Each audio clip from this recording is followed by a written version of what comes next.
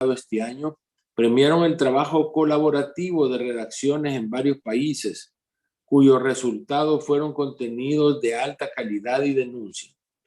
Uno se llena de optimismo cuando ve la colaboración periodística en su máxima expresión al enterarse de investigaciones que dieron luz a los Pandora Papers, publicadas y trabajadas por muchos de nuestros socios. De esa forma, el público está revalorizando el papel de los medios, como el periodismo está dando batalla contra la desinformación, las teorías conspirativas, así sean sobre la vacunación o para derrotar la infodemia de noticias falsas. También tampoco quiero omitir el grave riesgo que afecta a los medios de comunicación debido a los estragos económicos de la pandemia. Esto ha agudizado la crisis económica que veníamos arrastrando en la industria y son muchos los medios que no pudieron sobrevivir. Muchas comunidades quedaron sin medios de comunicación y es evidente que con ello la democracia perdió un pilar fundamental. En esta asamblea prestaremos especial interés al tema de la sustentabilidad de los medios. Hemos buscado muchos caminos, pero estamos convencidos de un paso importante que hemos dado. Liderando a una veintena de asociaciones de medios regionales e internacionales para exigir que las grandes plataformas digitales retribuyan en forma justa y razonable a los medios por el uso y la distribución de los contenidos noticiosos. Seguiremos impulsando este tema y seguiremos analizando cómo esto se ha logrado en Australia, en Europa, y lo están buscando asociaciones de los medios en Estados Unidos y Canadá. Prestaremos especial atención al Congreso de Estados Unidos, que solicitó a la Oficina de Copyright un estudio sobre los derechos de autor auxiliares para evaluar si es necesario legislar sobre protecciones especiales para los medios tras la implementación de esas protecciones en la Unión Europea que favorecen a los editores sobre el uso de sus contenidos por parte de terceros. Creemos que las asociaciones, en representación de nuestros socios, podemos ayudar en la búsqueda de soluciones, ya sea que estén configuradas de acuerdo de parte entre medios y plataformas o a través de soluciones legislativas. No hay un único camino y como asociación estamos tratando de identificar mejores vías de negociación. El derecho de autor o la propiedad intelectual, es decir, los contenidos de los medios, deben de ser respetados. Nuestro pedido no es arbitrario ni caprichoso. Las plataformas digitales ganan mucho dinero a través de publicidad que vehiculizan para distribuir los contenidos noticiosos que ofrecen en forma gratuita. Entendemos que varias plataformas como Google ofrecen programas de pago de contenido a los medios, pero estos todavía no son adecuados, universales ni plurales. También consideramos que las plataformas no están siendo transparentes en materia de publicidad sobre sus ingresos y sobre algoritmos, lo que pone en seria ventaja a los medios de comunicación. Estamos seguros que las plataformas digitales entenderán que en parte son responsables de la fragilidad de la industria de los medios. Y estamos seguros que entenderán que no puede haber verdadera democracia sin medios sustentables. Sin sustentabilidad, los medios no pueden ser libres e independientes, dos valores fundamentales en democracia. Sin duda, tenemos mucho trabajo y nuestro compromiso por la libertad de prensa y la sustentabilidad de los medios es inquebrantable y de largo aliento. Repito, nuestra institución tiene 80 años y creo que con nuestra lucha actual estamos honrando a los fundadores y primeros luchadores de esta organización que siempre estuvieron a la libertad de prensa como premisa fundamental de la democracia. Muchísimas gracias. Ahora tengo el honor de presentar a Gabriela Cañas, presidenta de la agencia EFE, nuestro principal socio en la gestión de la reunión en Madrid, que sí esperamos tener de manera presencial para octubre en el 2022. Adelante, Gabriela. Muchas gracias, Jorge, y muchísimas gracias también por contar conmigo para la inauguración de esta Asamblea General. Buenos días, buenas tardes, buenas noches. En estas reuniones virtuales es complicado y sobre todo cuando estamos en una reunión global. Por segundo año consecutivo, la SIP se ha visto obligada a cancelar su cita en Madrid, como bien comentaba antes Jorge, algo que la agencia EFE lamenta profundamente, pero lo conseguiremos en 2022 y estaremos encantados de recibiros a todos aquí con los máximos honores. Son honores que esta organización merece con creces por su constante denuncia de los ataques que sufren los periodistas y o las empresas para las que trabajan. Hoy nos honra con su presencia Sergio Ramírez, una de las últimas y más prominentes víctimas de esos ataques que buscan acallar la libertad de expresión y el pensamiento crítico. Querido Jorge, queridos colegas, me congratula que esta 77 Asamblea General centre parte de sus debates en la precariedad de los medios. Hace solo unos días, 2 periodistas valientes han sido galardonados con el Premio Nobel de la Paz. Es un reconocimiento a la difícil tarea de muchos reporteros que trabajan en condiciones precarias y que además arriesgan su libertad y tal vez su vida. Sin llegar a esos extremos, sabemos desde hace mucho tiempo que las denuncias falsas contra periodistas, Jorge las comentaba hace un rato, las últimas que ha habido, y el estrangulamiento de las fuentes financieras de los medios es un arma poderosa para todos aquellos que abusan de su poder. Por eso me parece una magnífica elección la realizada por la SIP, porque a esos problemas que sufre la prensa se suma la crisis general del modelo de negocio. Debemos adaptarnos y también reclamar, como ha hecho acertadamente la SIP, contraprestaciones a quienes difunden nuestros contenidos. Hallar un modelo sostenible es crucial para la libertad de expresión y, por tanto, para la propia democracia. Queridos colegas, no os entretengo más, estamos deseando escuchar a Sergio Ramírez. Solamente deciros que necesitamos alianzas y la de la SIP resulta especialmente estimulante en la comunidad iberoamericana, que es un actor potente para hacerle frente a la perspectiva dominante anglosajona. Nuestra voz complementaria importa. Muchas gracias y os esperamos en Madrid. Muchas gracias, Gabriela. Será un honor para la SIP que nos reciba en tu casa el próximo año.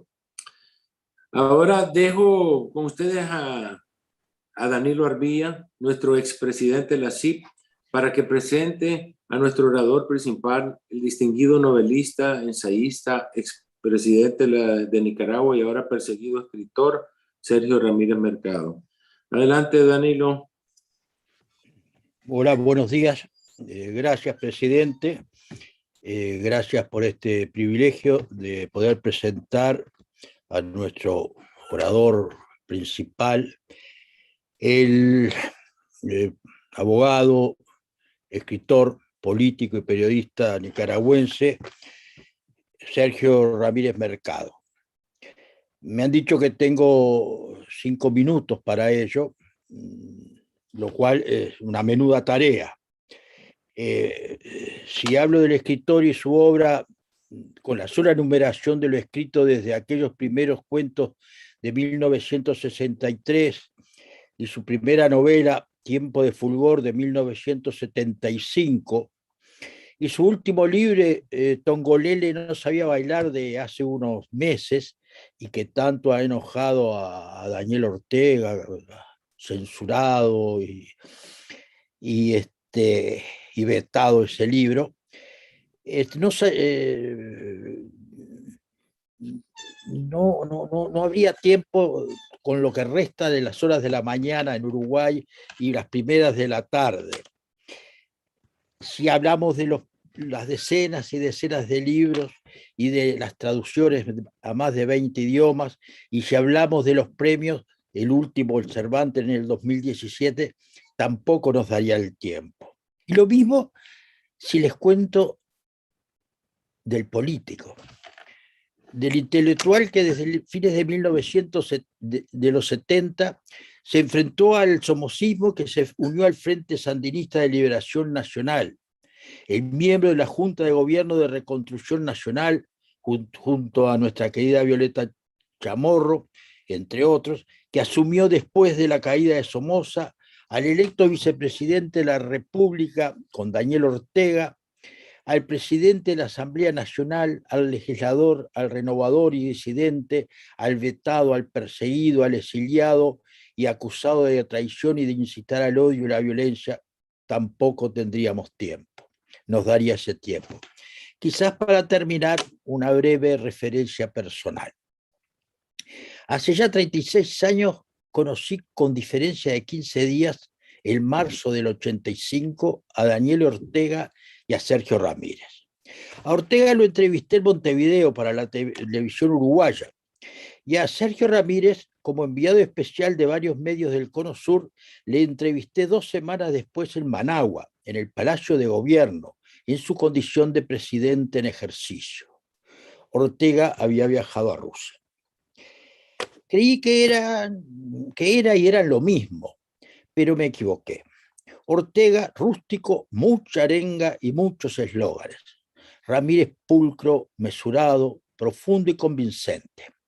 Ambos lucharon contra la dictadura somocista, pero uno por la revolución y contra la dictadura, por y para la dictadura propia. El otro por la revolución y contra las dictaduras, para y por la democracia y la libertad. He ahí la diferencia, no pequeña por cierto, entre uno y el otro, entre Ortega y Sergio Ramírez. Se dirá que quiero ser amable con nuestro invitado. No, no es así. Y a las pruebas me remito. A fines de los 70, el intelectual disidente Sergio Ramírez fue investigado y convocado a tribunales por los jueces del dictador Somoza. En el 2021, Sergio Ramírez fue acusado con orden de captura por los jueces del dictador Ortega. Queda claro a lo largo de más de 4 décadas de qué lado están los dictadores y la dictadura, y de qué lado ha estado y está Sergio Ramírez. Queridos amigos, los invito a escuchar a un peleador, a un luchador contra la dictadura y a un defensor de la democracia y la libertad. Disfrutemos y aprendamos. Doctor Ramírez, somos todo oídos.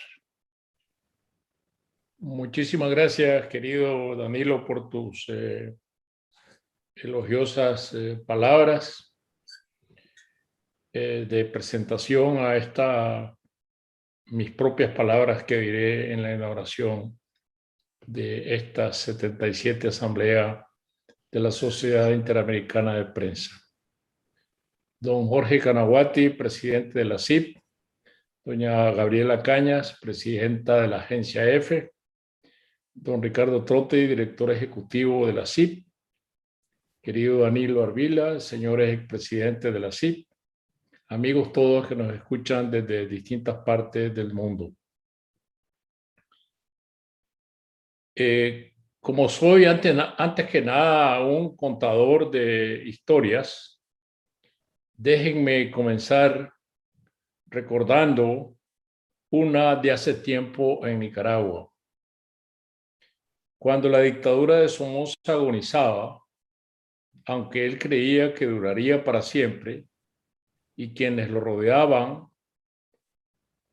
se lo hacían así creer, como ocurre siempre en las dictaduras, Somoza mandó silenciar todos los medios independientes de prensa porque, como todos los dictadores, creían que era mejor reinar en el silencio que dejar escuchar las voces que perturbaban sus oídos. Era el año de 1978. Sometida al bombardeo de las tanquetas y al asalto militar, destruidas sus rotativas, el diario La Prensa dejó de circular. Antes, el 10 de enero de ese año, su director, Pedro Joaquín Chamorro Cardenal, había sido asesinado por sicarios de la dictadura mientras conducía su automóvil solo en una calle desolada entre las ruinas dejadas por el terremoto que había destruido Managua pocos años atrás. Los noticieros de radio entonces, sometidos a la censura primero, también fueron cerrados. Entonces, los periodistas inventaron una forma de llegar a la gente para que se supiera que la dictadura de Somoza, para que se supiera lo que la dictadura de Somoza no quería que se supiera: la crueldad de la represión, los jóvenes que parecían muertos cada mañana en parajes cercanos a la capital, los asaltos nocturnos a los domicilios, los prisioneros, las desapariciones, las operaciones limpiezas ejecutadas por la Guardia Nacional. Y esa forma de transmitir las noticias fue novedosa. Se hizo dentro de las iglesias, desde el altar mayor, a veces sin luz eléctrica y a la luz de una vela. Los locutores leían los boletines mientras la gente se agolpaba en la nave para escuchar. A ese periodismo se le llamó entonces en Nicaragua periodismo de las catacumbas.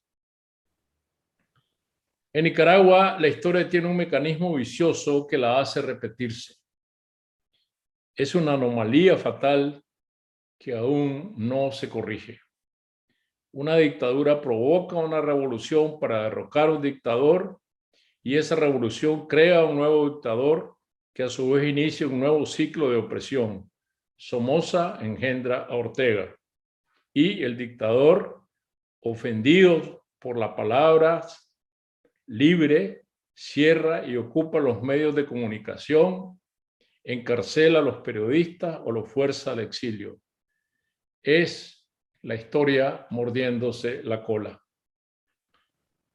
Otra vez hoy, el diario La Prensa ha sido obligado a detener sus rotativas, primero por falta de papel retenido en la aduana y después sus instalaciones ocupadas por la policía.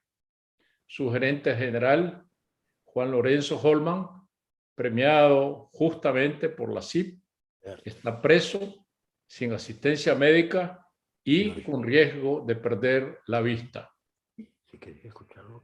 Está presa Cristiana Chamorro Barrios, lo mismo que lo está Pedro Joaquín Chamorro Barrios, periodistas y directivos de La Prensa, los dos, y el tercero de los hermanos, Carlos Fernando Chamorro Barrios, director del periódico Confidencial, tuvo que huir por veredas clandestinas para librarse de la orden de prisión.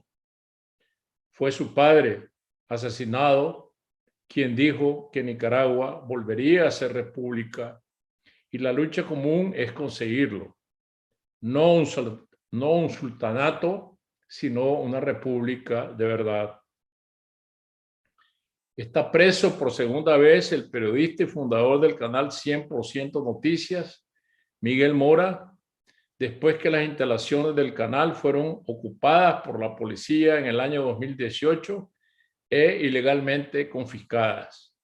Está preso el periodista de radio Miguel Mendoza. Todos estos periodistas se hallan entre los cerca de 150 prisioneros políticos, 7 de ellos candidatos presidenciales, dirigentes políticos, de organizaciones cívicas y de derechos humanos, dirigentes campesinos y estudiantes, empresarios, banqueros, sin juicio o sometidos a juicios amañados, sin el debido proceso, sin derecho a la defensa, sin abogados, sin asistencia médica y bajo condiciones inhumanas.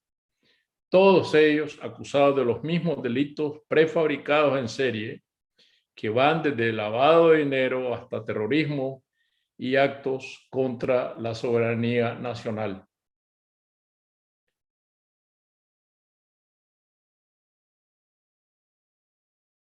Mi primer ruego delante de ustedes es que no olvidemos a esos prisioneros. que mantengamos vivo el hecho de que están presos en una cárcel siniestra, dentro de la gran cárcel en la que la dictadura de Ortega ha convertido a Nicaragua. Mantener la conciencia de que su causa es justa y necesaria para la defensa de la democracia. Decenas de periodistas de prensa escrita, radio y televisión, igual que Carlos Fernando, han tenido que huir a través de las fronteras. Y entonces, otra vez, tenemos un periodismo de catacumbas. Solo que ahora no en las iglesias, con las noticias leídas a la luz de las velas. Ese periodismo de catacumbas se hace a través de las redes sociales, desde la clandestinidad dentro de Nicaragua o desde el exilio. Los periodistas, auxiliados por corresponsales anónimos, la gente les informa a través de emisiones que la gente les informa. Lo hacen a través de emisiones de YouTube, en Facebook Live, a través de podcasts o en blogspots. Carlos Fernando Chamorro transmite desde fuera de Nicaragua sus programas de televisión esta semana y esta noche. 100% Noticias sigue informando en las pantallas. El diario La Prensa conserva su edición digital mantenida por sus periodistas dentro y fuera del país. Y decenas de sitios más están abiertos y sus periodistas investigan y denuncian los actos de represión, los abusos, dan voz a los familiares de los prisioneros políticos, denuncian la corrupción, revelan lo que la dictadura quiere que mantenga escondido. No podrían silenciarlos sino a través de un gran apagón de Internet. Y de esta manera contradicen el discurso oficial y las noticias oficiales que el régimen busca difundir a través de sus múltiples canales de radio y televisión. Como nunca, el periodismo de las catacumbas es dueño de la palabra que la dictadura no puede quitar de la boca de quienes, entre las penurias del exilio o los riesgos de la clandestinidad, defienden la libertad de expresión y el derecho de informar. La dictadura quiere un país inmovilizado por el miedo y el silencio, mientras prepara una farsa electoral que no tiene la menor legitimidad. Pero la palabra libre transmitida por las redes, capaz de alcanzar a todo el mundo con un teléfono celular en mano, contradice ese designio. Nunca antes la palabra ha tenido tanto peso como ahora. Y en el sombrío panorama en que vive Nicaragua, sus instituciones pervertidas, el Estado de Derecho en ruinas, la persecución policial desatada, es la palabra la que nos salva. La palabra libre que resuena desde las catacumbas, la palabra en resistencia. Sé que el de Nicaragua no es el único caso donde la represión empieza por la orden policial de imponer el silencio. Es de lo que se trata cuando hablamos de estados policiales. Otros países padecen lo mismo. Basta citar a Venezuela y Cuba. Pero la rebelión empieza siempre por las palabras, y son las palabras la fiel compañía en la lucha por la democracia. Hablo delante de ustedes, amigos y amigas, no como un político que dejé de serlo hace mucho tiempo, sino como un escritor comprometido con las palabras que siempre tienen filo. Es a la palabra con filo a la que temen las dictaduras, sean de izquierda o de derecha. En uno y en otro caso, los métodos de represión son los mismos y el discurso represivo es el mismo. Lo que cambia es el disfraz ideológico, la retórica. Pero aún la retórica llega a parecerse, empezando porque es una retórica trasnochada. Soy un escritor en el exilio, con sus libros prohibidos dentro de Nicaragua y perseguido bajo los mismos delitos inventados arbitrariamente que tienen a tantos luchadores por la democracia en la cárcel, así mujeres como hombres.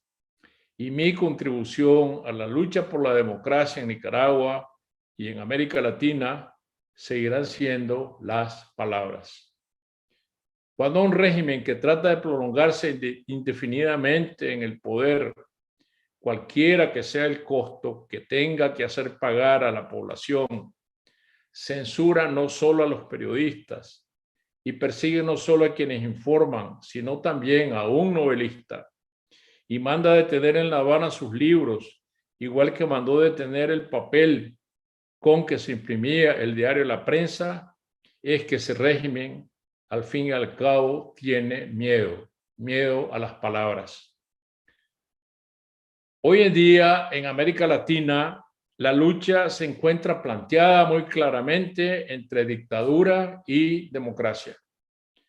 Los regímenes que pretenden quedarse en el poder para siempre, a base de trampas, engaños, falsificaciones, y por lo tanto buscan anular la voluntad popular, falsificando elecciones, acallando a los medios de prensa, y que someten bajo un puño todos los poderes del Estado, anulando su independencia, son una anomalía de la historia en pleno siglo XXI, que es el siglo de la modernidad.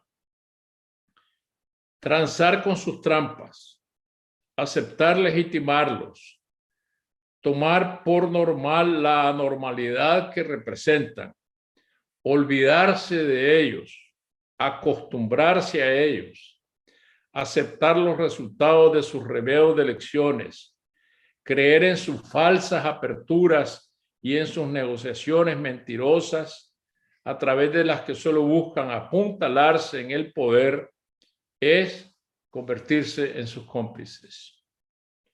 Para enfrentar la anormalidad, para contradecir esa realidad paralela que buscan imponernos, es que la palabra libre existe y los medios de comunicación libres existen.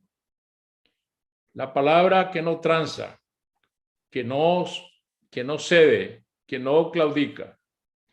Para eso nos ha sido dada, tanto a quienes investigan lo oculto a través de su labor de periodistas y lo publican, cualquiera que sean los riesgos, aún el de su propia vida, como tantos casos hemos visto en América Latina, igual que a quienes buscamos crear mundos distintos a través de la creación literaria, sin olvidar que las novelas se asientan en la realidad y no son sino un reflejo de esa realidad, teñida por la anormalidad, creada por el poder vicioso que se erige siempre contra la libertad y la dignidad de los seres humanos. Las palabras son en ambos casos las mismas, las que usa el periodista y las que usa el novelista, pero al fin y al cabo serán temibles para las tiranías mientras sean palabras con filo. Muchísimas gracias.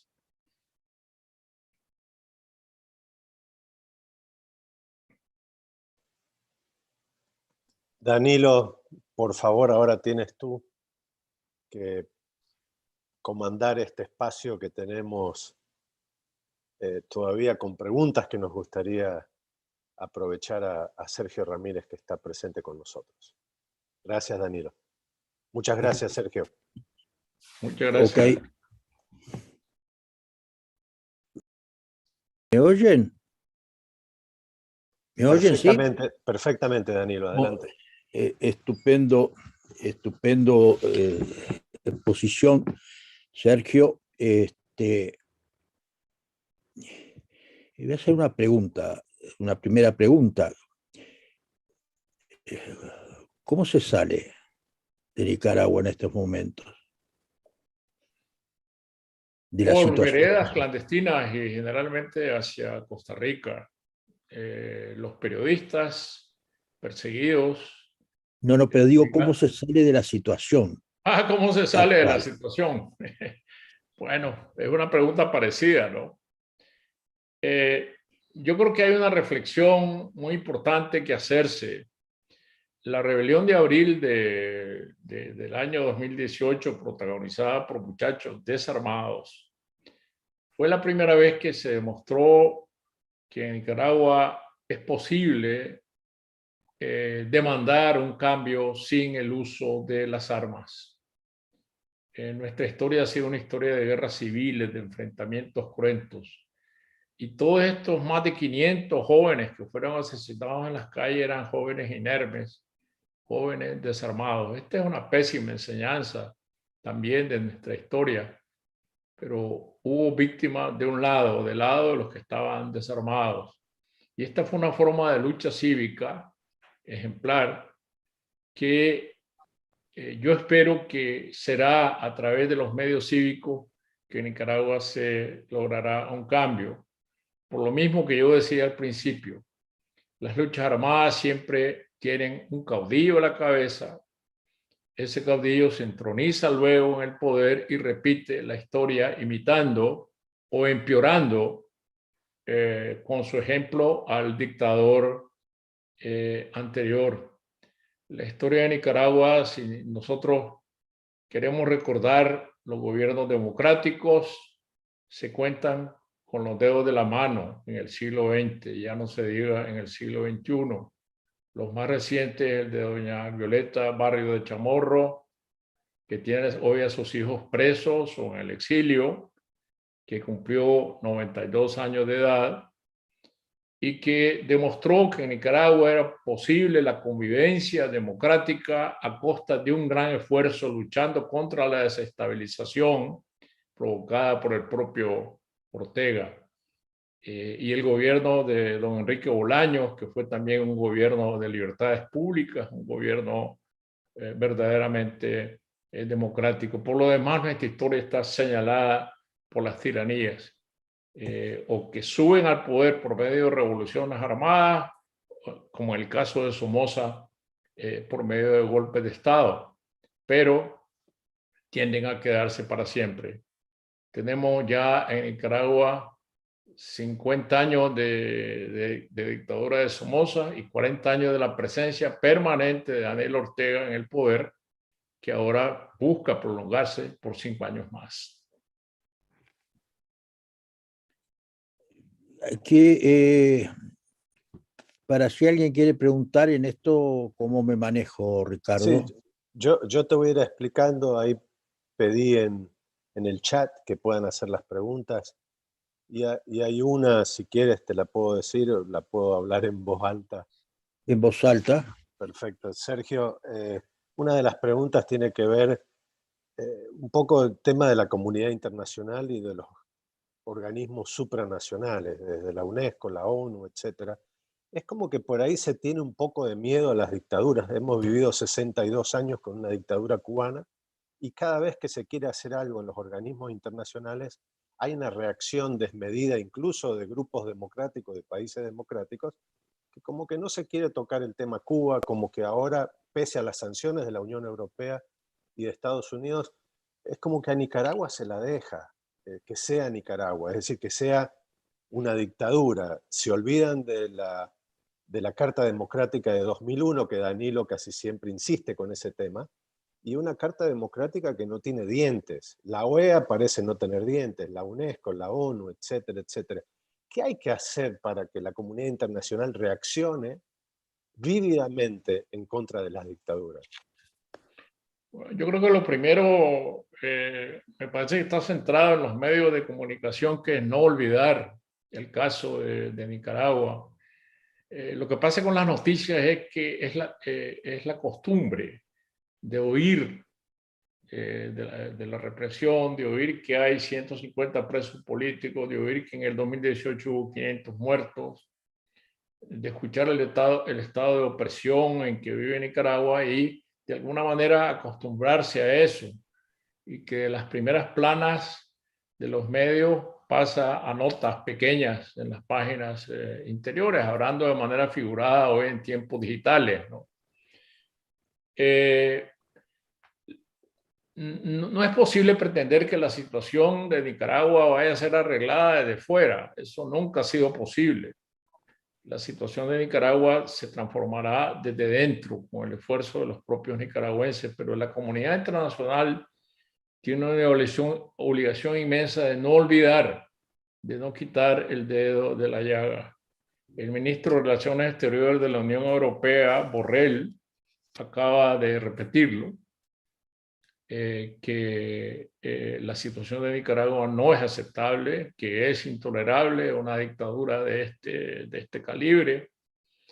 Y me parece que la OEA ha perdido la posibilidad de aplicar la Carta Democrática, porque no existe un consenso entre los miembros de la OEA ni para cumplir las resoluciones repetidas que han sido tomadas acerca de la resolución de la situación de Nicaragua.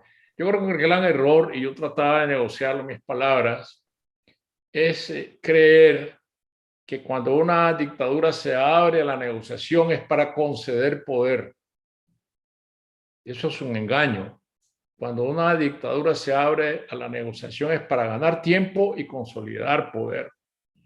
Nosotros veremos el año próximo, una vez Ortega, entre comillas, electo en estas elecciones falsas que se van a celebrar el 7 de noviembre, abrir las puertas de una negociación necesariamente. Habrá estados que se prestarán como mediadores, a mí no me cabe duda. Se montará un circo alrededor de las negociaciones. Y lo más triste de todo esto es que lo que Ortega va a poner sobre la mesa de negociación es a los prisioneros políticos. Es su oferta, será su oferta. ¿A cambio de qué? No de ninguna forma de elecciones libres, nuevas o anular las anteriores, sino de obtener legitimidad, que es lo que estas elecciones no le van a dar. Y entonces empezará a ofrecer a los rehenes que tiene en la mano, primero a los de menor importancia, después a los de mayor significación. Esto no sería una negociación. Esto sería una entrega de rehenes a cambio de que se reconozca su propio poder. Me parece que estas son las alertas que deberemos tener en cuenta. Adelante, Danilo. No sé si tenés oportunidad de ver el chat. No, a ver, no. Ok, bueno, no te hagas problema, pero acá hay una pregunta de Fernán Zaguier de Argentina, que pregunta, Sergio, ¿cómo se está comportando el empresariado en Nicaragua, que en algún momento era una fuerza importante y después parece que se diluyó, o cómo está siendo sometida esa parte de la sociedad nicaragüense? Bueno, hasta antes de 2018, Ortega había logrado una fórmula muy eficaz para él de apuntalar su poder, que era buscar cómo crear una especie de estado corporativo con los empresarios, haciendo concesiones de tipo económico, de tipo financiero, a cambio de el reconocimiento de su propia estabilidad política. Esto se rompió en el 2018 porque la empresa privada pasó a ser parte, la organización oficial de la empresa privada del COSEP, pasó a ser parte de las fuerzas de oposición que buscaron una negociación con Ortega en los términos que no eran mejores entonces para Ortega, porque Ortega estaba a la defensiva enfrentando una verdadera insurrección popular desarmada en las calles, y Ortega convocó a esta negociación pues solo en busca de ganar tiempo para después empezar la represión a través de las fuerzas paramilitares y eliminar de esta manera la resistencia en las calles. Hoy en día, entre los prisioneros políticos de que he hablado, se encuentra el antiguo y más reciente expresidente del COSEP, José Adán Aguirre. Se encuentra el presidente ejecutivo del Banco de la Producción, el doctor Luis Rivas, que es el banco más grande del país. Y por lo tanto las relaciones son obviamente tensas entre la empresa privada y el régimen de Ortega, pero a los primeros que va a buscar Ortega para abrir de nuevo una negociación va a ser a los empresarios. Eso a mí no me cabe duda, porque él buscará restablecer esa fórmula que él tenía antes del 2018 de pacificación con el sector empresarial y por lo tanto de ganar espacio, diciéndoles otra vez, ustedes hagan sus negocios y a mí me dejan la parte política. Muchas gracias, Sergio. Hay Perdón, Danilo, adelante. No, porque complementando esa pregunta, Carlos Jornet decía cuál va a ser el papel de la Iglesia, o qué papel puede jugar la Iglesia. Bueno, la Iglesia tiene, yo diría, el papel más valiente en estos tiempos posteriores al año 2018. Los sacerdotes en la Iglesia se siguen pronunciando con inmensa valentía, yo diría que casi con heroísmo.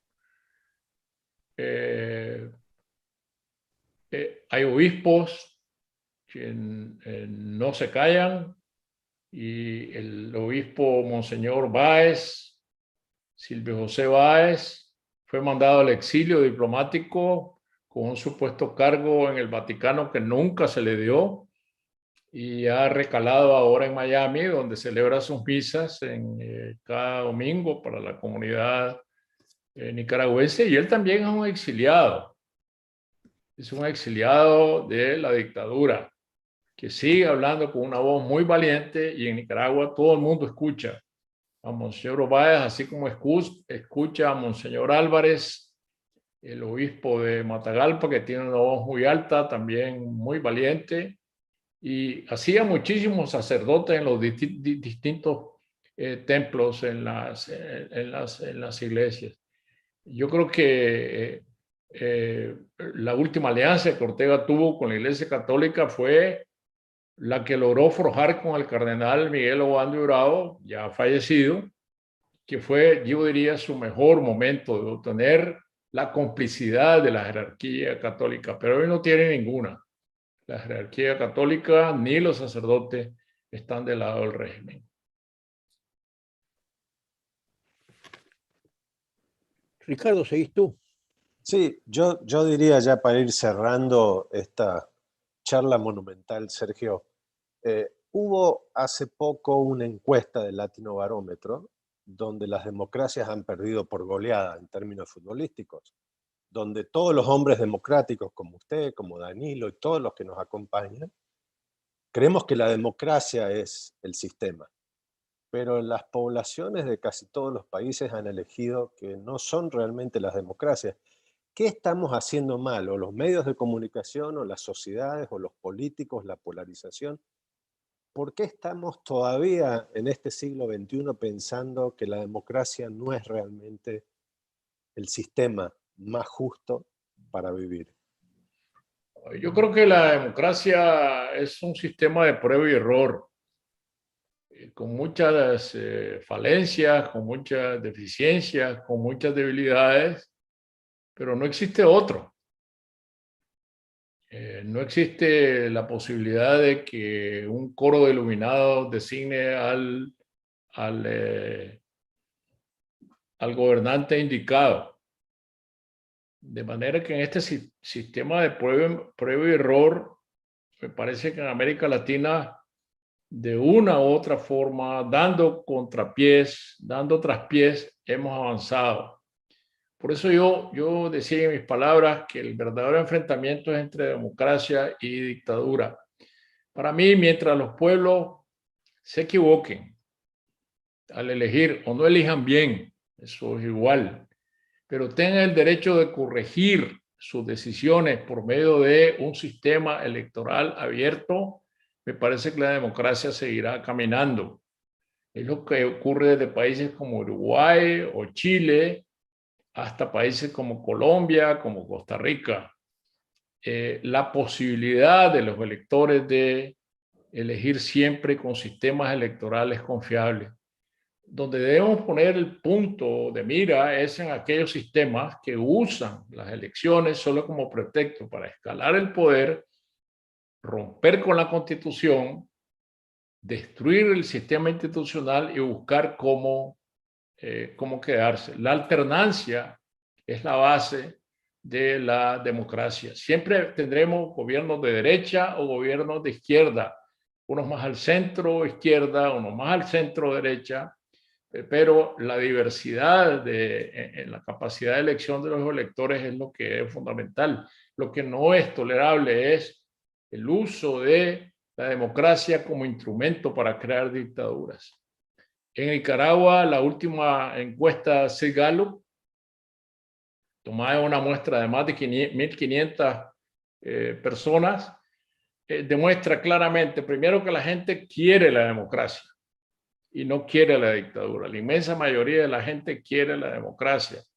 Votarían por Daniel Ortega solo el 19% de la población y votarían por cualquiera de los candidatos presidenciales que están presos el 65% de la población. Entonces, esta es la prueba de cómo un país ha reojado, apresado, encarcelado, quiere la libertad y quiere que el voto verdaderamente funcione.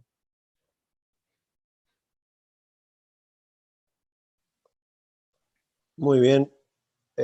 Yo le pediría que en breves palabras nos podría definir usted su sentimiento de ser un nicaragüense en el exilio por la excusa de una novela, formidable novela, y que lo han desterrado de su propio país. ¿Cómo vive? Entendemos que está viviendo en Madrid. ¿Cuál es su esperanza de volver a Nicaragua? ¿Y cuál su esperanza de las próximas elecciones de noviembre? Bueno, yo he estado exiliado 2 veces, una con Somoza, otra ahora. La única diferencia es que han pasado bastantes años. Cuando Somoza decretó una orden de prisión contra mí por terrorismo, asociación ilícita para delinquir, junto con las demás personas que fuimos acusadas, que formábamos lo que se llamaba el Grupo de los 12, que buscaba una salida democrática para el país en medio de la lucha armada que se estaba dando. Regresamos a Nicaragua a enfrentar la orden de captura de Somoza, que Somoza no se atrevió a hacer efectiva. Hoy en día, un regreso mío a Nicaragua solo significaría que sí, verdaderamente me meten en la misma cárcel donde están los 150 prisioneros políticos, de manera que tengo que vivir el exilio de otra manera. Yo soy un escritor que tiene que trasladar su ordenador, su laptop, de una frontera a otra frontera para seguir haciendo lo único que yo sé hacer, que es escribir, pero escribir con una palabra libre, con una palabra que, como yo dije antes, no pierda filo. Yo soy de los que cree estoy entre los quienes creen que los intelectuales no deben callarse, que los escritores no deben callarse. No digo que quien se calla es un mal escritor, no estoy hablando de eso, la calidad de la literatura es otra cosa, hay buenos escritores que se callan y hay escritores que hablan. Yo estoy entre los escritores ciudadanos, que también son ciudadanos y que también ponen en alto su voz. Y si yo sé que como escritor tengo un altoparlante más amplio que otras personas en Nicaragua, yo estoy obligado a usar esa voz en defensa de la democracia. Viendo mi país desde el exilio, pues mi esperanza es que yo regresaré a una Nicaragua libre y democrática. Muchísimas gracias, don Sergio Ramírez. Muchísimas gracias, Danilo.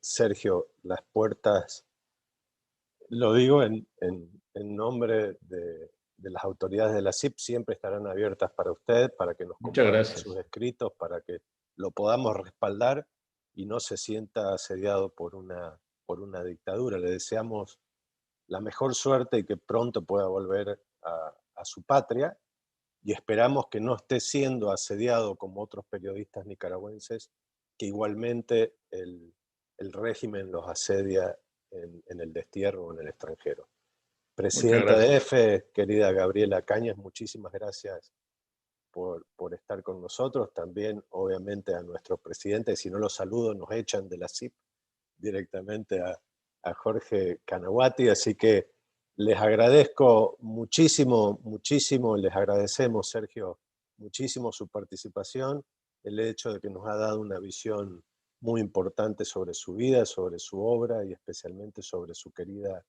Nicaragua. Así que le deseamos y deseamos a Nicaragua y a todos los nicaragüenses lo mejor posible. Y ojalá que pronto llegue la democracia nuevamente. Vamos a seguir entonces, ahora los invito para que podamos seguir con nuestro programa. Creo que hemos tenido una apertura sensacional. Sé que muchos de ustedes, hay muchísimas preguntas que se las haremos llegar a Sergio Ramírez y le vamos a pedir sus palabras para poder compartirlas en el sitio de la CIP lo antes posible. Así que quiero sí ahora ir invitando por favor a Gabriela, a Gabriela Vivanco, que es nuestra secretaria, una de las autoridades de la Sociedad Interamericana de Prensa, pero ella a partir de ahora va a tener la responsabilidad de dirigir un panel muy importante, que es uno de los temas que ha venido insistiendo el presidente de la CIP, Jorge Canaguati, respecto a la sostenibilidad de los medios de comunicación y a lo que se está haciendo en diferentes partes del mundo sobre este tema. Así que voy a dejar directamente a Gabriela, la directora presidenta del diario La Hora y otros diarios La Hora del interior de Ecuador y de la ciudad de Quito. Así que Gabriela, muchas gracias. Y yo creo que vamos a estar consiguiendo que todos los panelistas tuyos estén presentes. Yo veo que ya está también Rasmus, Guy y Maximiliano. Espero que Maximiliano haya podido entrar. Sí, Perfecto. ya Así que está. adelante, Gabriela. Muchísimas gracias. Excelente. Muchísimas gracias, Ricardo, señor presidente de la CIP, a todas las distinguidas personas que nos acompañan. Realmente ha sido una apertura de la Asamblea Anual de la CIP muy fuerte. Y el tema que nos ocupa en este momento también. La sostenibilidad es la palabra del momento, ¿no?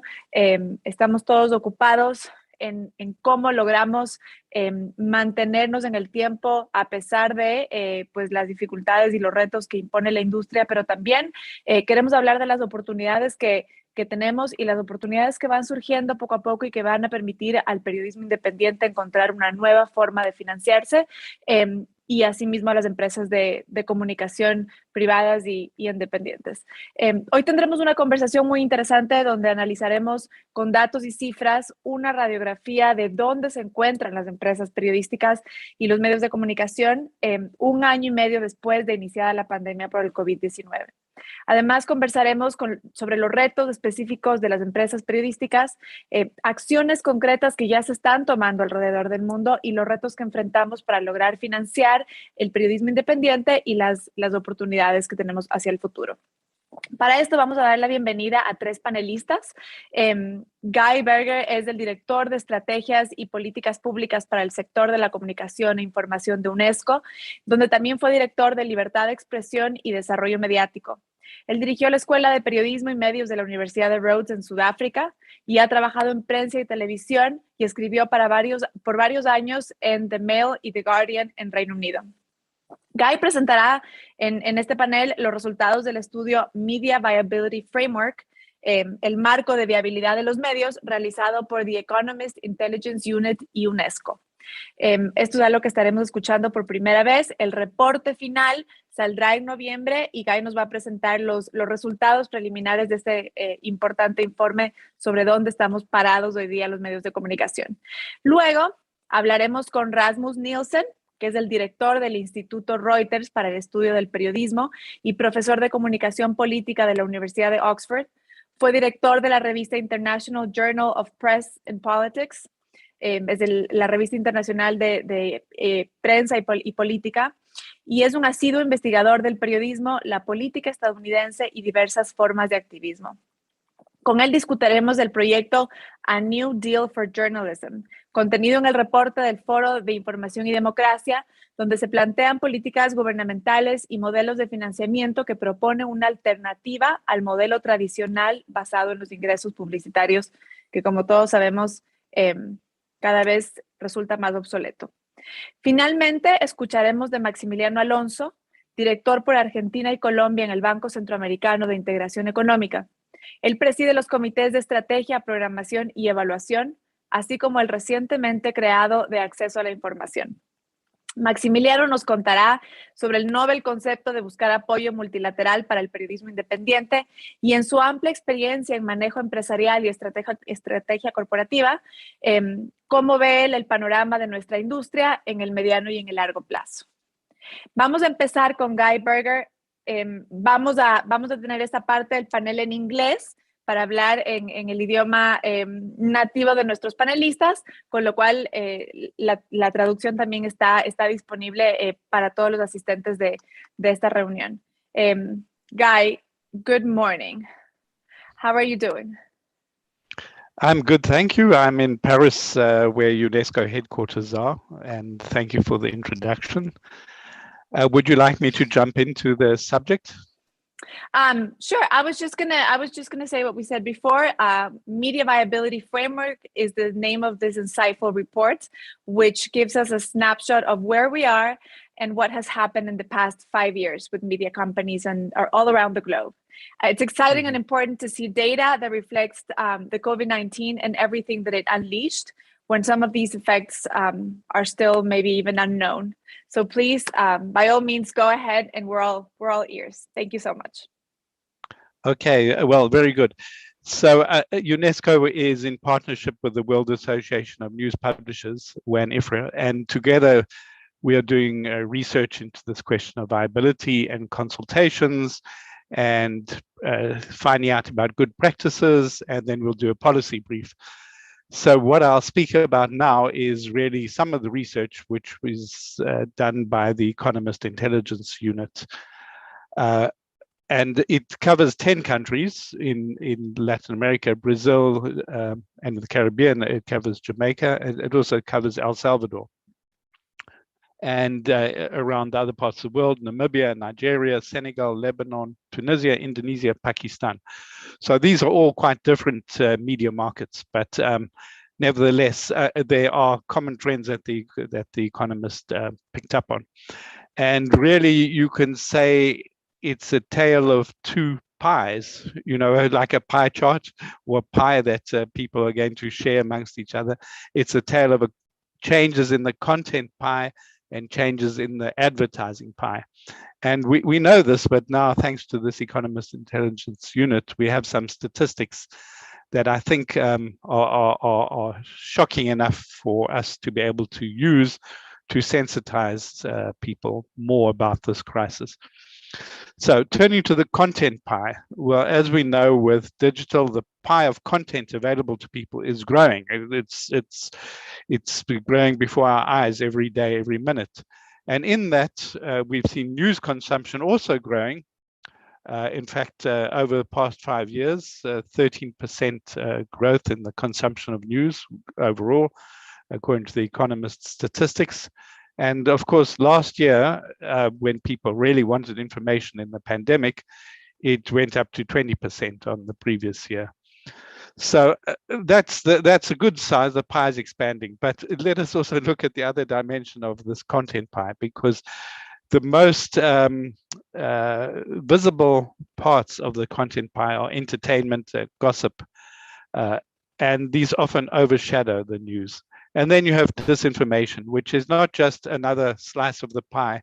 It's an aggressive, it's like a cancer that's fighting the other parts of the pie, because disinformation has to discredit information, and therefore you do see that media, for example, is under attack in this content pie. News media, it's one of the targets of disinformation. And so you also have a problem of declining credibility and trust. And overall, much as news consumption is growing in this pie, it's not growing at the same rate as the pie. So it's shrinking as a proportion of the whole. So we could say that the journalism, news, it remains distinctive, but it's diminishing in that overall content mix. So that's the challenge of the content pie, how to keep the distinctiveness, but not diminish, at least proportionately not diminish. Then you come to the advertising pie, and this advertising pie, we all know it's growing also fast, but we also know that the advertising to the news media is shrinking. Not just, it's not a proportional shrinking, it's an absolute shrinking. Now, according to these economist figures, a decade ago, the news media was absorbing almost 25% of global advertising spend. Today, it's only 6%. And in the meantime, social media is expected to grow to take up 40% of the pie, of this growing pie. 40% will go to social media by 2023. So we've got those two situations with the two pies, and we have to deal with them both. And if that was not enough of a challenge, this research and other consultations that UNESCO has done shows that, unfortunately, governments are compounding the problems. So you have political controls, you have a tax on media, and then where there's government advertising, it's often skewed towards favorite media. So those are three issues: the content pie, the advertising pie, the role of governments. But we have another problem, even compounding further those three problems, and that is that this crisis is not appreciated widely enough. In fact, this economist research shows that, for example, during the pandemic, of 10 countries surveyed, only Indonesia had explicitly a package to support the media. Other countries had some broad packages, but not specifically for media. And what we're seeing here is that media companies are suffering in isolation and in silence. And there is not, at the moment, the public awareness nor the political awareness of the fact that this crisis is heading in one direction, and that is a direction towards the extinction of this key public service, which is news. I can come back later to say what we at UNESCO are exploring to help respond to this, but it's quite clear that the first thing is we have to convince people that there is a crisis and it really needs attention. So back to you, and maybe I can come back later and speak specifically about the solutions being explored by UNESCO. Thank you very much. There's many questions. We are going to share the key findings that you shared with us in the chat so that everybody can have this report. And then I was also wondering if we could share some of the slide shots at this point. I don't know if you have them handy, but we'll look into that in a minute.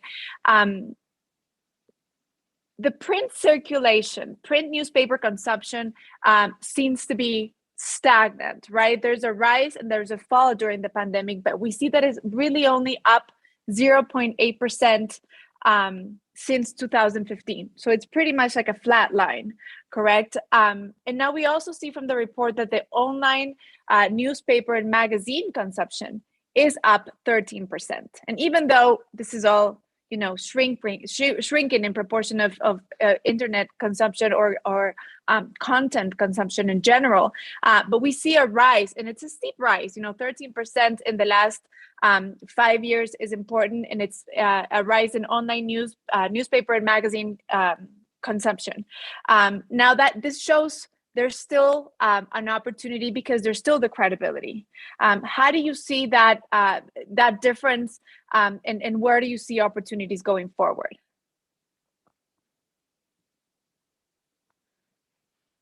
So, okay, I've unmuted. Yes, well, I think that we can indeed see that circulation is increasing online. It's not increasing on paper, and yeah, I think many people believe that will not change fundamentally. Which not to say that printed sales are irrelevant and should be ignored, but the key thing is to make money from the online, and this is really the enormous challenge, particularly because most of this online consumption is through the gatekeepers, through the big internet companies. And as we know, there's things around the world about, such as Australia, how do you get revenue from these companies which are making money out of the journalism that is being circulated, which is so important.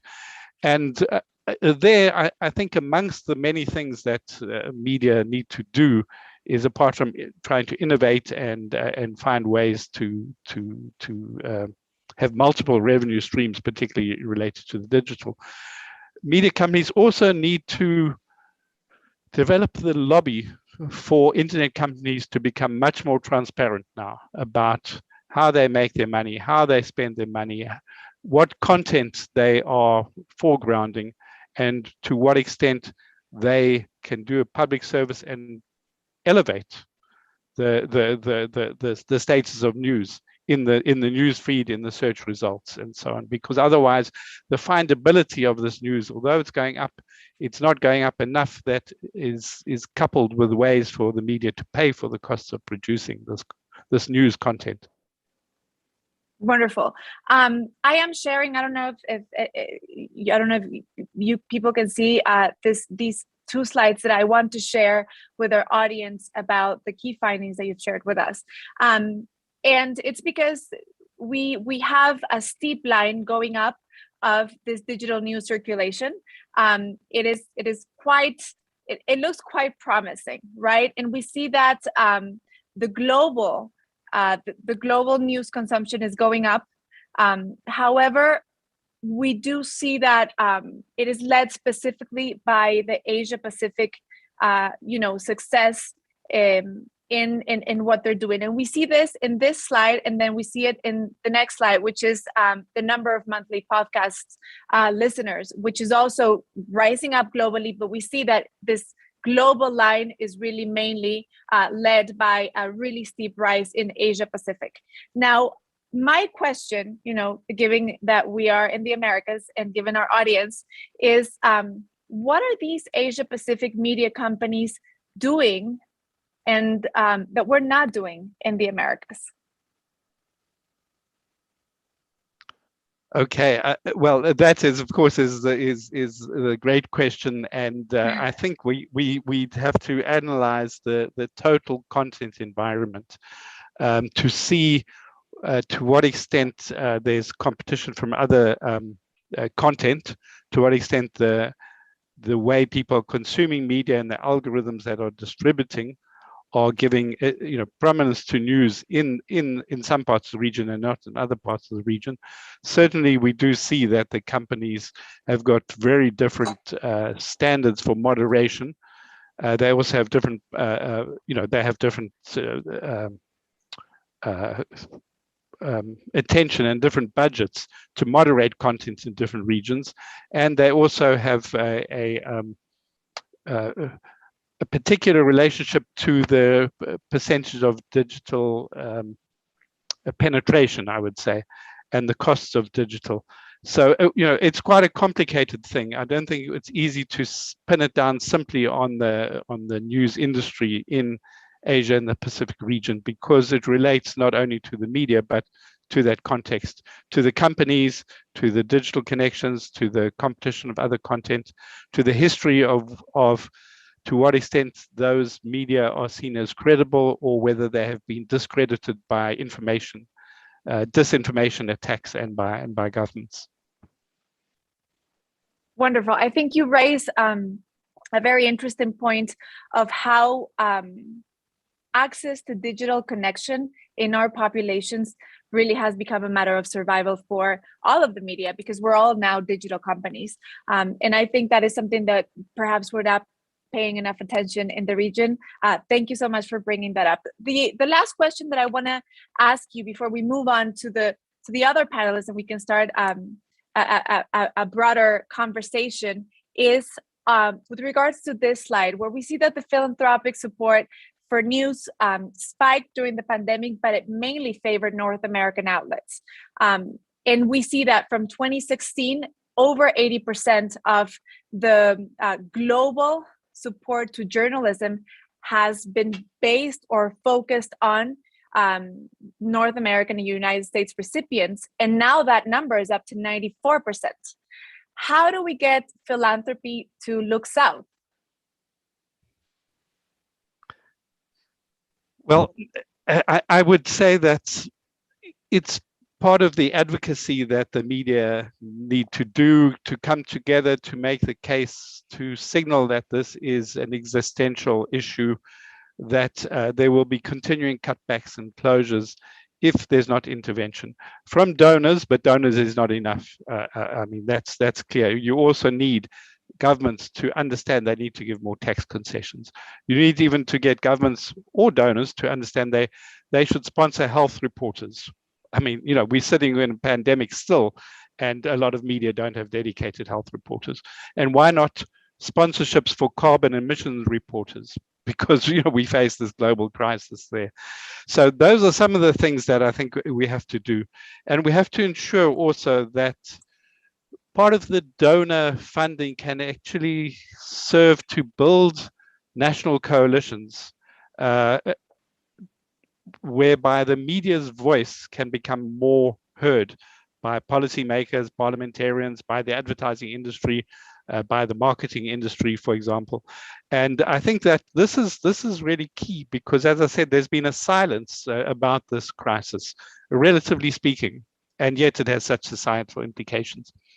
And I think that one of the issues that we will be promoting coming up at UNESCO is to encourage stakeholders to create task teams or national commissions of inquiry to go into this story. You know, a few years ago, the UK had the Cairncross Commission of Inquiry, and this was even before the COVID, you know, hit even harder.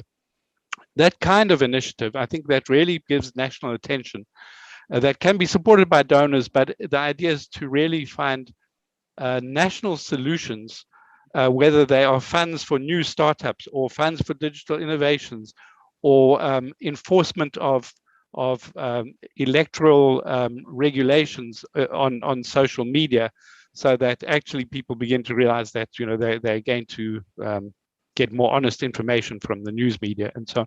So I think that there are all these issues that can be done, and ultimately we also have to get the gatekeepers to elevate news, to share revenues and become more transparent. And so donors, it's not just a question of giving money, but funding activities that will help the news industry move forward. Wonderful. And in the South, of course. Yes. Thank you very much. Thank you very much. I'm going to stop sharing my screen.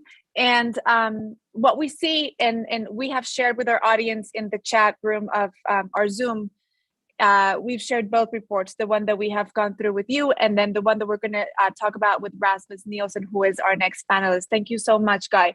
The Economist Intelligence Unit with UNESCO and WANIFRA report shows a world in which not all governments can be trusted, and it shows how subsidies and direct and indirect aid is often used in favor of friendly media, right? In that context, we're going to move on to our next panelist, Rasmus Nielsen. He joins us from the Reuters Institute at Oxford University. Rasmus, hello, welcome, and thank you very much for joining us. You propose in this important paper a new deal for journalism. It is a holistic approach that would provide relief, recovery, and reform, just as FDR's famous plan to rescue a nation from the depths of the Great Depression. The project engaged all stakeholders in this titanic mission to save independent journalism: governments and policymakers, media companies and shareholders, journalists, advertisers, but also philanthropy, NGOs, donors, and this new actor to which journalism looks at today, which are multilateral institutions. In order to talk, direct the conversation, when we speak about how to fund independent journalism, there are some undeniable facts of where we are today. So please tell us more about these facts that we need to look at? Sure. Thanks very much, Gabriella. I mean, first of all, I want to say that, you know, years of working in this field as a scientist and working closely with journalists and media leaders means that, you know, my sort of personal interpretation of where we are is what I think of as sort of fact-based optimism. You know, I think journalism is as important as ever been, and I think we have reason to believe that journalism can succeed in the future and perhaps even become better in some ways than it was in the past. That I think we should be careful not to romanticize too much. I think we can all think of shortcomings of various sorts in the journalism we've seen in the present and in the past. I think to sort of succeed in that on that journey going forward, I think we sort of need to be willing to take the same medicine that journalists would like to provide others. So for a profession that aims to seek truth and report it, even when that truth sometimes is unwelcome and challenging, I think the profession and the industry itself, it would reflect well on us to be willing to confront some hard truths as well. And I think there are sort of three to start with, really. I mean, the first one is whatever each of us may feel about it individually, I think we need to recognize that print as a medium for news is in one way inexorable structural decline and will never resurge. Broadcast television is very likely to follow in the form of sort of linear scheduled television. That's the first, that we're seeing the structural and inexorable decline of offline forms of media that were for a long time dominant and very profitable. The second sort of hard fact I think we have to recognize is that everyone, everywhere, who can afford access and aren't prevented from accessing digital media by their government seem to prefer digital, mobile, and platform media at the expense of print and broadcast. I think it's really important to recognize that print and linear scheduled television are not in decline because they're not available. They are in decline because people are shifting their attention elsewhere. And third, I think that means that for us to think about what a future of journalism looks like as a profession, but also as a sustainable form of independent private enterprise, we need to recognize that this has to be a digital business and a digital profession first and foremost. And that for the reasons that Guy outlined and that are illuminated in this important work that UNESCO has commissioned, is going to be in some ways a tougher business than a business that already was quite challenging for various reasons in the past, but may well become more challenging in the future. Smaller share of attention going to news because of a more competitive environment. Smaller share of advertising going to news publishers because of a more competitive environment, including an environment in which we have reason to believe that there are issues of concentration and opacity in parts of the digital economy. But also, I think importantly, and I think we should recognize the gifts that digital provide us as well, an environment in which, from the point of view of the citizen, there are more sources available than ever before, greater diversity than ever before, greater ease of access than ever before for those who have access to the internet and aren't prevented by their government or by deep structural inequality from using the internet. So a much more satisfying environment from the point of view of citizens. And from the point of view of journalists and editors too, I would say some advantages in that reporting is easier and faster often using digital tools compared to the old days of relying on phone calls and going to the library and doorstepping everyone all the time. We can do amazing things with open source intelligence and the like. And at a very basic level, I think we need to remember what the cost structure looked like of offline news media. It'll differ from title to title on a call like this, but a rough rule of thumb is that somewhere in between 20 and 25% of revenues in a print newspaper went into the newsroom at most. Whereas with many leading digital news media, it's half or more of revenues that go into the newsroom. So we can see much leaner and in that sense, much more efficient operations. I think it's going to be tough. I've described the environment before as few winners and many losers. And losers include, of course, citizens in areas or communities that are not going to be as well served in the future as they were in the past. But of course, also companies and journalists who will suffer through quite a painful transition, and not every title will necessarily make it, and not every job will be retained. But also, I think we need to recognize that there are winners. We are seeing titles succeed, and not just the poster children of this in the New York Times and the like, but also a number of important examples in the global south, Malaysia Kini, for example, Daily Maverick, and others, Rappler, Scroll, The Wire, as well as titles in smaller middle-income markets in the global north. I'm not suggesting that this means it's going to work out fine for everyone, but I think we need to recognize success where we see it as well.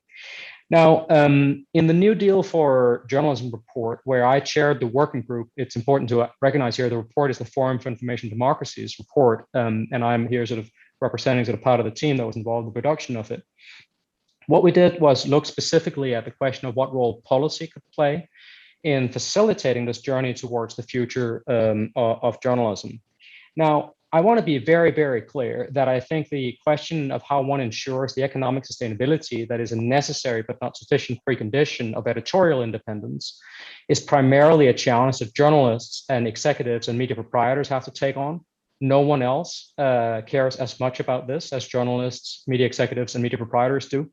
But in countries where each of us believe that politicians may respect fundamental rights and may recognize the value of independent professional journalism.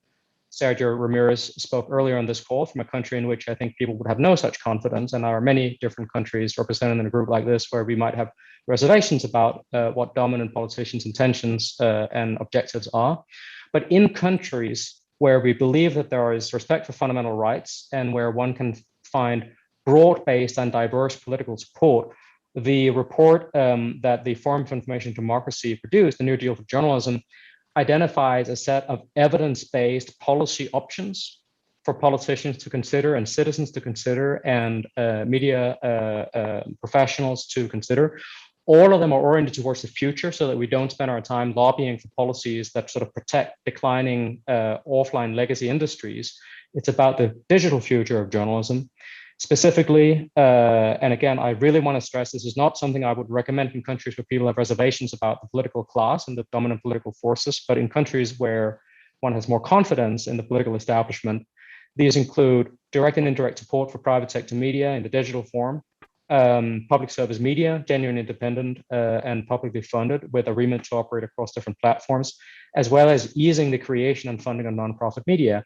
There are many, many different discrete options in the report because we recognize that there's not a one-size-fits-all solution, but a number of different options one can consider in different countries.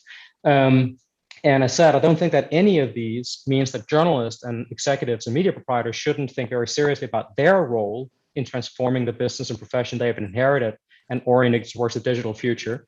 Because at the end of the day, we can't realistically expect politicians to come to our rescue. And if they do, I think we may want to look the gift horse in the mouth and wonder about what the motivations might be in many countries. But they can make a difference if they want to. That needs to be recognized. The report shows that.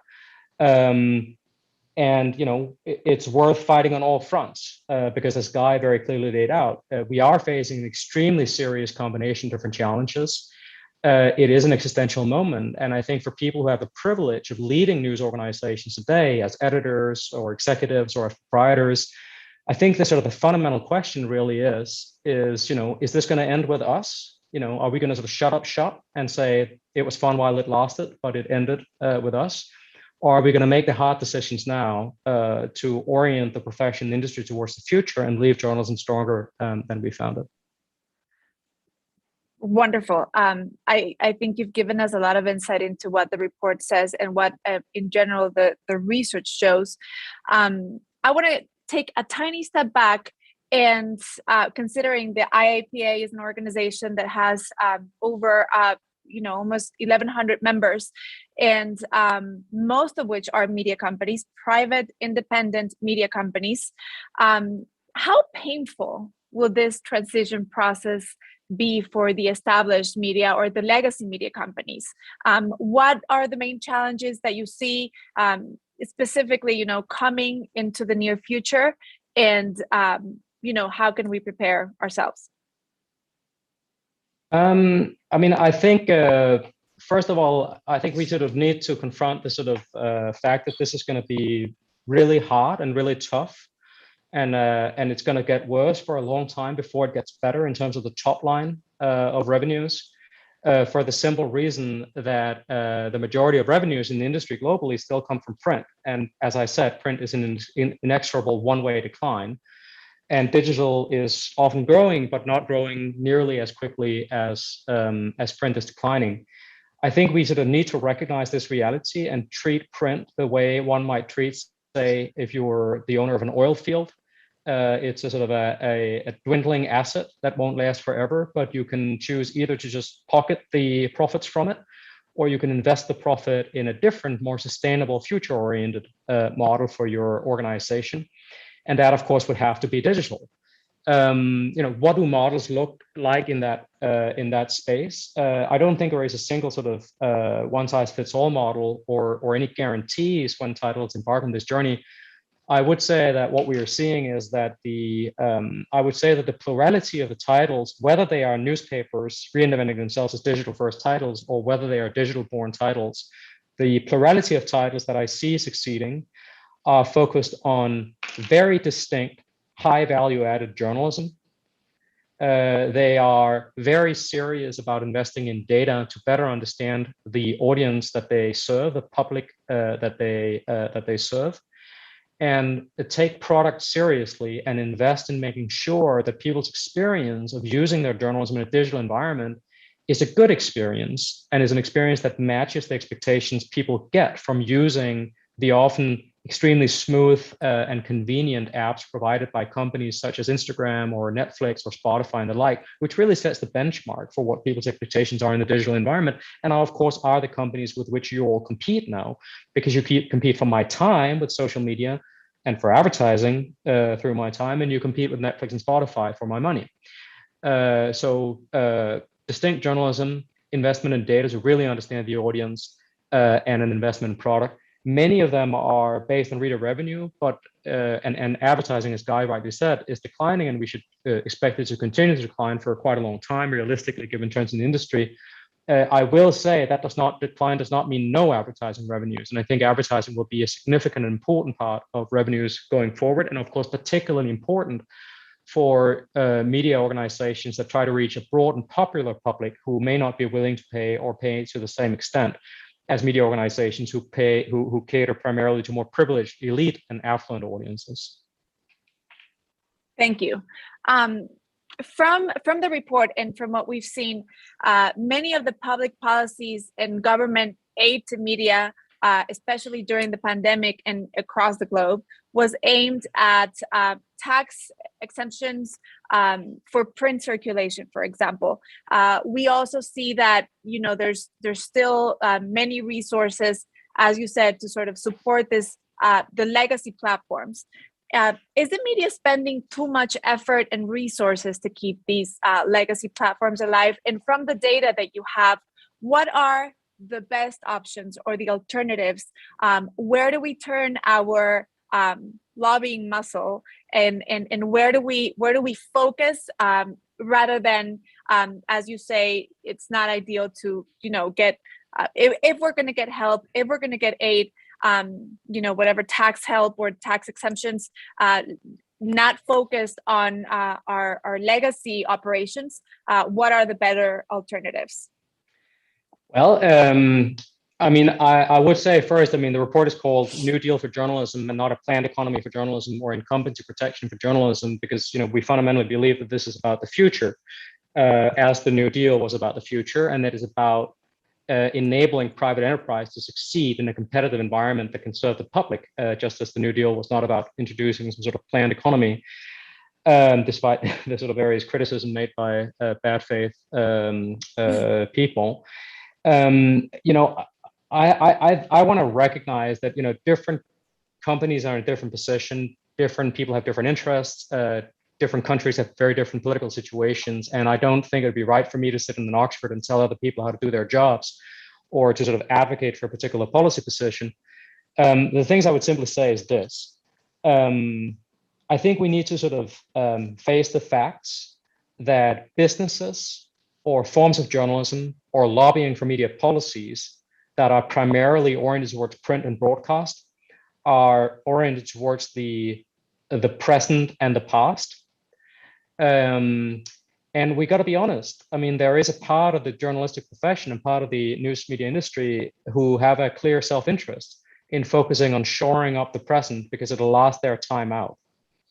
But if we are serious about wanting to make sure that journalism as a profession and the news media as an industry can serve the public as well in the future as it did in the past, or perhaps even better and in more different ways, then we have to orient ourselves towards the future, even if it's hard. And that future has to be oriented towards digital models, because that's clearly where people are going. I don't know of a single example in all my years of doing media research, whether it's been a structural uptick in print or linear scheduled television viewing. And I know of hundreds of examples in which there has been ongoing structural decline. So look, we all got to fight our own corner. And if I was a manager or a proprietor looking at sort of trying to balance the books on a quarterly basis, maybe I would have reasons to fight for the present and leave the future for others to figure out. I understand that. It's hard. It's really, really hard. And I recognize that. And I'm not judging people who focus on the present. That can be hard enough, God knows. But I think collectively, we need to recognize as a profession in the industry that the long game is about figuring out what sustainable independent journalism looks like in a digital environment. That's about the profession, that's about the business, but it's also about policy. And if we're spending the limited political capital that we have as an industry and as a profession on sort of fighting for past privileges, they may help us for a few years, but it will come to an end, and we might be worse off then than we could have been. Thank you. Thank you, Rasmus. I'm going to, again, encourage the audience to download the papers that we've uploaded in the chat. It contains specific recommendations for policymakers, for governments, donors, the media companies, and I think it's going to be a very useful tool to gear ourselves up for these the present and future challenges. Thank you very much, and we will come back to you with questions, hopefully. I'm going to switch to Spanish. Me voy a cambiar al español. Desde el Banco Centroamericano de Integración Económica, ahora nos acompaña Maximiliano Alonso. Aquí la premisa cambia un poco, el periodismo como servicio público. Y ante esto me voy a tomar 10 segundos para un poco recalcar el caso de un país como en el Ecuador, donde estoy yo, y que en el año 2008 aprobó en la Constitución de la República a la comunicación como servicio público. Fue un arma, ni siquiera de doble filo, fue realmente el arma que utilizó el gobierno de turno del entonces presidente Rafael Correa para lograr el absoluto, la justificación para agarrar el control absoluto del sector de la comunicación, de la producción de contenidos, la administración de los espectros, que sí son obviamente facultad del Estado, pero además le permitió implementar un sistema de absoluta represión y control para los medios de comunicación, especialmente los medios privados e independientes. Esta calidad del periodismo como servicio público ha sido ya eliminada en la legislación ecuatoriana, pero tú evidentemente, y un poco la conversación que nos lleva adelante en este panel, nos explica que no necesariamente tiene que ser así. En ese sentido, pues cuéntanos un poco sobre cómo ves tú este punto de convergencia entre el periodismo independiente, la sostenibilidad de los medios, la democracia y la banca multilateral. Wow. Buenos días. Hola, todo eso. Ay, Dios. Es un tema muy... No, primero, antes que nada, tengo que hacer un agradecimiento. Y este agradecimiento es a la CIP, a Carlos Jornet, que lo estoy viendo acá. Gracias, Carlos, por haberme puesto en contacto con Ricardo, que es una persona muy generosa, buena gente, y tiene preocupaciones similares a las que yo he tenido en otra etapa cuando no estaba en el banco. Ahora que estoy en el banco las sigo teniendo, pero desde otra posición. Así que muchas gracias por acercarme y hacerme participar en esto y hacerlo participar al banco. Yo te voy a hacer una pequeña introducción antes de contestarte todo esto. Este es un banco, el Banco Centroamericano de Integración Económica, es un banco de desarrollo, un banco que hay 15 países que participan en este banco, que son los dueños del banco. Es el Banco Centroamericano, nació aquí en Centroamérica hace 60 años, y es un banco que no tenía política de acceso a la información en 60 años. Eso significa muchas cosas. No quiere decir que la información del banco no se pudiera obtener, pero no había mecanismos de transparencia suficientes para que pudiéramos acceder. Hace un año, y se apagó la luz, hace un año, poquito más, empezó a trabajar en la política de acceso a la información. Cuando tuvimos esa política de acceso a la información, asumí como presidente de ese comité, y lo primero que decidí, conjuntamente con el banco y con los directores del banco, fue que empezáramos a trabajar realmente lo que significa la política de acceso a la información. No teníamos todo el conocimiento, entonces lo primero que hice fue hablar con Transparencia Internacional para sumar a transparencia en este proceso, para que nos ayude realmente a cometer los menores errores posibles. Por otro lado, ¿qué hice?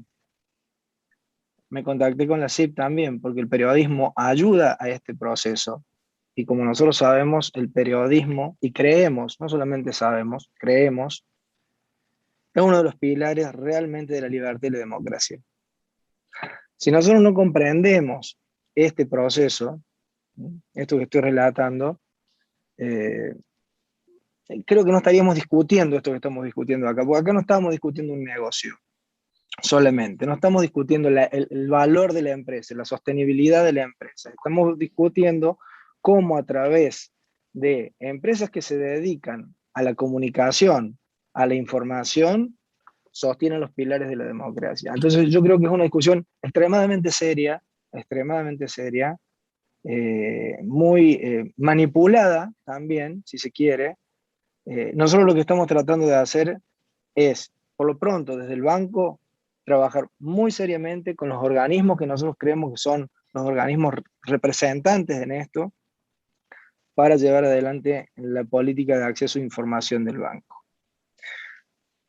Pero bueno, han pasado muchas cosas, ¿no? Esto tiene una larga historia. No es lo mismo el periodismo de hace 20, 30 años que el periodismo de la actualidad, ¿no? Y no solamente por la pandemia, la tecnología, los nuevos modelos de negocio que se están generando, el acceso. Bueno, todo esto ha hecho que, por ejemplo, en nuestro banco, y perdón que me remita siempre al banco porque voy a hablar desde aquí, ha hecho que pensemos también que si es un pilar de la democracia, también es un pilar del desarrollo. Y nuestro banco es el Banco Centroamericano de Integración Económica, que hace apalanca política. Entonces, para nosotros el tema de la prensa libre y la democracia van asociados al desarrollo. Y como banco no podemos estar desarticulados de ese proceso. Es decir, tenemos que, de alguna manera, y lo hemos decidido, articular y apoyar a entidades también que estén sufriendo lo que está sufriendo cualquier entidad en estos procesos de crisis, y las empresas de comunicación son uno de los potenciales beneficiarios para nosotros. Ahí te estoy respondiendo de cómo vamos a trabajar. Podemos trabajar si ya muchas empresas están contactándonos por diversos temas, obviamente no las voy a mencionar por una cuestión lógica, empresas periodísticas, incluso periodistas individualmente que quieren generar sus emprendimientos. Digo, nosotros queremos desde ciertos espacios en el banco tratar de colaborar con este proceso que estimula la democracia. Para nosotros es fundamental. Me habías dicho varias cosas, voy a tomar una de ellas. El tema de la sostenibilidad. Regularmente los periódicos los vendían, los comprábamos, los leíamos. Soy un friki de la lectura, del periodismo. Vivo hace 16 años que vivo en Europa, ahora estoy en Honduras, pero leo periódicos de Francia, de Italia, de España, de Argentina, de Córdoba, porque soy más cordobés que la voz.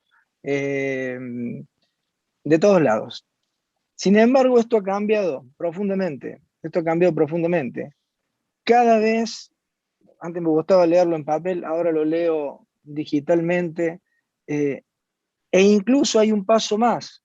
Ya hay cosas que no me gusta leer ya digitalmente en los medios, en estos medios tradicionales, y estoy buscando otras orientaciones. Entonces eso, y yo tengo 47 años, mi hijo que tiene 25, directamente ni lee esto. Esto, forget it. O sea, la gente, estos pibes están leyendo cuestiones totalmente segmentadas y tenemos que, de alguna manera, incorporar estos procesos a los modelos de negocio y a las formas de producir la información. Un punto relevante, yo creo que ayer fue, que hablamos, pero también lo hablábamos con Ricardo y con otros periodistas. Un periódico o un medio tiene que construir, por lo menos desde mi perspectiva de economista o de persona que ha trabajado en spin-off o en startups, ecosistemas que te permitan producir información de otra manera, ecosistemas que te permitan ser más permeable. Los medios han sido poco permeables, han siempre, por lo pronto, esto es una opinión, por favor, quiero que se tome como lo que estoy planteando. Es una opinión de un gran lector, yo creo que los medios siempre han bajado una línea editorial, la típica línea editorial, me parece muy bien, pero ha sido muy vertical. Todos han sido procesos muy verticales. No estoy hablando de un periodo, estoy hablando de lo general, todos, de izquierda, de derecha, de centro, de este lado, del otro, siempre han sido cuestiones muy verticales. En este momento lo que necesitamos para estos procesos de construcción de la información, para estos procesos de la construcción de modelos de negocios, es ser más permeables. Tenemos que ser organizaciones que aprenden, no que enseñan permanentemente. Yo creo que esa es una teoría de los años 90, me acuerdo que estuve haciendo algunas cosas en el MIT, y había un profesor que se llamaba Peter Senge que trabajaba un concepto que eran de organizaciones que aprenden. Yo creo que se ha aprendido tarde porque no ha habido permeabilidad. Entonces, si vos me preguntas, el tema de la sostenibilidad también tiene que ver con esto. No solamente tiene que ver con cómo colocamos el producto, sino cómo estructuramos nuestro negocio en función de nuestro entorno. Nosotros no somos el centro, somos una parte de ese sistema que tiene que estar permeable, tiene que absorber, y yo creo que cuando empezamos a absorber conocimiento de lugares que no directamente son otras empresas periodísticas, sino otros espacios, vamos a construir cosas mucho más pertinentes. Bueno, puedo seguir hablando un rato, pero si querés hacerme alguna pregunta. No, en ese sentido creo que lo que dices tú ahora toca mucho la línea de lo que veníamos hablando anteriormente. ¿Quiénes son estos stakeholders del ecosistema? ¿No es cierto? ¿Quiénes son los actores de todo este ecosistema que nos va a permitir encontrar un nuevo modelo, una nueva forma de financiar el periodismo independiente, que es de lo que estamos hablando, ¿no?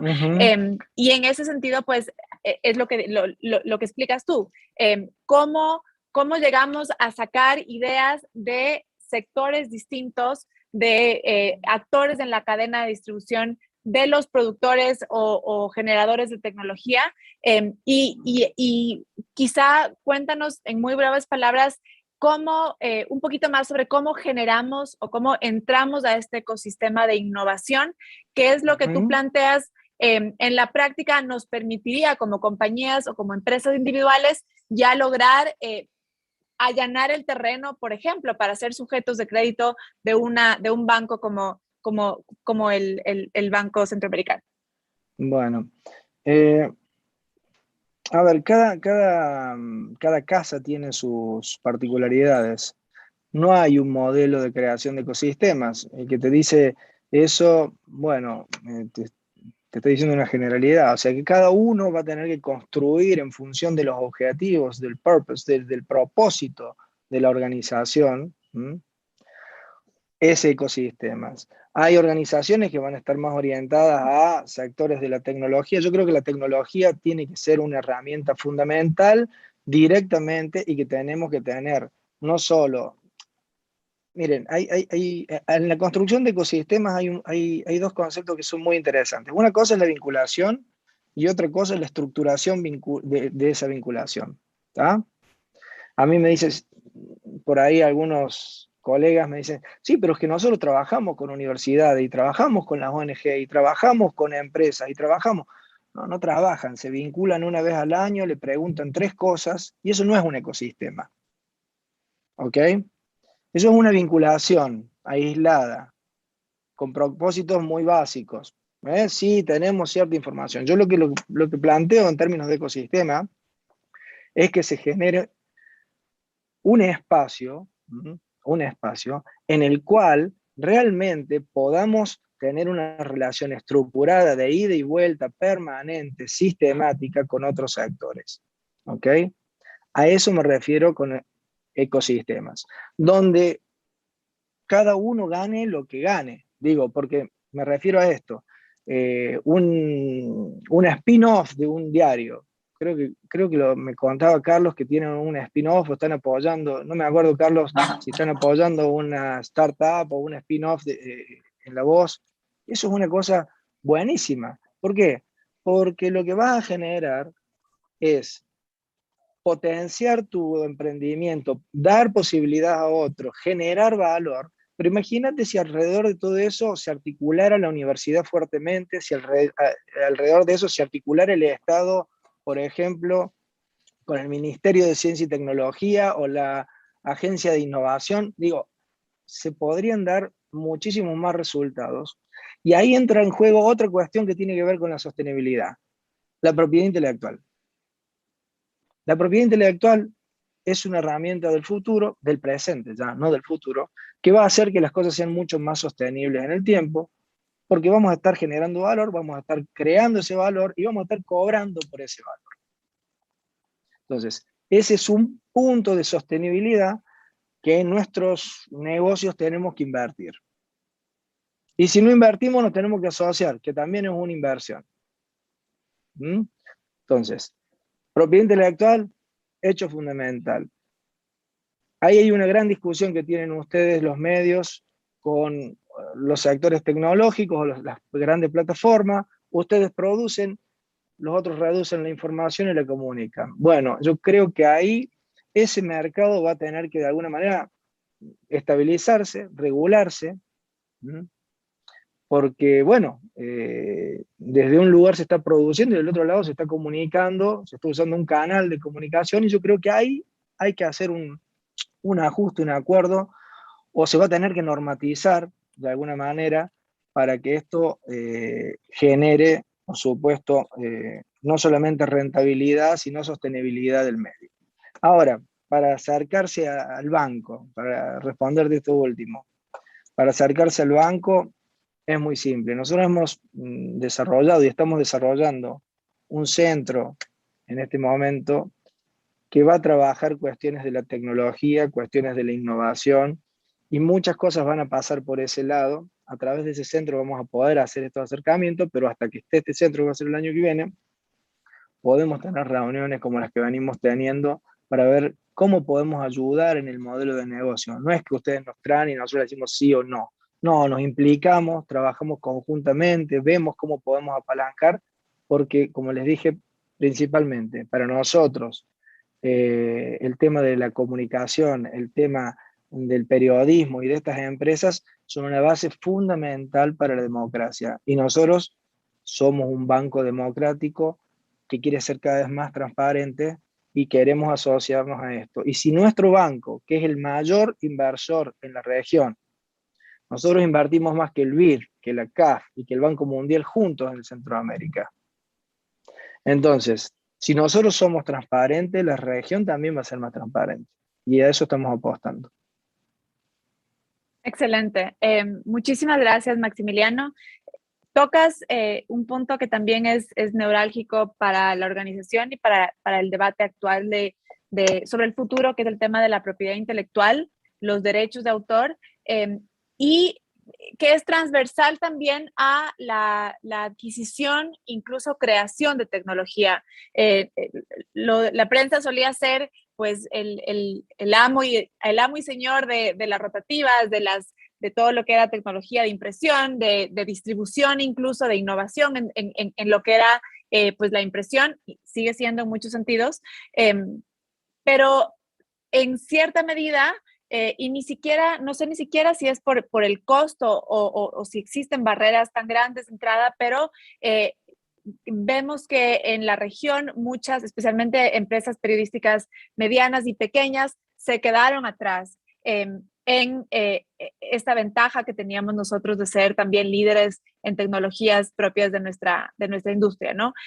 Y vemos cómo pues ya empiezan a haber ejemplos en la región, mencionas el tema de La Voz del Interior en Argentina, donde vemos la gran oportunidad que hay de desarrollar tecnologías incluso y explotarlas y obtener un beneficio económico dentro de nuestros mercados y dentro de otros mercados de la región, pues porque ya las fronteras en ese sentido no existen. En términos de patentes y propiedad intelectual, ¿qué otras oportunidades ves y qué riesgos también, que es un poco de lo que veníamos hablando, ¿no? Sí, a ver, esto es una cuestión, no se puede obviar el hecho de que los medios de prensa en América Latina son empresas que tienen compromiso con la comunidad, ¿no? Son empresas de la región. Y el respeto a la propiedad intelectual que ellas generan debe ser reconocida y respetada en la región. Yo te comentaba el otro día, tenemos que tratar, esto es una cuestión sistémica. Si tenemos todo esto y funciona perfectamente, y tenemos estados que no tienen regulaciones fuertes en propiedad intelectual, es un problema. Por eso cuando hablo de ecosistema, hablo de trabajos conjuntos. Los estados en América Latina tienen que trabajar mucho más fuerte en los aspectos de propiedad intelectual, conjuntamente con las empresas, conjuntamente en este sentido con la prensa, y ahí sí va a haber una sinergia para mejorar, porque si una parte está bien y la otra parte está mal, eso es un gap que no se puede resolver fácilmente. Después vamos a tener que sacar y ir a registrar nuestras cosas a otro lado. Tenemos que empezar a trabajar desde América Latina con un sistema de protección mucho más fuerte, y eso es una cuestión que le corresponde tanto a lo público como a lo privado.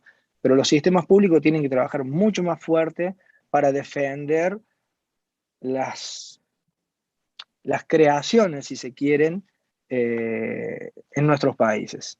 Eso es una cuestión compartida. Hay que comprender que lo público y lo privado tienen que trabajar juntos.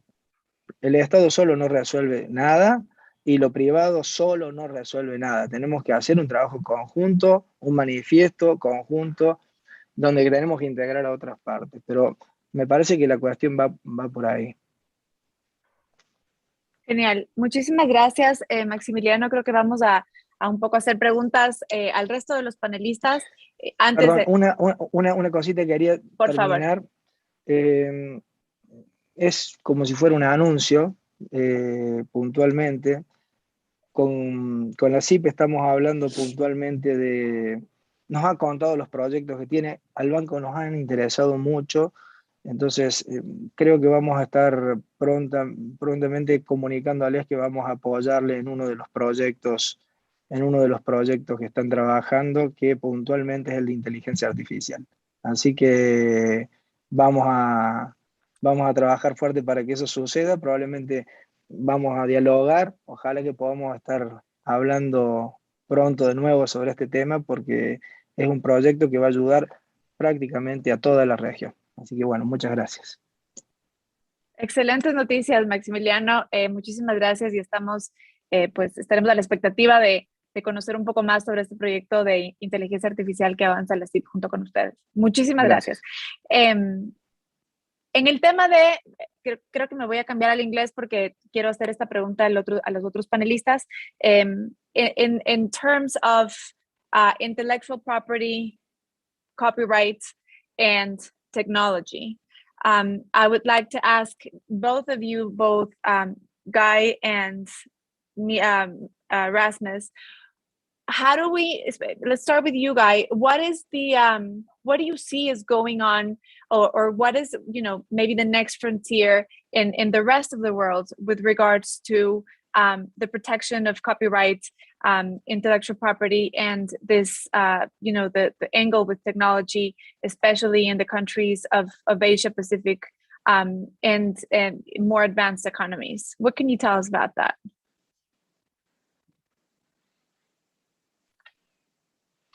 Guy. So, there you go. yes, right.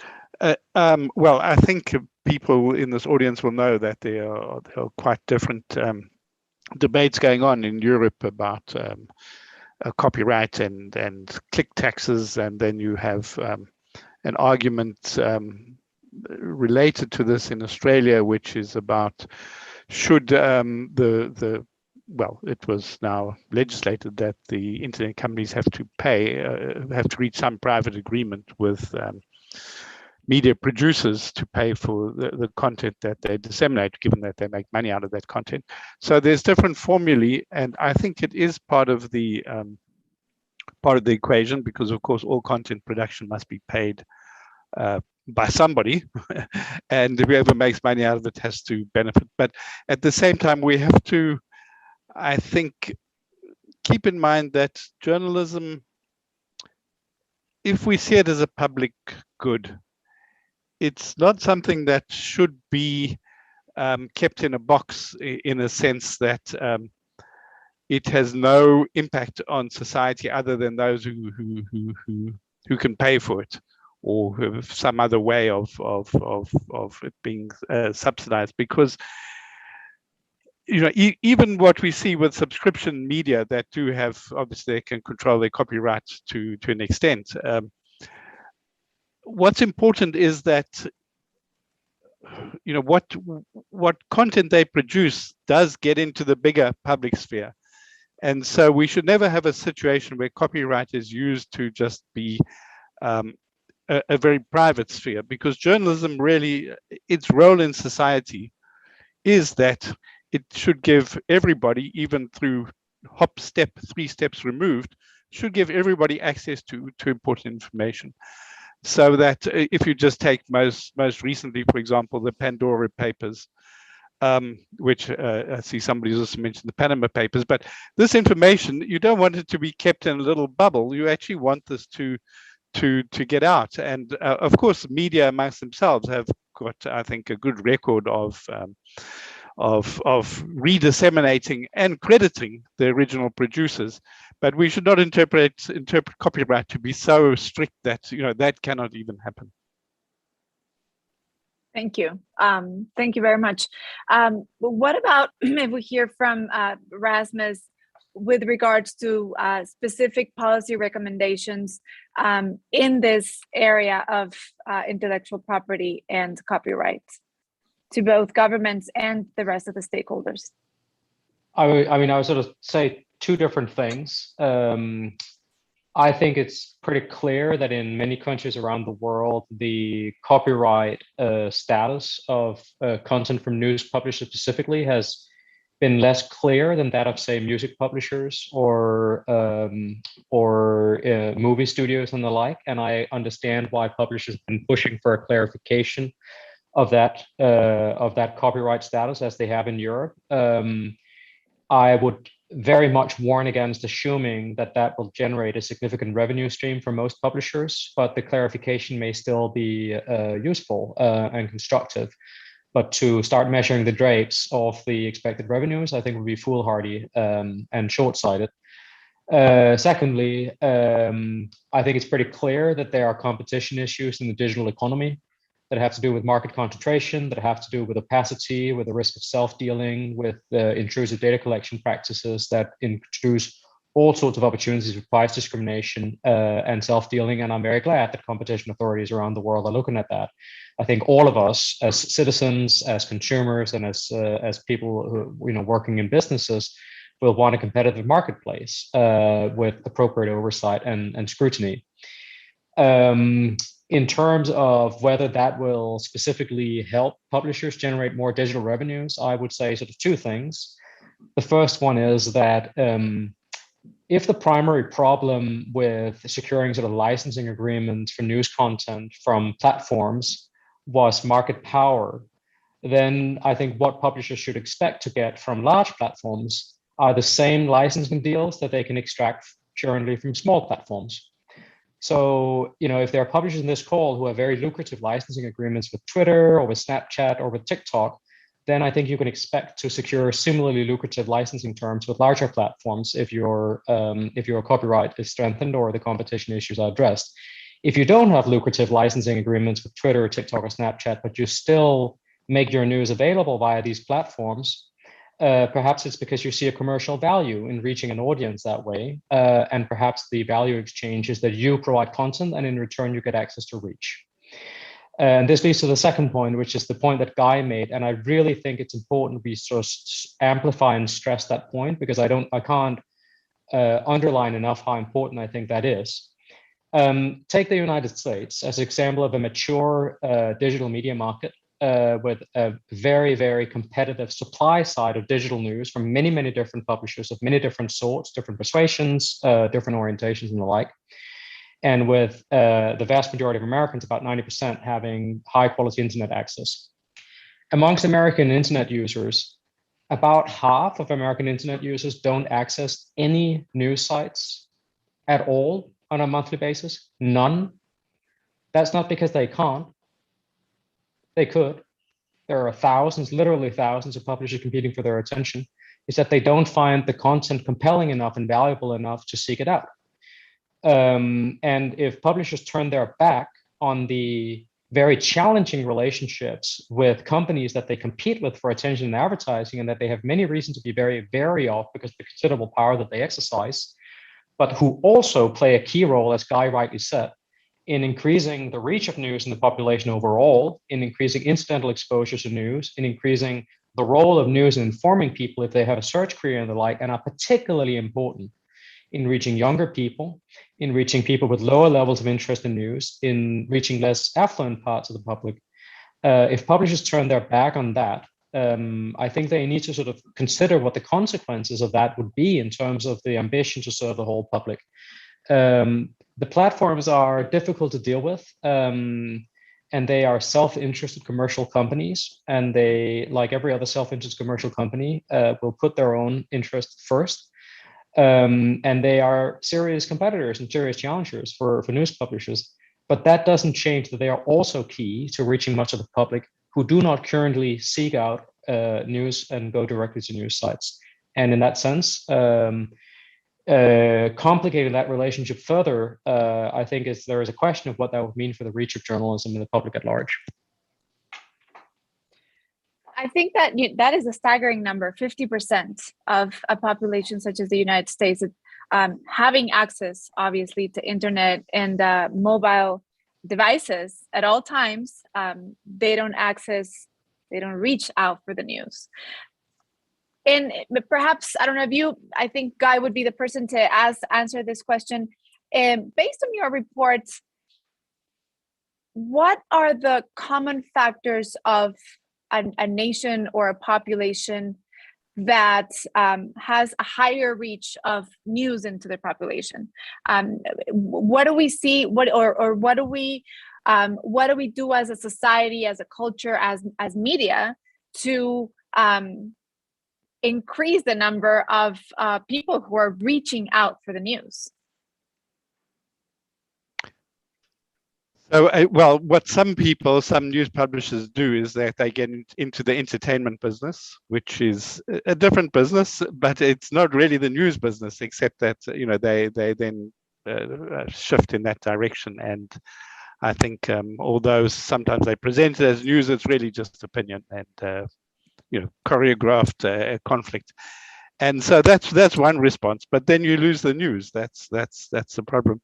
If you look at societies where news consumption is fairly high, well, one of the classic cases, and perhaps Rasmus can complement this, coming from the Nordic countries, but in Finland Finland is a place where right from early on, young people also, they learn what we at UNESCO call media and information literacy. In other words, they learn, what is it, this content mix? What is entertainment? What is information? What is disinformation? How do you understand that you get some stuff supposedly free, other stuff you have to pay for? How do you understand that your algorithmic feed is delivering you some things and not other things based on profiling you? And so what people have found is that, for example, in Finland, people are much more resilient to disinformation and much more receptive to credible news information. And partially people trace this to the education system, so right from early on. Now that we don't have that much time all over the world, although it is an urgent question to get this critical thinking amongst consumers. When I say get to consumers, I've not been indoctrinating them and saying, oh well, don't follow anything else, only follow news. You want consumers to be discriminating, to be discerning. And at the same time, as Rasmus has been saying, it's also a challenge for the news media because it's proven that, entertainment, conflict, hyped up conflict, disinformation travels further and faster and people get engaged with it. Now, how do you stick to news and not be boring, but not fall into that trap? And how do you as a news institution also explain to your public what it is, why you're valuable? I mean, what it takes to produce verified information and informed opinion, and that you stand out above the mix. You've got to really, I think, ramp up that value add that you can make to people's lives and tell them, not just assume that they automatically will love you because you're doing the right thing. Thank you. I really appreciate your participation. We all do. I'm going to switch to Spanish. Maximiliano, hay una última pregunta muy cortita de la audiencia sobre si es que el Banco Centroamericano ofrece oportunidades de financiamiento a medios hiperlocales, que serían medios mucho más pequeños o de carácter local o regional. Si es que nos puede responder a esta pregunta, sería la última y con esto terminamos. Sí, el banco, como ustedes saben, es un banco multilateral que financia grandes proyectos. Sin embargo, a los proyectos más pequeños lo hacemos a través de la banca de segundo piso. Es decir, damos fondos a bancos para que esos bancos les puedan prestar a estos pequeños proyectos. Pero sí, claro. Bien, excelente. Muchísimas gracias a todos y pues le paso la palabra a Ricardo para continuar con el siguiente panel que viene también a hablar del tema de la propiedad intelectual. Muchísimas gracias. Muchas gracias, Gabriela, Maximiliano, Rasmus y Guy. Fue un excelente panel y especialmente porque toma un tema que vamos a empezar a discutir ahora como parte también en nombre de Jorge Canawati, nuestro presidente, que tuvo que salir un ratito ahora. Quiero agradecer a Maximiliano o al Banco Centroamericano por los $8 millones. No, mentira.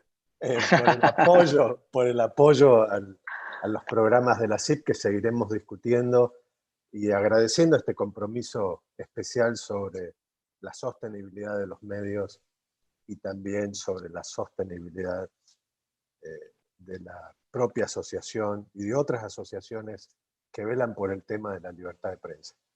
Gracias, muchas gracias.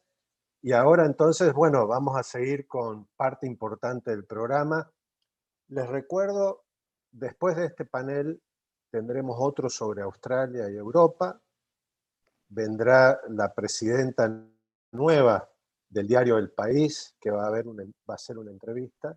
Y posteriormente vamos a tener la participación de 4 casos de éxito en materia de sostenibilidad periodística, tanto un medio de Canadá, otro de Argentina y otro de México, con la participación también de Rosenthal Arles.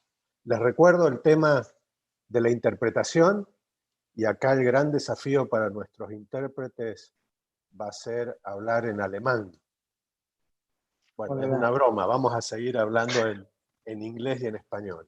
Pero bueno, cambio ahora sí, ya para presentar este nuevo panel. Hand in hand with sustainability, now we'll get into copyright and journalism content. Last September, this organization, the Inter-American Press Association, in alliance with more than 20 others, regional and global organizations, decided to emphasize a discussion that started many years ago in Europe and last February in Australia. We are talking about a calling for the defense of the value of professionalism and journalism in the digital ecosystem. In other words, media wants digital platforms to value media content and pay a fair and reasonable price or remuneration for that content. Later on, we'll discuss, as I said before, about the Code of Negotiation of Digital Media and Platforms approved last February in Australia. Now I want to present an interview between the German Publisher Association and Axel Voss about copyright legislation and how it was introduced in the European Parliament and how this is spread to each country of the Union. Let me introduce Philipp Meistermann. He will conduct the interview with the legislator, German legislator, or European legislator, Axel Voss. Philipp is part of the Belgium office of the German Publisher Association, an organization where he has also served as European policy advisor. He previously worked in the German Parliament and in the French Ministry of Culture. He holds a bachelor's and master's degrees in law from the University of Paris and University of Cologne. Thank you very much for being with us, Philipp. I know we're going to have an excellent interview with Axel Voss, and I'm sure Florian Nem from Axel Springle is also present in this because he will conduct the next panel, and maybe he will be part also of this interview. Thank you for being with us. Thank you very much. I'm very honored to be here today, and I'm looking whether my interviewee is also present. Mr. Voss? Yes, he is. He is. I'm here. Okay. There you go. Perfect. All right. I will start with a short introduction of Mr. Voss. He is a German lawyer and politician of the Christian Democratic Union of Germany, and he has been a member of the European Parliament since 2009 and the coordinator of the European People's Party group in the European Parliament Legal Affairs Committee since 2017. And his main focus is on digital and legal issues.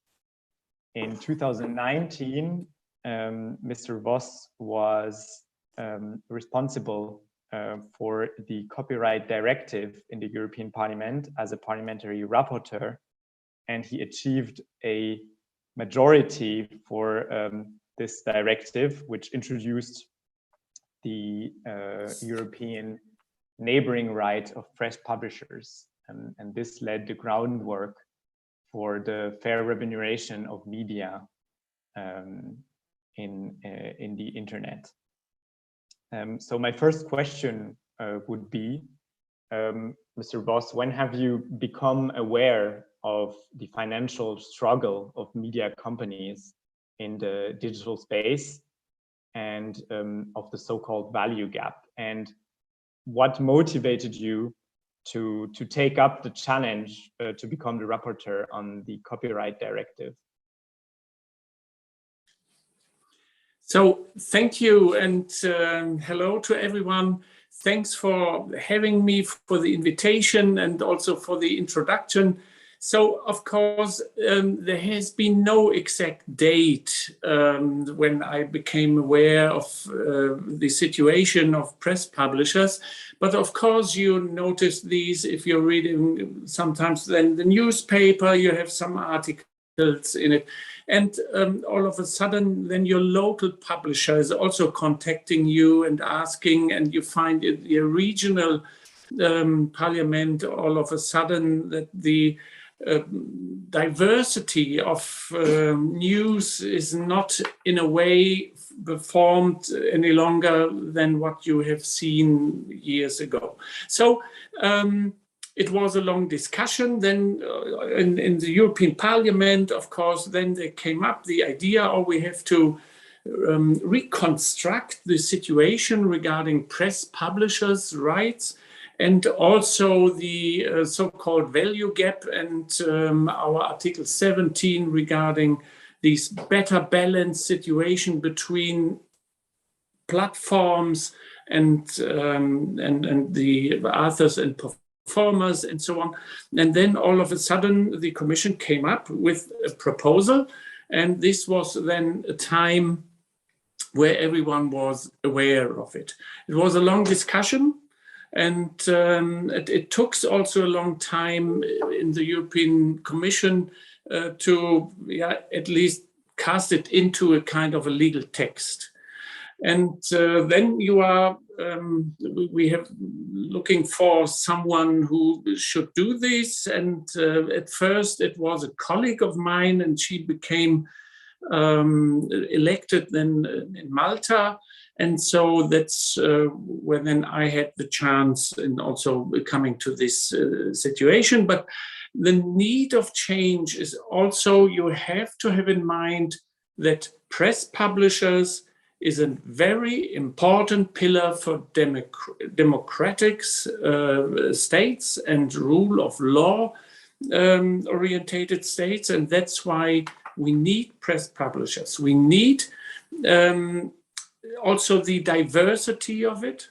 And then you are all of a sudden totally aware that this situation can't go on like it is, where big tech giants are taking over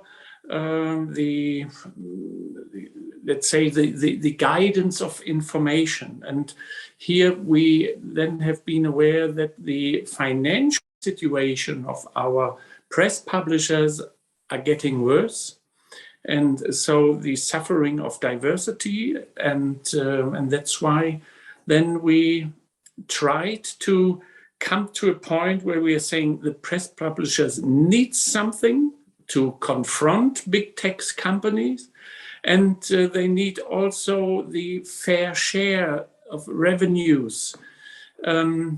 So originating obviously from publishers of content. So this is something where we then thought, so if they are doing this not voluntarily, then the legislator has to decide. And could you maybe explain to us very briefly, what was your task as a rapporteur? What does a rapporteur in the European Parliament do, and how did you navigate through the legislative process?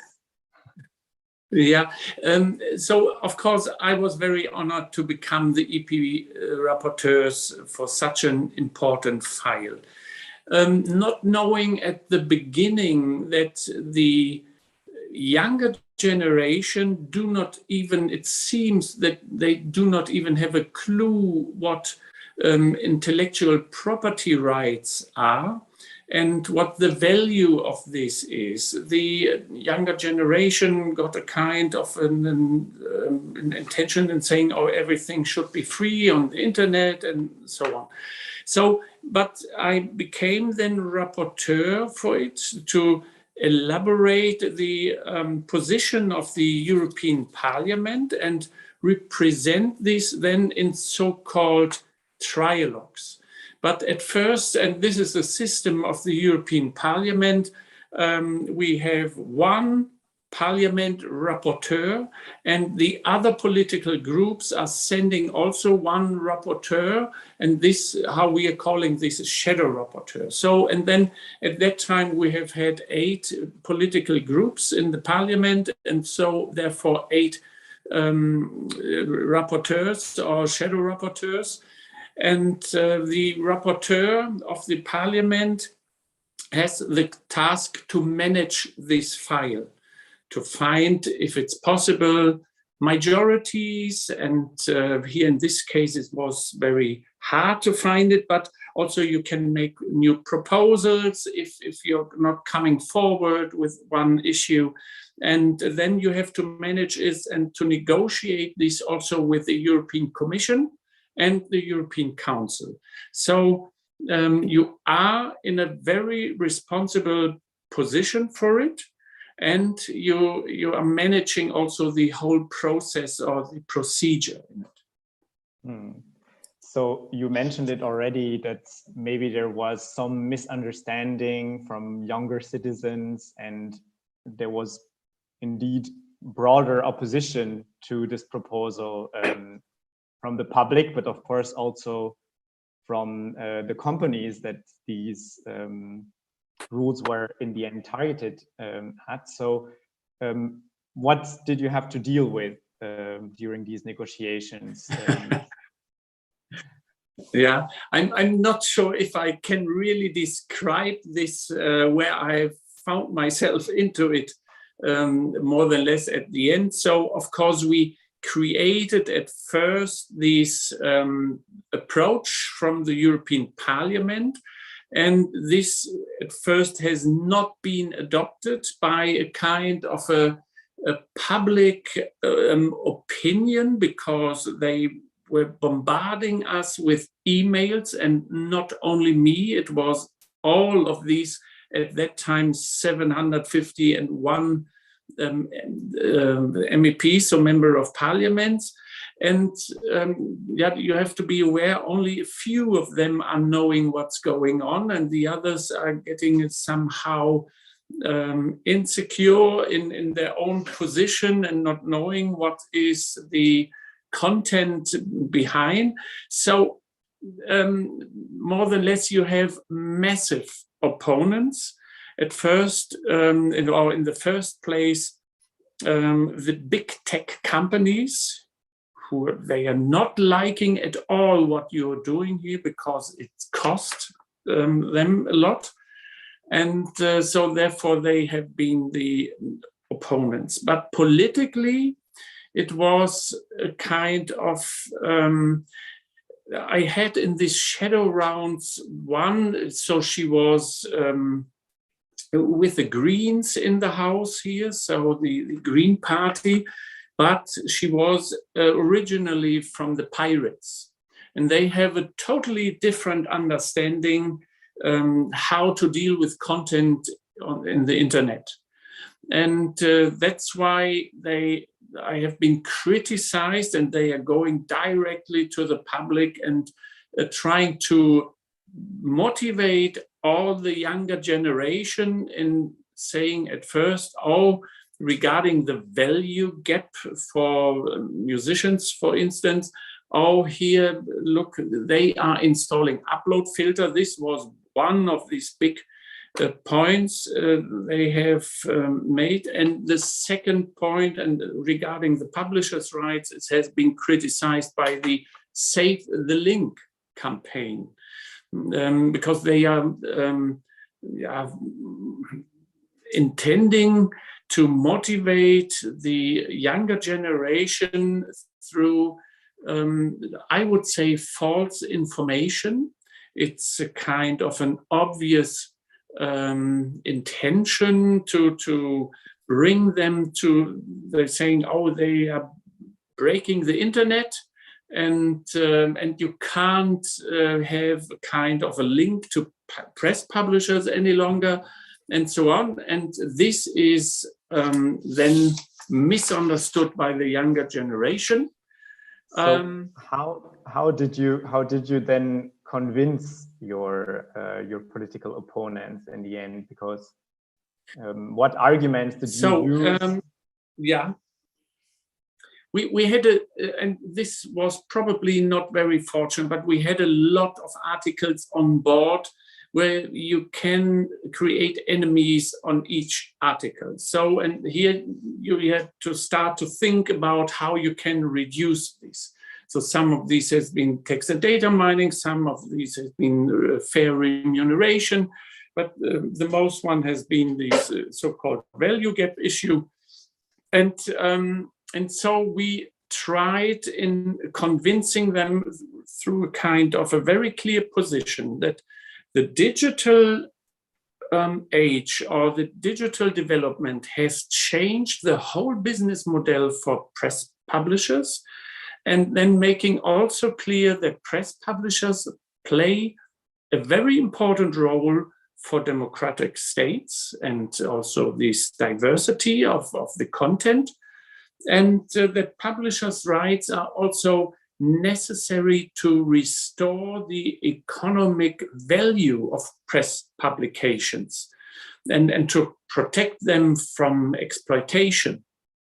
And also, yeah, the total behavior then has to be different. But press publishers also provide the structure for the publications and are economically responsible, and therefore, and this is understood, I think, also by younger generation and enemies of copyright, that they should receive their own rights for the performance, so that they are getting also a right for quality journalism and the structure. And so that we can also fight the fake news on the internet. So we need serious press publishers or serious professional working journalists, because fake news is a part of kind of destabilizing democratic structures. So that's why it is very important. And so for instance, of course, let me add one sentence also. Therefore, also an assigned right is not a sufficient one for the press publishers. Therefore, we need these ancillary rights. Sorry. No, of course. So one of the suggestions that you have made in the process to get a majority for this neighboring right in the end was to introduce a share of the remuneration for the journalist. So what role did that suggestion play in convincing your colleagues? Yeah. This was more than less a kind also of an important part to convince some colleagues in the House.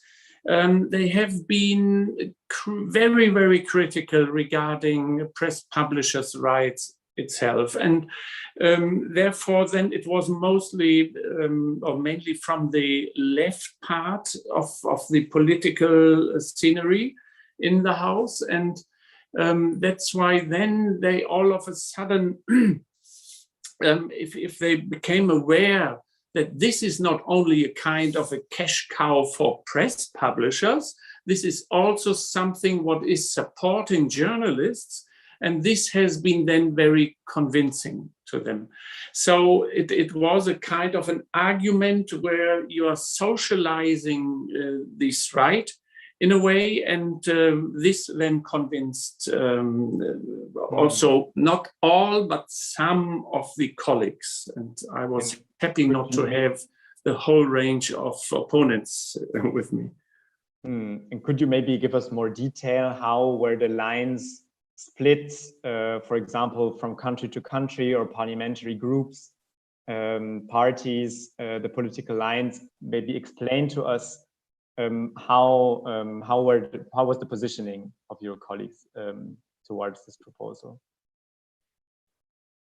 Yeah, and yeah, this has been also not very typical if you're comparing this to other files. This is what I have learned then at that time, but it was quite interesting to see how different the usage of culture is. So if you're looking to France, for instance, from the far left to the far right, all French MEPs have, except one, I think, but all of them have supported the idea of copyright. So a totally different understanding of culture and its value. In Germany, they have been confused, I would say, and this is very harmless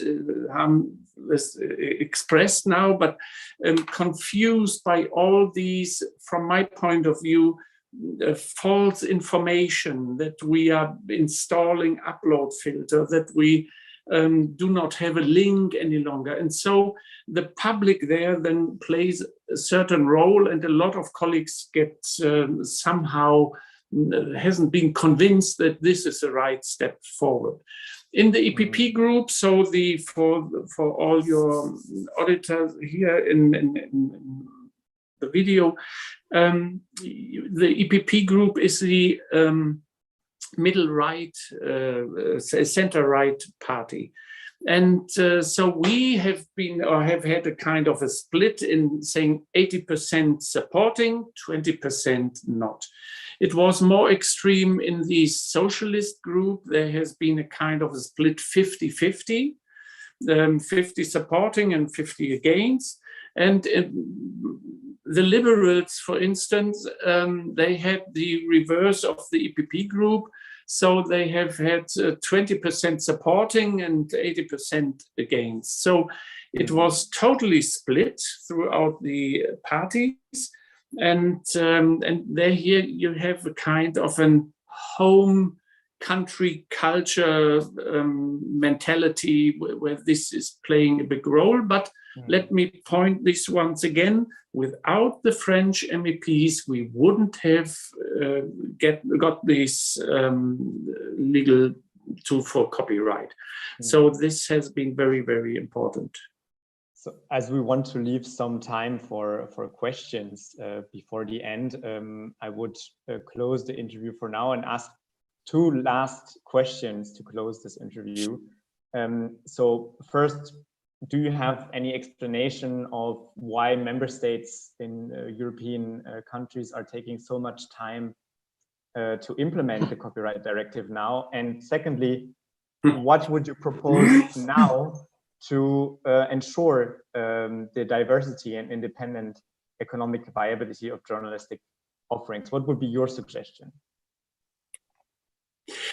So at first, the question of balancing the value gap is not a very easy one, because you do not have to balance these between the platforms and the creative sector or right holders or authors and performers.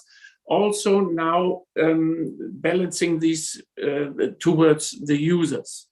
And this is quite complicated, and therefore you have to be aware that intellectual property rights like copyright is not to 100% any longer compatible with upload platforms, with massive upload platforms. So there you need a kind of technique to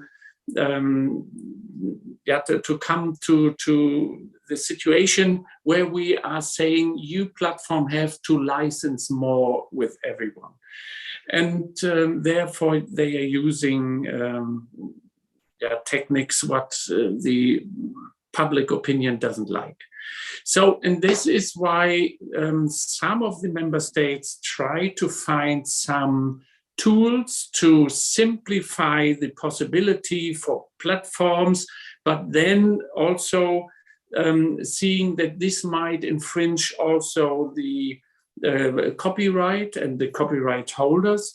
And to find a balance there, it's not very easy from my point of view, because you have to understand our copyright directive is addressed to the member states, and they are then transforming these into their national laws, and they can add here something to fulfill the goal what the European level was claiming for or asking for. And this is something what might take a longer time, and we asked also the Commission to come up with guidelines to implement these articles, and especially the most important ones. And it took them also a long time in trying to come up with these guidelines. And that's why probably they feel a little bit insecure in if what they are doing, if this is the right way forward. And that's why probably. What we should have done better probably regarding the press publishers is that we should have a kind of more bargaining rights for them, and that we should more unite them, because it's always a kind of a disadvantage if you are standing alone in front of a global big tech company and asking for more money. Then I would say you should use the whole sector in the continent or in a member state to negotiate for everyone. So, and this would be a kind of a better situation, but I couldn't have done this because this was creating also some opponents to all these directives. So, and I couldn't afford to have more opponents than what I have already. Well, thank you for all of the answers. I would like to know whether there are any questions from the audience. Yes, Philip. Yeah, I believe, Philip, I have two questions in one. First, at the beginning of your presentation, Axel, you say that legislators should create the space between media publishers and digital platforms if they do not agree to negotiate voluntarily.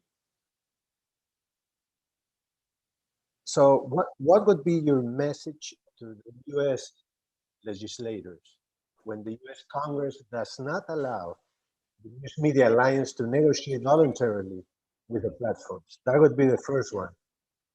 And second, because you're coming from Europe, but we are in Latin America too here with this organization. In Latin America, it's too complicated because some or many governments don't like media at all.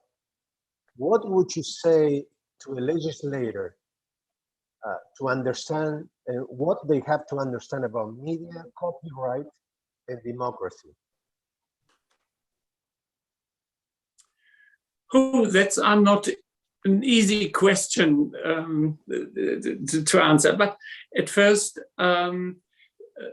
so if a platform has only cash in mind and they are going and not having values in mind, then I would say there is no way of voluntarily adopting or giving more money to all the content creators. So then I would say if there is a kind of value gap also, and I assume this is also the case in Latin America, then and if the platforms are not understanding that also values have to be secured, especially the press publishers, then there is only a way to regulate it. And of course, you might have some different steps. So if you just might ask for a signed right, or you might come to an ancillary right. And also then at the end of these tools, you might have also in place an obligation to remunerate.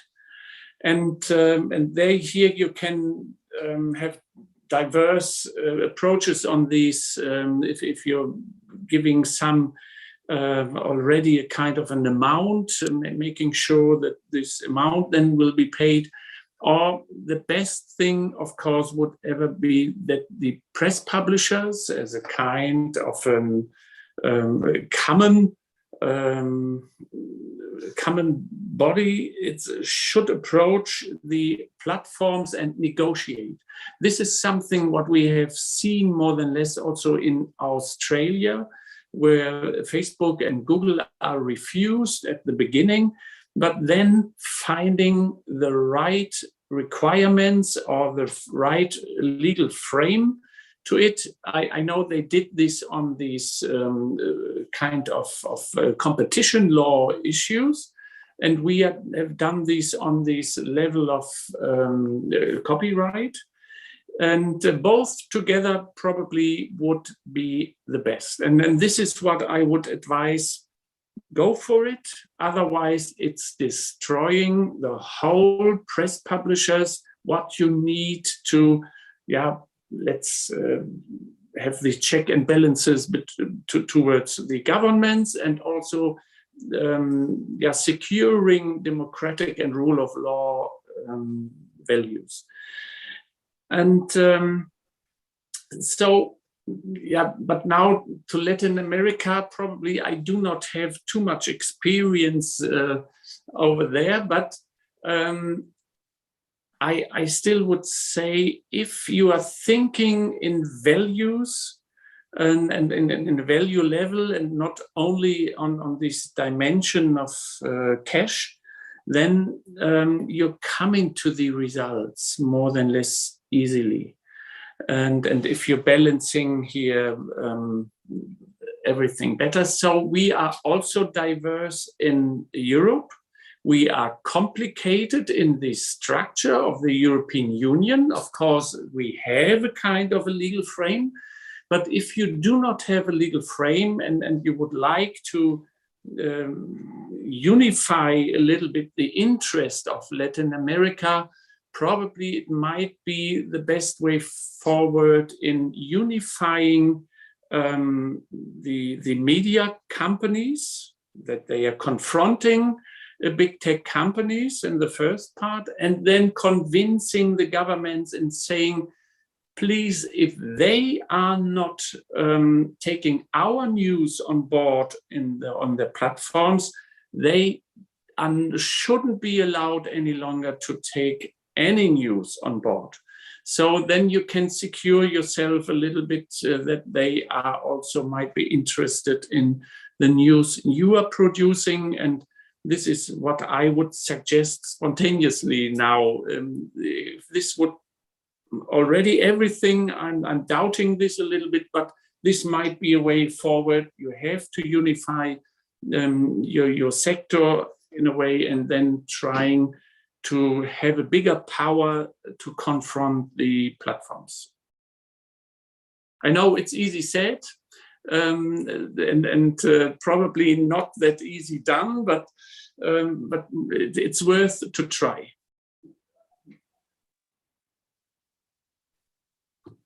Well, thank you. There's one more question from the audience, but I'm looking at Ricardo to tell us whether there's still time. Oh, yes, we do. Thank you. Go ahead. Perfect. So there's one more question from the audience, which is, what recommendations for members of parliaments in other countries would you like to share with us?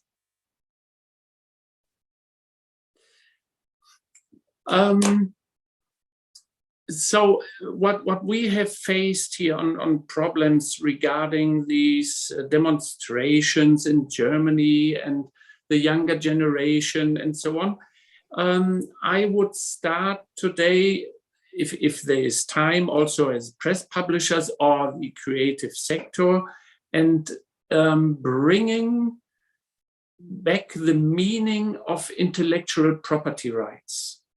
This is important, and also let them understand in a way that this is a kind also of a fundamental right. This is not just because of money, it's property, it's a fundamental right. It's also mentioned already in the UN Declaration 1948.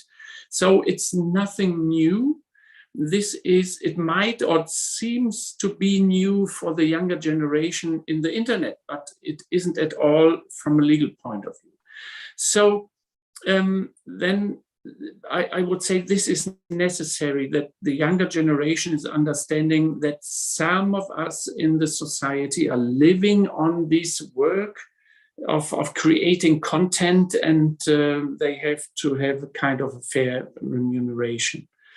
And then, prepare also, in this case, the media companies, that they should unite themselves. You need a kind of a united political support, hopefully throughout all the political parties, and then try to find a kind of a regulation, so where also industry, government, and regulator are together and going this way down, and then coming up with some, probably you need some market studies and so on, but then you can prepare yourself. And this is what I would do if you have some figures also in how much cash the platforms are getting, and that press publishers sometimes get no remuneration at all, that this can't be the case. And this is also understandable for everyone who's creating content, and also for the younger generation, if they are knowing I'm working for it and I would like to have a fair remuneration. Of course, then the legislator can do here a lot, either in the copyright or in these competition law issues, and then also finding a kind of collective bargaining clause here, that you might have a kind of eye-level situation. And then I think this would be something what I would recommend in the future, and where I didn't have had the choice to improve everything what I would like to have, because I wouldn't have the majority. So that's why a kind of unifying, or so industry, government, and regulator, this would be a big, big, big help. So I'm picking up what you said also on uniting the publishers and bringing forward their claims, their demands together. And I would ask you the question: what advice, what recommendations would you give to our audience, so the publishing organizations of South, Central, and North America, with regards onto how to address their governments and what demands to make? Yeah, this is also not a very easy part, but the politicians has to be aware what's going on. I think so I'm just focusing sometimes on the northern part of America. So I think they are aware, but and now they got a kind of an idea or motivation because of the European copyright directive right now, and then they get a kind of a better idea how to come forward. Sometimes in the US, of course, they are acting with the principles. It might help in the digital world in just saying, oh yes, you have to fair remunerate. And this gives you already a kind of a possibility to confront also the publishers, but then the courts are deciding. So, and you never know what the courts are doing then at the end. But this might be a kind of a way forward. You have to talk to the politicians and the legislator in also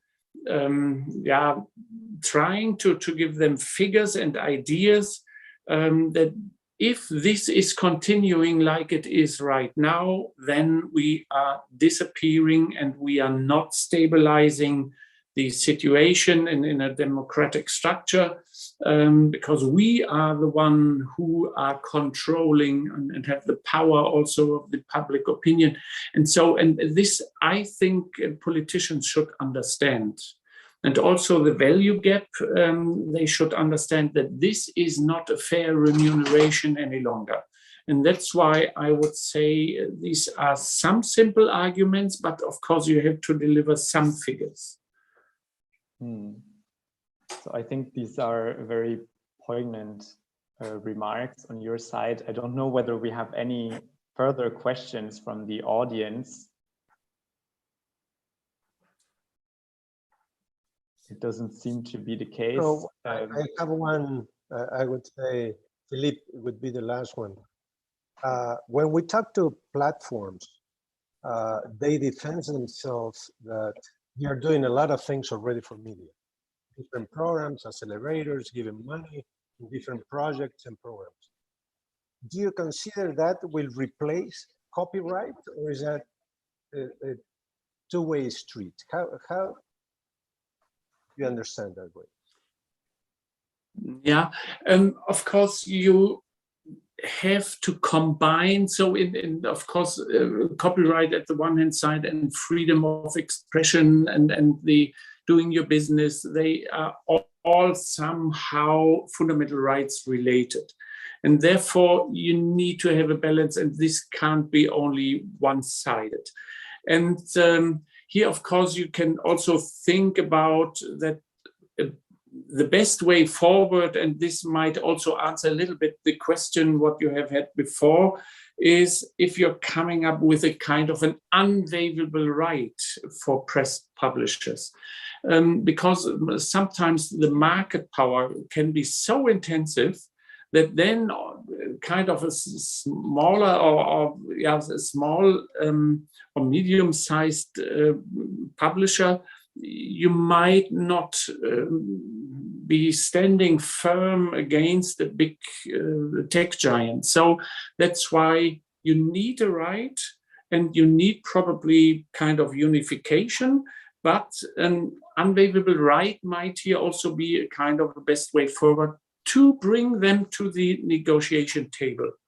So, and this is, I think politicians, the legislator has to do, they have to be obliged to negotiate, whatever the outcome also then might be. If this is not fair, then you have to go a step further. But this then might be a kind of this step forward in saying, you have to negotiate. You can't only grab this content and use it for your platform. No, you have to do here more. And I know this is not really the answer to your question, but it was important for me also to mention these ones. Thank you very much, Axel. Thank you very much, Philip. We have learned a lot, and this was a great introduction for the next panel. We have Bruce Allen from Australia. It's very, very late in Australia, or maybe he's getting up, so that's why he's with us. And we are going to have also Javier de Olarte from Spain, so we're going to see two perspectives. And that would be my pleasure to introduce now Florian Nem. Y voy a seguir en español. Florian es un amigo de la Sociedad Interamericana de Prensa y muchas asociaciones de prensa y periodísticas de toda América. Le debemos mucho a Florian por habernos metido en tema muy específico, insistido en los temas importantes que él como uno de los ejecutivos siempre llevó y trascendió a través de Axel Springer, la mayor editorial de Alemania. Y siempre nos complace mucho tenerlo a Florian, una persona llena de ideas, iniciativas y buenos consejos para el camino de las negociaciones. Y sobre todo, lo más importante, una persona que en el pecho lleva la pasión por el periodismo, por la democracia y por la sostenibilidad de los medios. Lo que no entiendo mucho es de Florian, que es un ingeniero agrónomo, perfeccionado también en su trabajo en temas de economía en la Universidad de Colorado, pero obviamente ya nos dirá él. No voy a nombrar por respeto a la Universidad de Alemania el nombre de la universidad, porque jamás me va a salir en alemán. Pero gracias, Florian, por estar con nosotros y siempre por tu apoyo. Muchísimas gracias. Desde Berlín, ¿se me escucha más o menos? ¿Pueden ver más o menos la iluminación? Perfectamente. We will first have a session in English with Bruce Allen in Australia, and we will then have a session in Spanish. My Spanish is from Chile. I grew up in Chile, so my Spanish friend Javier has to accept this other accent. But to Australia, dear Bruce, you're a hero because I believe it is about 3 o'clock in the morning. Yes, very early. 4 o'clock in the morning. You're on mute, and we said that we would simply follow who you are, for what organization, the Country Press Australia.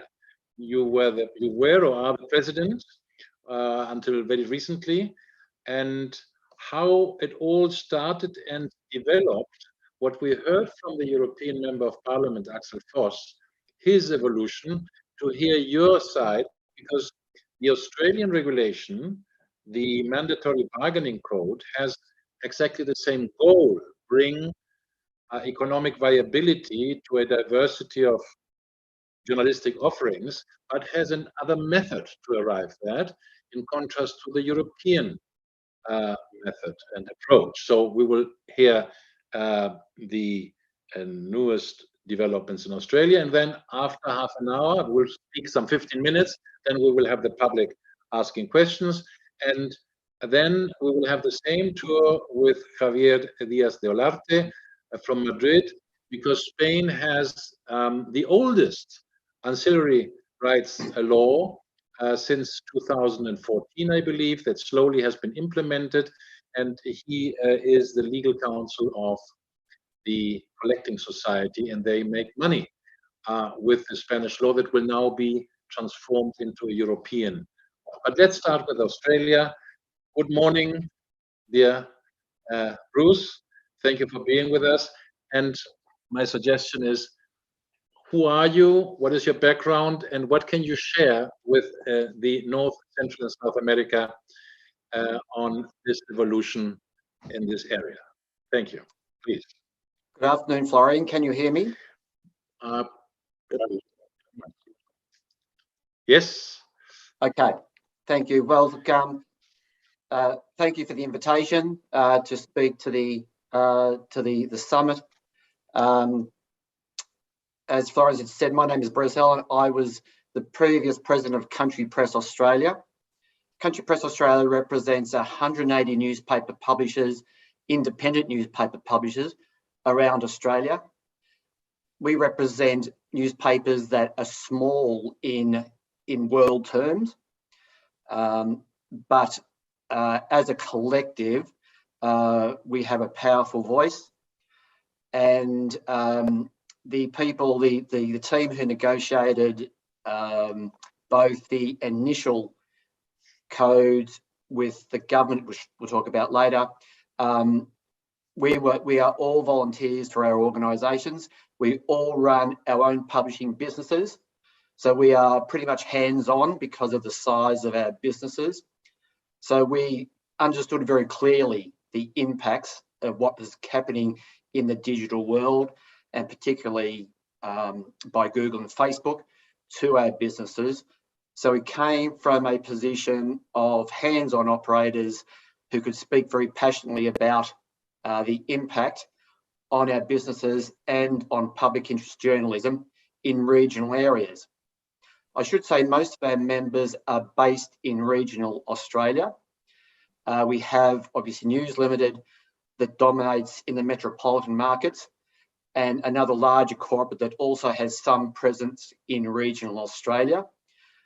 But our presence in regional Australia is larger than any other media business. And as I say, we are independents. Out of our 180 newspaper members, there would be 92 companies that owned those 180 newspapers, and some of them are obviously quite small.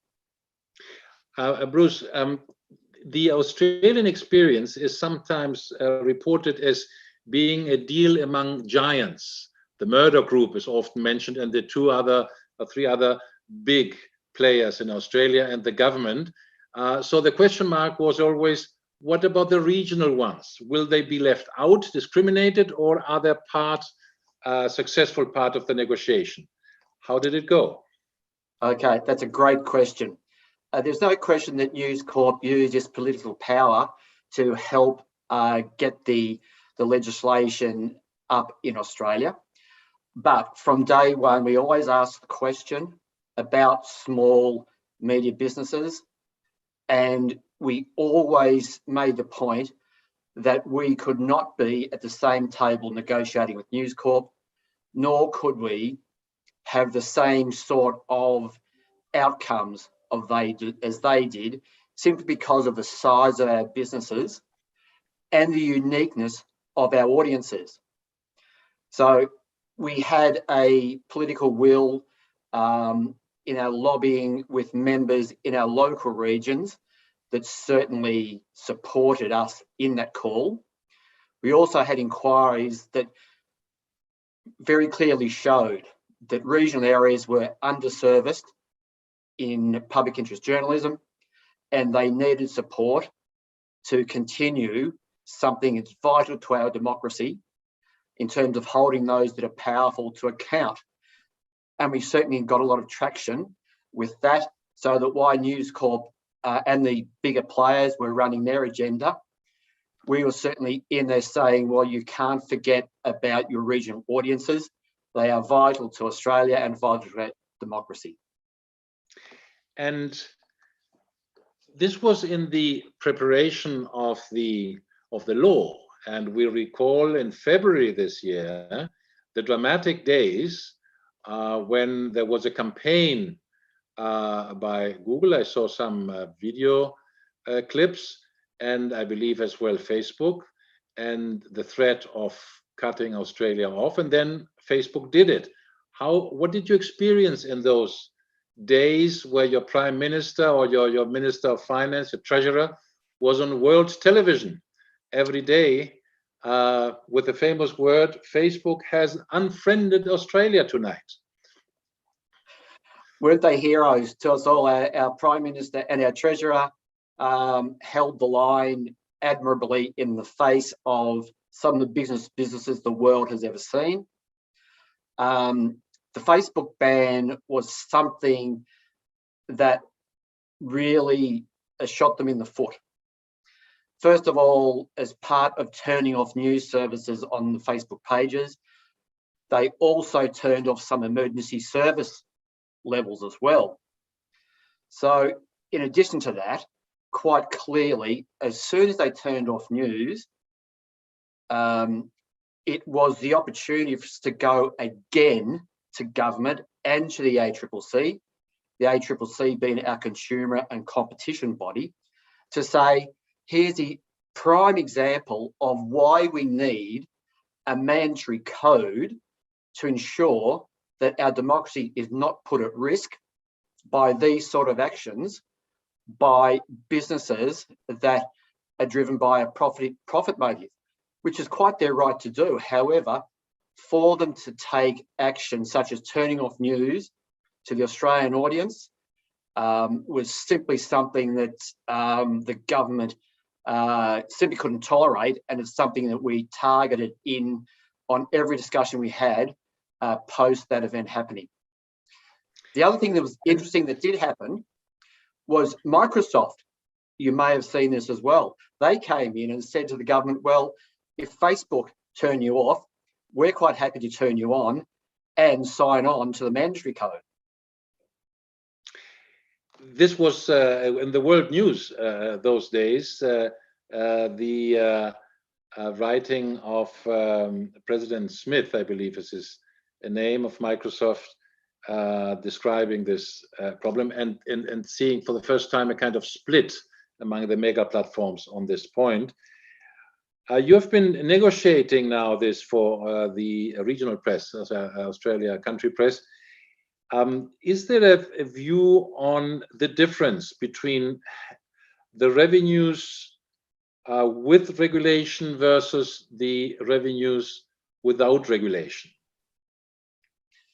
Look, Australia has been very fortunate that we do have a very supportive government who recognise the importance of public interest journalism. And we also had a real champion in the ACCC and its chairman, Rod Sims. Initially, the code came out of a digital platforms inquiry, which had 23 recommendations and is an extensive volume of work. The Country Press Australia and many other media business contributed to. And it's a wide-ranging view. But one of those views was, and one of those recommendations was, that there needs to be assistance for news media businesses to negotiate a fair outcome for the use of content, and part of that required government intervention. Now, initially, that intervention was initially designed to be a voluntary code. Unfortunately, the voluntary code largely got very, very little out of it in the short term. And the government, the ACCC, quickly decided that we needed to flip to a mandatory code. And the mandatory code, a lot of work was put into it, and it was legislated in the end.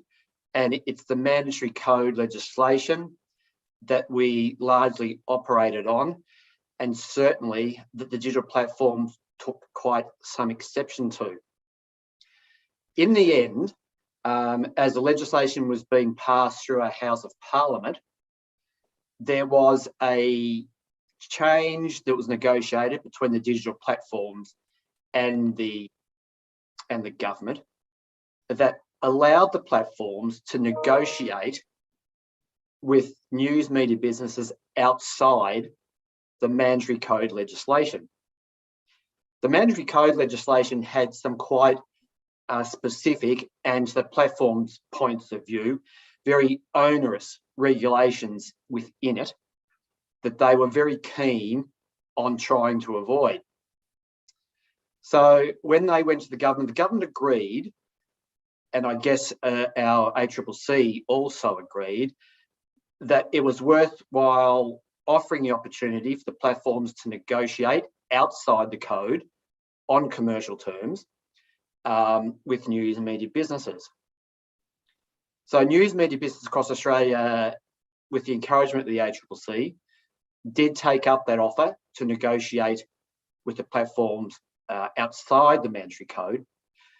But the proviso was that if suitable agreements were not reached between the platforms and the news media businesses, the Treasurer could designate that platform who did not make agreements or appropriate agreements with news and media businesses and bring them back and put them into the mandatory code legislation. So that was quite a significant stick to encourage the digital platforms to come to the table and negotiate sensibly so that we could achieve an outcome that otherwise, on a basis of someone like the size of Country Press Australia negotiating with the platforms, I don't believe we would have got anywhere near where we are without that mandatory code legislation, even though it was negotiating outside the code. Thank you. So this is an important thing. You would recommend get a regulation, because the difference is considerable, as you said. Now, in the Australian model, it very much depends, as you said, on one member of government, on one person at the end, that can take a decision to designate or not to designate. There's no natural right to it. It depends on this political decision. What does it mean? Is this a strength? Is this a weakness? How do you evaluate this? Yeah, it's certainly a double-edged sword, Florian. I guess if we take the view that the government has been very supportive of this whole build-up to the legislation, we believe there's probably enough political will, and in this case with our current treasurer, to ensure that if proper due diligence and proper recompense is not offered to publishers, we believe that politically they will, and sensibly, they will choose to designate a platform or designate the platforms. And I think that is been borne out in discussions that we have with the government and the treasurer. So I guess you could argue that a political persuasion may change, but we believe that both sides of politics in Australia will be very supportive of designating a platform if they thought it was necessary. Thank you. Question to Ricardo, if there are questions from the public or the speakers. Ricardo, can you hear me? Our moderator is not. Sí, estoy presente, disculpa. No, that doesn't matter. Ricardo, are there questions from the public, or should I shoot the next one? No, yo creo que conviene seguir con Javier y después vamos tomando las preguntas del público, que ya hay algunas. Así que no te hagas problema. Puedes seguir con Javier. So this was the. Thank you. This was then the Australian youth. Bruce, can you still be with us, although it is so midnight in the night? So we have the Spanish experience, and then we can have both questions coming to both of you. Would this be okay with you, or are you rushing to bed? No, I'm interested to hear the discussion. Unfortunately, my Spanish is very poor, so you'll have to paraphrase for me, Florian. Good. Now, there is an automatic translation you can click on, because we will switch to Spanish now. You will have Spanish from the mother country, and you will have Spanish from the colonia. And bien, cambiamos a Madrid. Javier.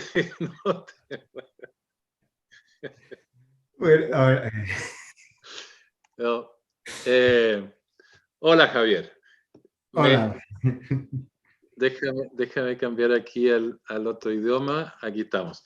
Bien, bienvenido, Javier Díaz de Olarte. Es una de las cabezas pensantes del día 1 de la experiencia europea y quizás mundial de Cedro. Cedro es la organización que representa a los editores en España y autores y muchos propietarios de derecho para negociar con los usuarios, los que usan por fines comerciales esta propiedad intelectual.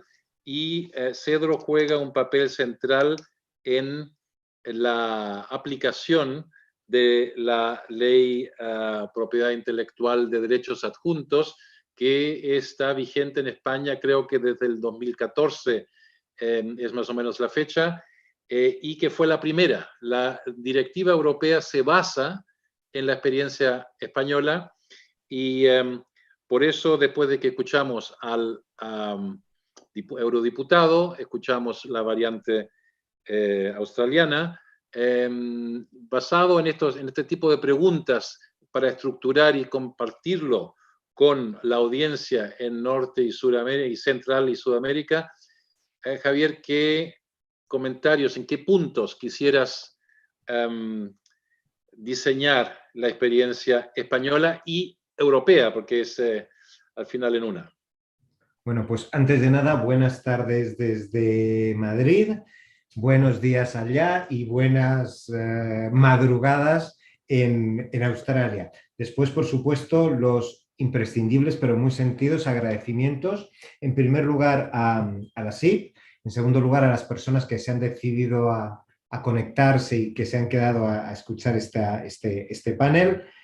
En tercer lugar, a los intérpretes. Yo habitualmente hablo muy rápido, en alguna ocasión los intérpretes me han regañado por mi velocidad. Les prometo que voy a hacer los mayores esfuerzos para hablar de una manera lenta y, por supuesto, muchísimas gracias a ti, Florian, por haber invitado a Cedro a participar en este panel. Y después, que no hay nada que perdonar por mi parte por los acentos. Vamos a ver, en 2021 los hispanohablantes europeos somos una parte muy pequeña de la comunidad mundial de hispanohablantes. Y todavía más los que, en mi caso, soy vasco y pronuncio el castellano, el español, con esta C y esta Z, pues todavía somos una minoría más reducida. O sea que, en cualquier caso, sí que, y esto lo hago siempre cuando hablo para América, sí que les pido perdón, les pido disculpas de manera anticipada si utilizo de alguna manera inconveniente alguna palabra polisémica que tiene distinto sentido en España y en Europa. Dicho lo cual, nuestra experiencia viene marcada por, y yo creo que ha salido en este panel ya señalado y en paneles anteriores, por la necesidad de que los editores de prensa actúen de manera conjunta para intentar poner en valor su derecho frente a estas plataformas tecnológicas. Vamos a ver, la situación es que los editores se dan cuenta de que hay terceros que están utilizando sus contenidos y están haciendo negocio con ellos sin que los editores tengan participación alguna. Es más, también detectan que por la intervención de estos terceros, la experiencia de navegación en las ediciones digitales de los periódicos es distinta. Se está produciendo una pérdida de importancia o de valor de la publicidad de los editores de prensa y, curiosamente, sin embargo, la de estos agentes está aumentando.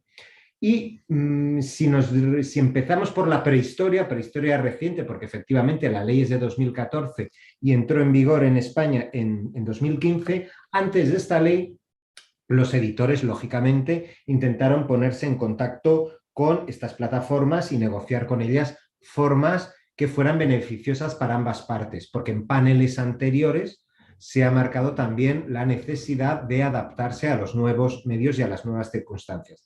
Sin embargo, esta negociación... ¿Se me escucha? Sí. Vale. Es que en un determinado momento se ha quedado colgada la imagen, disculpen. Fue necesario, se intentó hablar con estas plataformas no pusieron mayor interés en negociar con los editores de prensa y se buscó una modificación legislativa que amparara el derecho de los editores. También esto veo que es una sensación compartida por todos aquellos que participamos en este sector. La necesidad de un código, llamémoslo legislación de propiedad intelectual o de otra manera, de un código que establezca pautas para poder negociar con estas grandes plataformas. La ley española sucedió en una mayoría absoluta del gobierno Rajoy en su época y mejoró o se basó en una mala experiencia alemana. El primer intento alemán, que fue un poco anterior, es un fracaso total, pero fue la primera, en fin. Entonces la ley española tuvo dos, y tiene aún, porque aún está vigente, dos elementos que le dieron dientes que les permiten a negociar en esa disparidad de poder de negociación. ¿Podrías hablar un poco de esos elementos específicos españoles que les permiten hoy tener, no sé, más de 1 millón de revenues. Bueno, la ley española efectivamente es muy distinta de la ley alemana, que fue un año anterior en el tiempo. El sistema de la ley española, y me voy a centrar únicamente en los agregadores de noticias, la ley española lo que busca es crear un sistema ágil, eficiente de gestión de los derechos, transparente, igual para todos los agentes del sector, es decir, igual para todas las plataformas, igual para todos los editores, y intenta conseguir eso también que se ha mencionado en todas las intervenciones de quienes se me han precedido en el uso de la palabra. Intenta restablecer el enorme equilibrio de negociación entre cualquier editor y una de estas grandes plataformas. ¿Cómo lo consigue de alguna manera la ley española? Pues la ley española lo consigue, primero, parte del reconocimiento del derecho del editor a autorizar o prohibir esos usos de sus obras, de sus publicaciones. Y reconocido ese derecho, lo que establece es un límite o una excepción a ese derecho exclusivo del editor, de tal manera que estos agregadores de noticias podrán utilizar fragmentos no significativos de texto de las publicaciones de los editores sin solicitarles autorización, de cualquier publicación. Ahora, esto no, digamos que no sale gratis. A cambio de esta autorización para utilizar ese fragmento no significativo, estos agregadores de noticias tienen que abonar una compensación a los editores de prensa. Pero ¿cómo deben abonar esa compensación?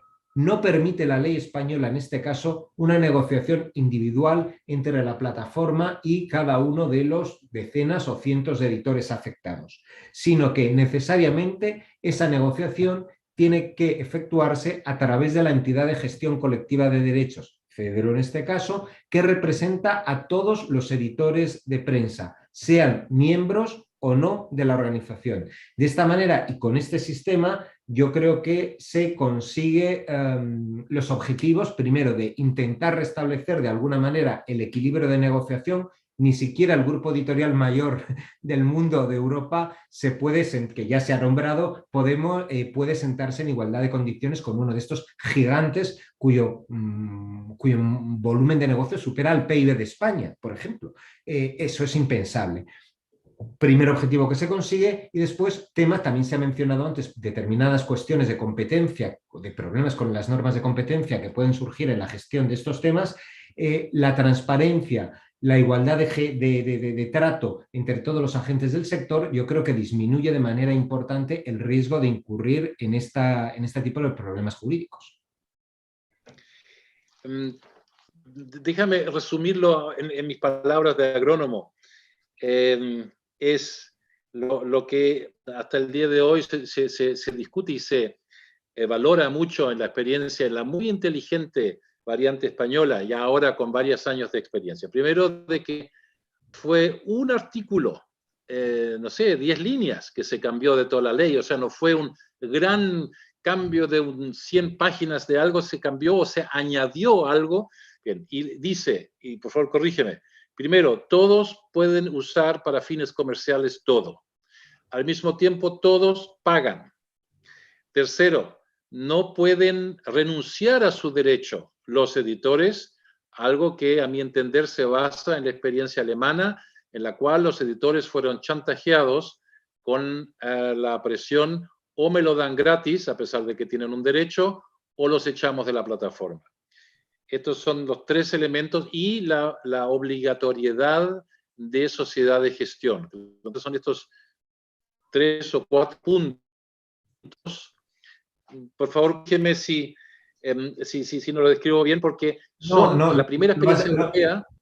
Lo has descrito perfectamente. Es más, yo quizá por costumbre en el ámbito de gestión había omitido, y es una pieza fundamental, como tú has subrayado, el hecho de que cuando un derecho es de gestión colectiva obligatoria es irrenunciable por parte del titular. Es decir, el legislador, con esas líneas que tú has mencionado, es un párrafo, impide al titular de derecho, al editor, que renuncie al ejercicio del mismo. El ejercicio se encomienda, se obliga, se impone a una entidad de gestión, y ésta lo hace para todos sin posibilidad de que haya renuncia por parte de los particulares. Ese párrafo, porque siempre cuando pensamos en ley, pensamos en 100 páginas de texto y ley, pero bueno, el famoso artículo 32.2, que son 10 líneas, algo así. Sí, este primer párrafo que nos afecta menos.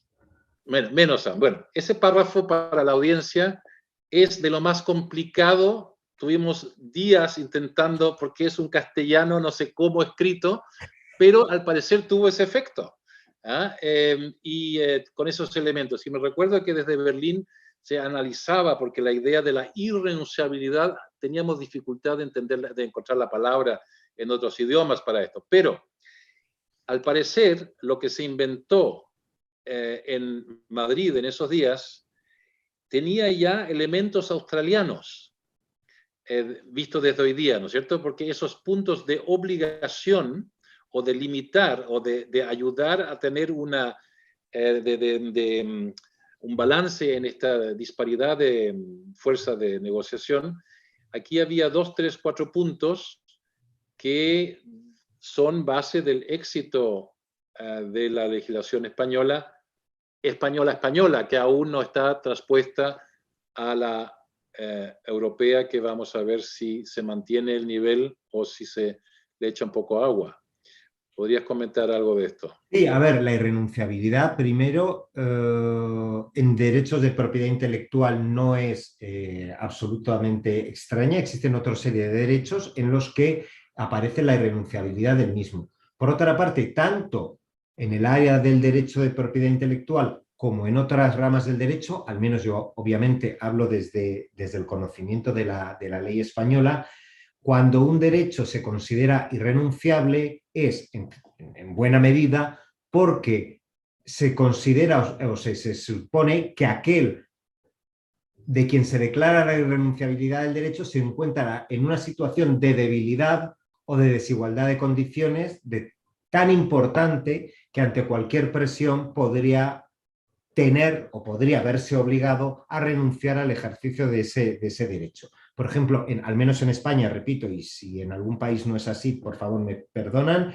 en España no son extrañas estos derechos irrenunciables en el ámbito laboral, por ejemplo, pero tampoco, repito, en el ámbito de derechos de propiedad intelectual. Y el origen es fundamentalmente ese, intentar conseguir un cierto equilibrio en la negociación y en el trato. Ya, lo comento porque la directiva europea tiene menos dientes, o prácticamente no tiene dientes, que es resultado de esa larga negociación a nivel europeo. Y para la audiencia, recordar que la Unión Europea es un país con 450 millones de habitantes en 27 provincias, que se llaman Estados miembros. Y es importante porque a veces se habla, los franceses han hecho esto, los italianos han hecho otra cosa. No, sí, solamente las transposiciones de una regulación europea, que algunas provincias lo hacen primero y otras más tarde, las otras están atrasadas, más o menos así. Pero es básicamente la directiva europea que deja un limitado margen a los parlamentos nacionales para hacer su propia versión, y en la Unión Europea, de las 27 provincias, solo 5 han pasado por el Parlamento esta regulación, y quedan 22 aún por hacerlo, y después viene la implementación en concreto. Y en todos estos campos, la experiencia española ya es muy sólida porque tienen ya ese trayecto y experiencia. Ahora cuéntanos un poco cómo, habiendo esa ley, cómo es en la práctica, cuál ha sido la trayectoria, las medidas para que al final haya dinero para los editores. Bueno, pues la situación fue la siguiente. La ley, como tú has comentado, se aprueba en 2014 y entra en vigor el 1 de enero de 2015. Pues bien, en el mes de diciembre de 2015, en primer lugar, el primer agente del sector de la agregación de contenidos, que era Google, decide que, así lo expresaba de manera clara en una nota que publicó al respecto, no estaba dispuesto a abonar cantidad alguna con base en derechos de autor. No era tanto un problema de dinero si pensamos en las cantidades que se habían abonado en Francia en aquel famoso acuerdo delante del presidente Hollande en el patio del Elíseo. No era en absoluto un problema de dinero, sino era un problema de no querer pagar cantidad alguna con base en el derecho. Google News abandona España y, sin embargo, otros agregadores infinitamente más pequeños, obviamente, esperan a que se apruebe la correspondiente tarifa. Hubo para ello que esperar a una norma de desarrollo de la ley, y una vez que está claro cuánto deben abonar los agregadores por esta actividad, pues se han ido firmando una serie de contratos. En el ínterin, Google ha vuelto a ofrecer el servicio de agregación de noticias en España, no a través de Google News, sino a través de nuevas formas como es Google Discover. Nos hemos puesto en contacto y hemos tenido periodo de negociación con ellos importante, pero no ha sido posible llegar a un acuerdo. Incluso se negaron a suministrarnos, alegando que les resultaba imposible, los datos relativos al uso que efectuaban de medios, y ello nos obligó a presentar una demanda, una reclamación judicial, que está apoyada curiosamente en la información que algunos editores nos han dado del uso de sus publicaciones y que han extraído de las propias herramientas que Google les ofrece a ellos. O sea que ahí hay una cierta contradicción. El procedimiento sigue su trámite, y del mismo modo también intentando regularizar el sector, pues hemos presentado una denuncia ante las autoridades de competencia. Por otra parte, lo mismo que ha ocurrido en países como Francia, Alemania, o que también ha levantado está utilizando esta guía en las propias autoridades europeas. En todo caso, es un mercado que se ha desarrollado poco y muy lentamente, porque evidentemente cuando falta el principal agente del sector, el que es prácticamente monopolista, pues evidentemente cuesta arrancar. Pero sí que yo creo que las ventajas de un sistema de gestión colectiva obligatoria de tranquilidad para todas las partes han quedado evidentes. Muchas gracias, Ricardo. Preguntas del público. Sí, yo te diría Australia and Madrid. Una para Bruce o Javier. En tema de derechos de autor y en esta discusión que tenemos, estamos viendo el tema en un partido de fútbol entre plataformas y medios.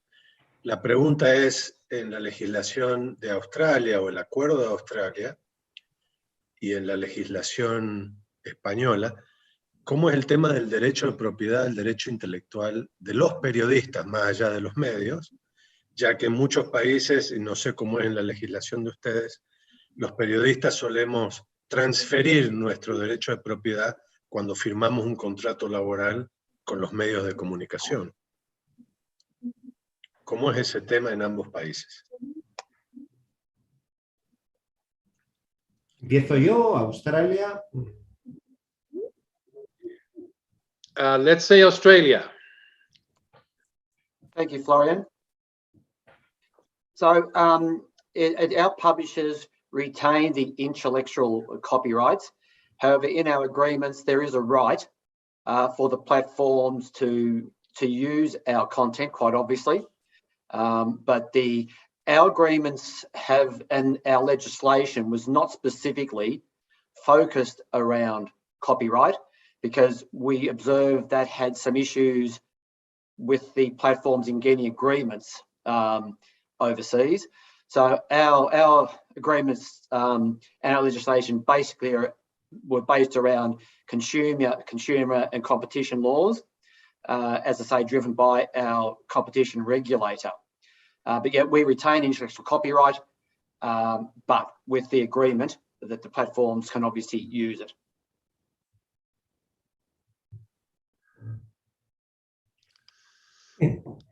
En España, el famoso párrafo que ha mencionado Florian reconoce este derecho de crédito y este derecho a cobrar ese dinero tan solo a los editores. La razón, en mi opinión, fundamental es que Jurisprudencialmente se considera que los periódicos en España tienen la consideración de obra colectiva y cuando una obra es obra colectiva, la propia ley de propiedad intelectual establece que el ejercicio de los derechos corresponde a quien la publica y divulga en su nombre, es decir, al editor. El origen de esta figura, que no sé si existen en las legislaciones de otros países, es un origen francés y el ejemplo clásico de obra colectiva, el que dio origen al concepto jurídico, es la enciclopedia. Ricardo, yo tengo otra pregunta, ¿o tienes tú? No, acá hay una en el chat, no sé si la has visto, de Juan Checa Fortes. Si quieres la puedo leer. Por favor, léela, ¿sí? Ok, Léela tú.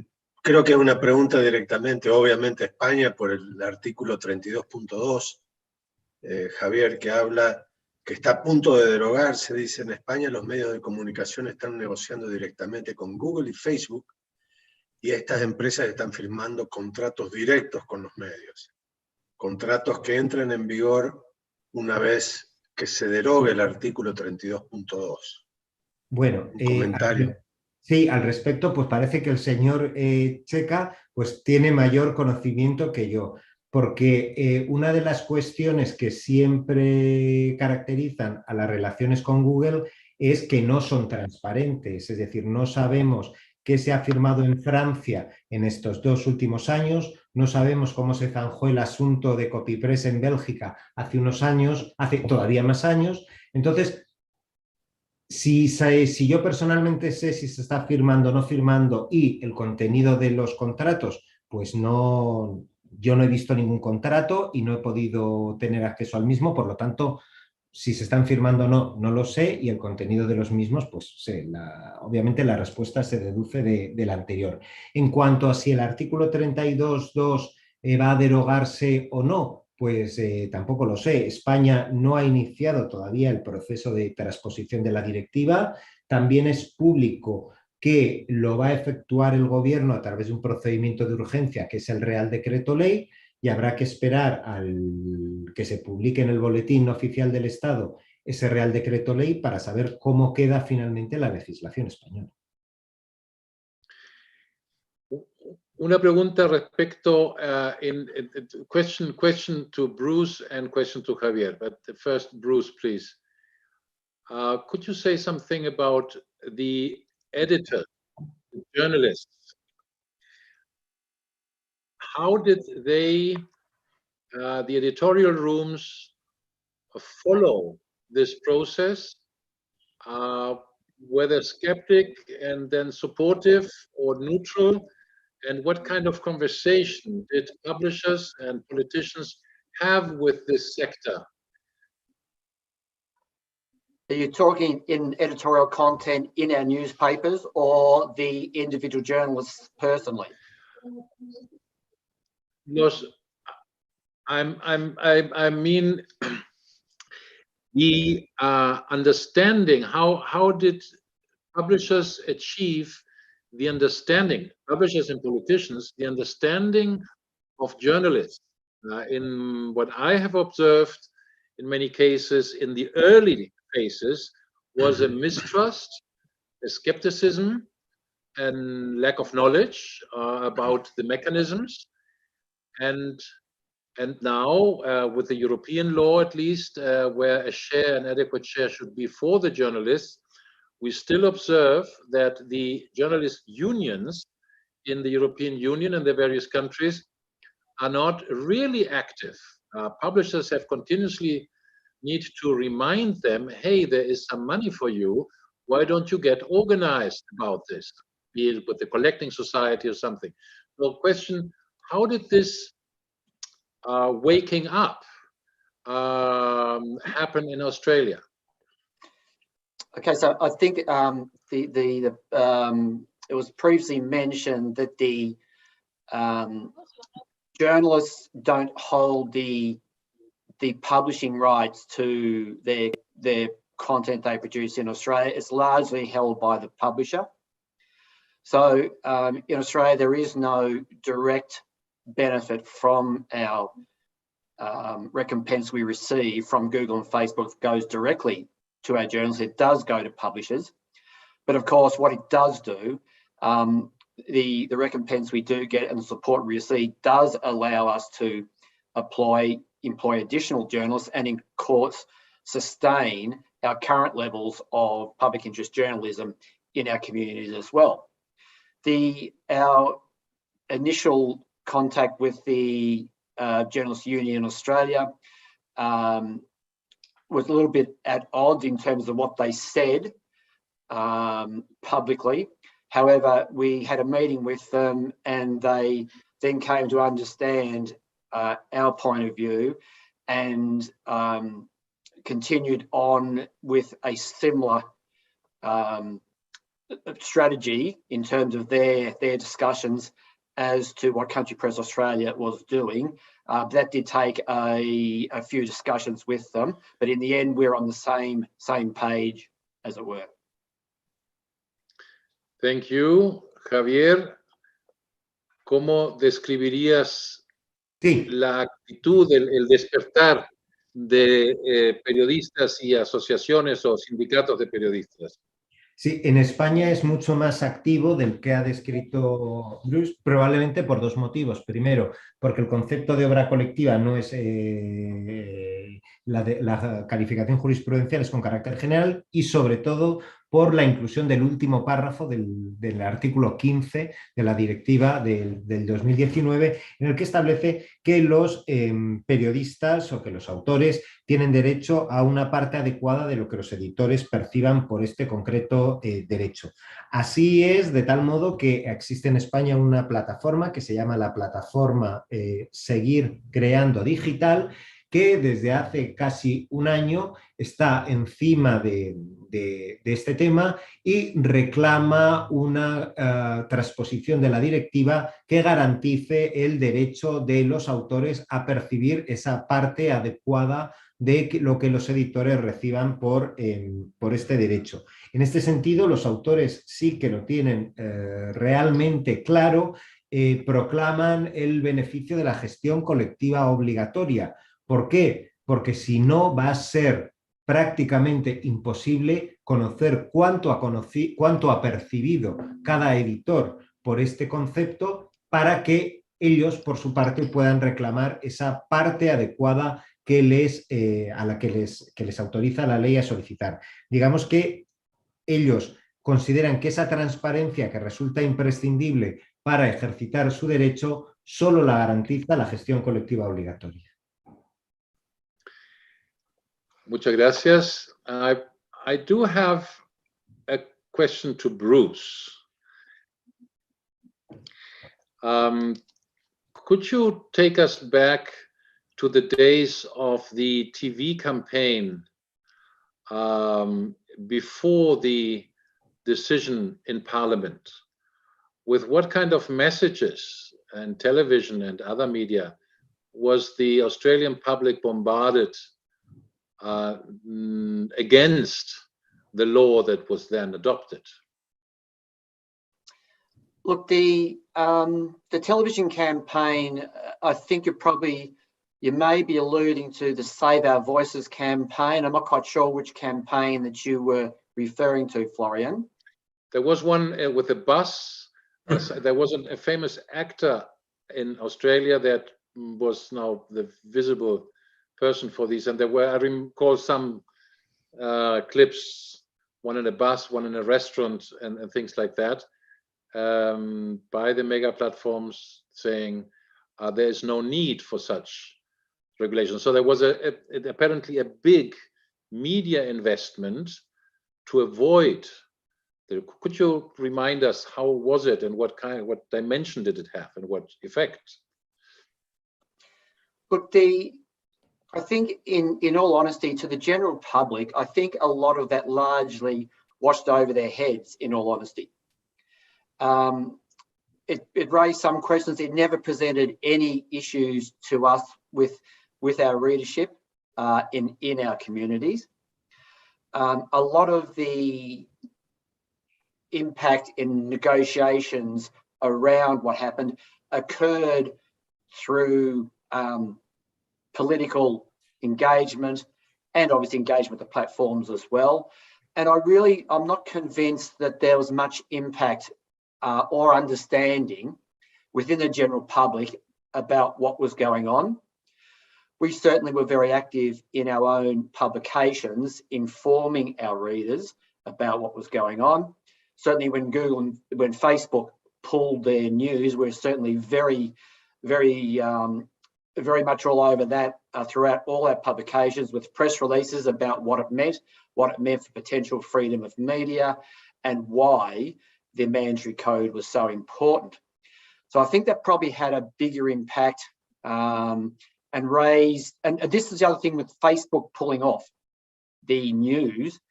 It really had a light bulb on moment that, okay, this is happening. So that really highlighted to the public what could potentially occur. And I think that had a much bigger impact to the detriment of the platforms than what the television campaigns actually did. And the media obviously highlighted the impact and the implications and the underlying meaning of them taking news off at a whim, as it were. Thank you.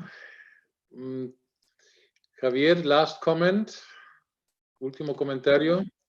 Pues no, simplemente que a la vista de la experiencia, yo la he seguido bastante cerca, la experiencia europea sobre todo, de pues ya entre unas cosas y otras, con el antecedente belga, casi 10 años, yo creo que este tema tiene 3 pilares fundamentales para que pueda ser resuelto en beneficio de todos los implicados, que son, primero,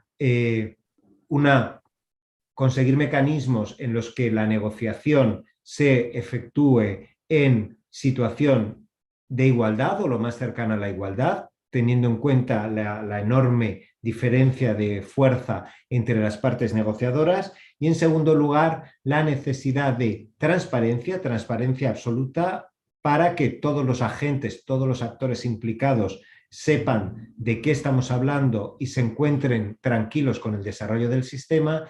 Y la tercera pata de la silla sería que todos se consideren igualmente tratados y que no haya situaciones de discriminación entre grandes, pequeños, etc. Thank you so much. Bruce, last comment from your side.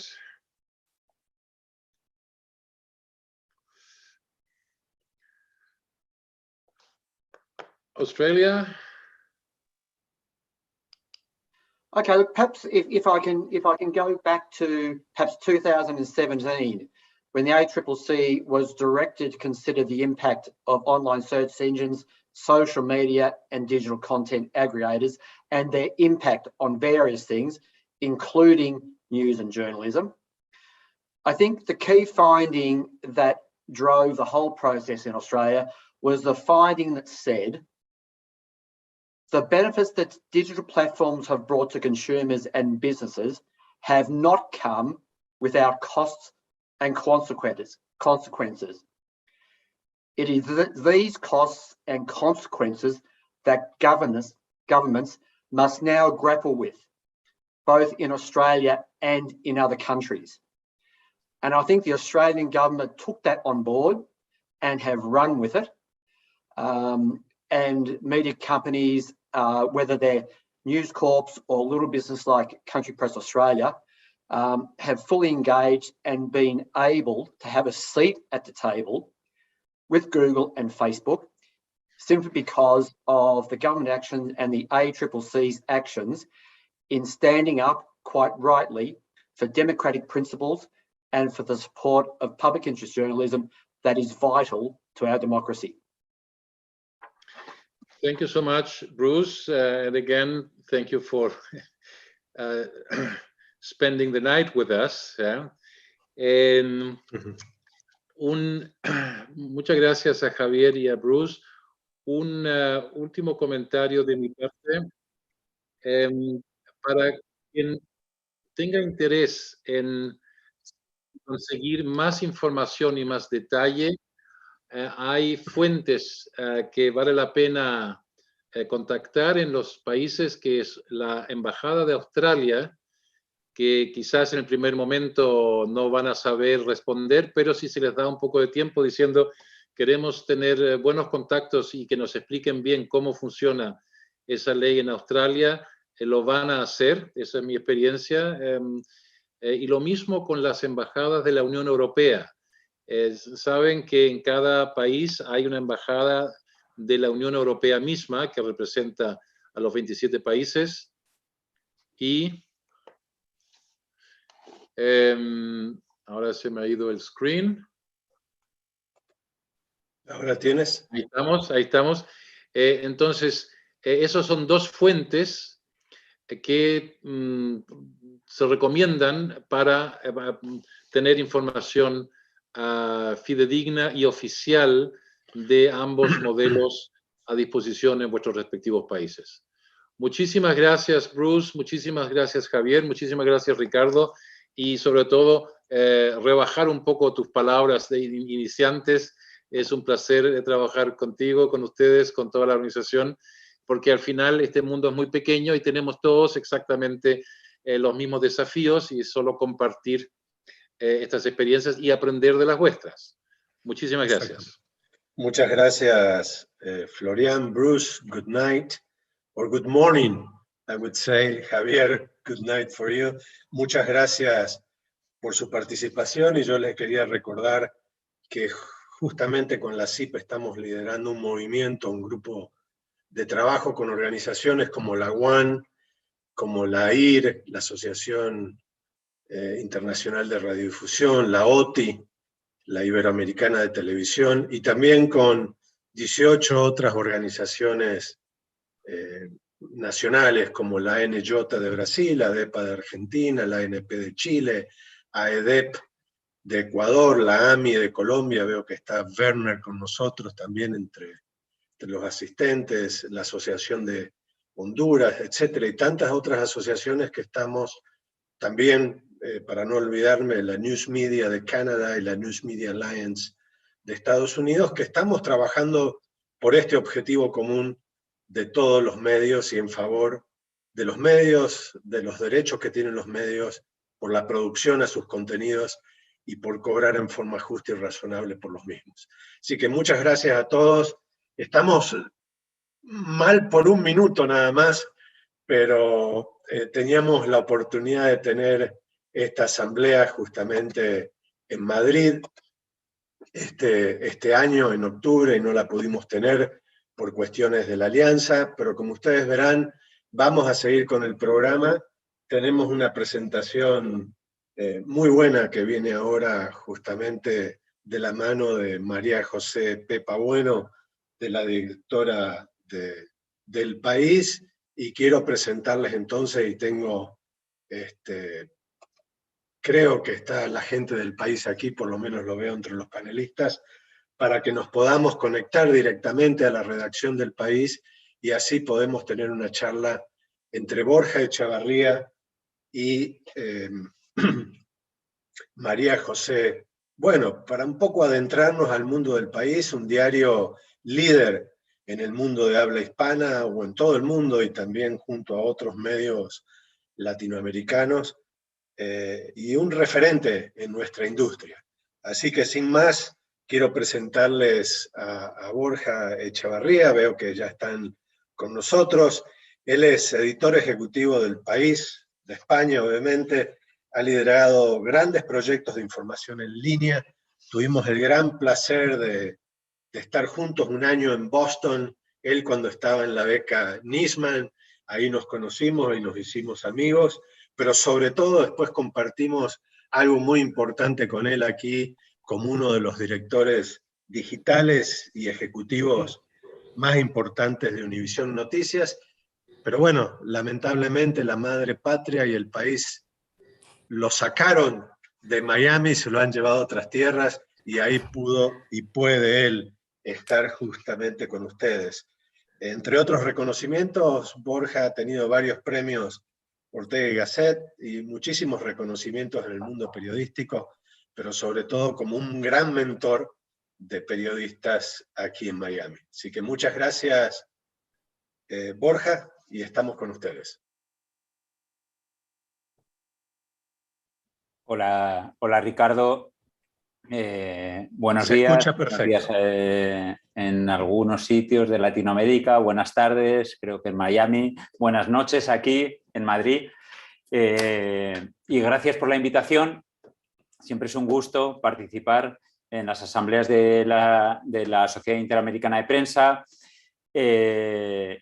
Y voy a presentar a Pepa, directora del país desde hace menos de 3 meses. Pepa es la 7ª directora del periódico, la 2ª mujer detrás de Soledad Gallego Díaz, que lo fue entre 2018 y 2020. Pero creo que más allá de esta circunstancia, que esperemos que cada vez sea más anecdótica, de que Pepa sea mujer, creo que hay 2 características fundamentales en su trayectoria que conviene explicar y que de alguna manera condicionan esta etapa nueva del periódico, ¿no? Por un lado, Pepa llega al cargo de directora del país siendo la primera persona que no era parte del país cuando la nombran directora. Y eso la confiere una calidad de outsider que luego ella valorará si es buena, si no es tan buena de cara a dirigir el periódico. Y por otro lado, la mayor parte de la carrera de Pepa, que arranca en 1987, transcurre entre la televisión, en concreto Radio y Televisión Española, y la cadena SER, y eso también le da un background totalmente distinto al de las personas que han dirigido anteriormente el país. Y la primera pregunta, Pepa, tiene que ver con este contexto con el que llegas al periódico. ¿Crees que esta condición tuya de outsider, no sé si tú misma te definirías como outsider, va a jugar más a favor o en contra tuya para los desafíos que tenemos como periódico? Espero que a favor, Borja. Muy buenos días y buenas tardes a todos. Estoy encantada de estar aquí. Yo espero que juegue a favor por el bien de todos nosotros, ¿no? Fíjate, antes de hablar de periodismo, cuando me propusieron ser directora del diario El País, pensaba qué podía aportar, ¿no? Una mirada de una outsider, efectivamente, que no ha salido de las entrañas del periódico, como han salido todos los directores anteriores, y que además viene de una experiencia evidentemente audiovisual. Y me respondía confiando en que sea así, ya lo veremos, en que antes de hablar de periodismo lo que aportas es una mirada nueva, fresca, que en una organización tan veterana como El País, un periódico que tiene 46 años, con periodistas de larguísima trayectoria que se han cuajado en el seno del periódico, esta mirada nueva de lectora durante muchos años. Yo me hice periodista y ciudadana libre española leyendo este periódico desde que abrí los ojos a la vida.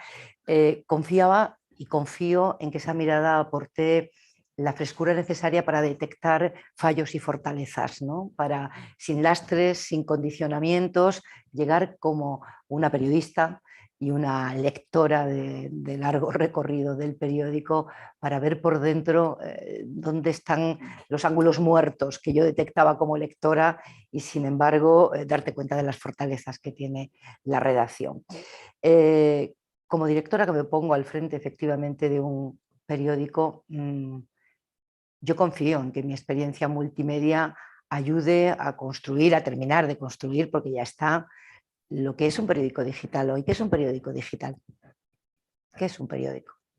Un periódico. ¿Qué es un periódico hoy? Es un medio integral y no se puede concebir de otra manera, ¿no? Es un medio integral en el que efectivamente la palabra escrita, bien escrita, es muy importante, pero en el que de ninguna manera se le puede hurtar a los lectores la imagen y el sonido, las nuevas narrativas audiovisuales, ¿no? Contigo he comentado en alguna ocasión que una de mis sorpresas iniciales fue comprobar que un periódico digital se gestiona de manera muy parecida a un medio audiovisual, ¿no? A mí me devolvía el momento en que yo presentaba el telediario del prime time de Radio Televisión Española, porque es una empresa de la misma envergadura, ¿no? Con 500 periodistas, muchos corresponsales, pero no por el volumen, sino por los flujos de trabajo, por los hitos informativos a lo largo del día, por la manera de organizar el trabajo de la redacción, por la mirada que te exige, que no se detiene solo en la palabra, sino en las imágenes, en el audio.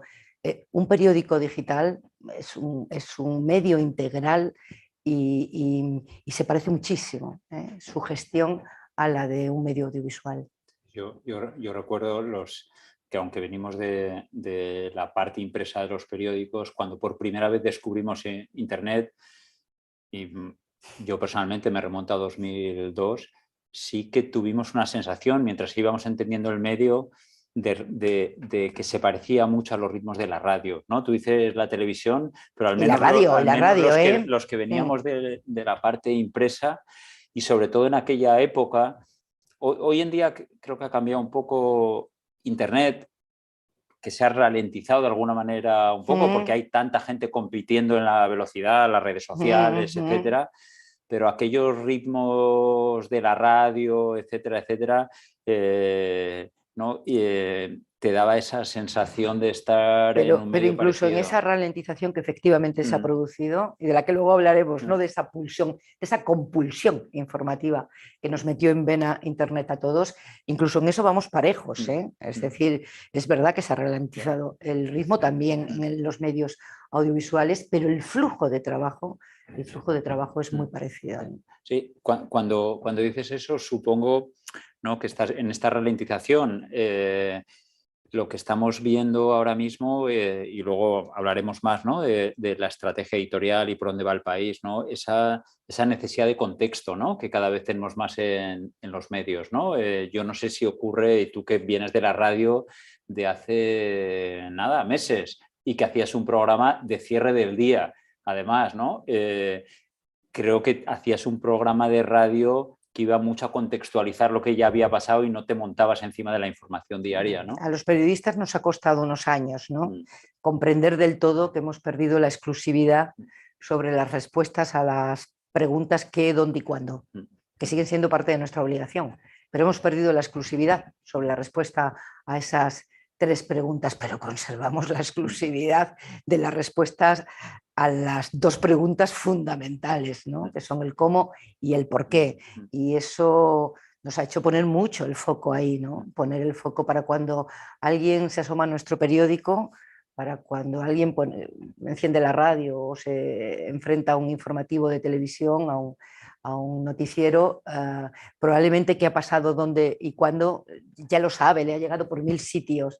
Y el valor diferencial que aporta el periodismo es explicar cómo y por qué, lo que no es evidente, lo que no está en aquello que capta una cámara cualquiera en la esquina de una calle, ¿no? Ante el reto que tenemos, y digo que tenemos en plural, que tenemos como periódico, pero ante el reto individual que tienes tú como directora del periódico, me suelo acordar de algo que dijo Bill Keller, que fue director durante muchos años del New York Times, cuando abandonó el cargo.